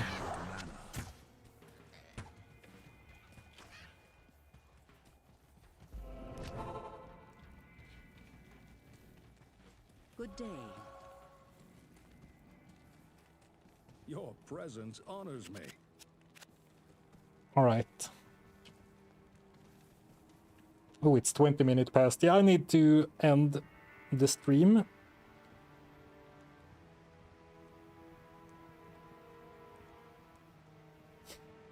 Yeah. Alright. Good progress today.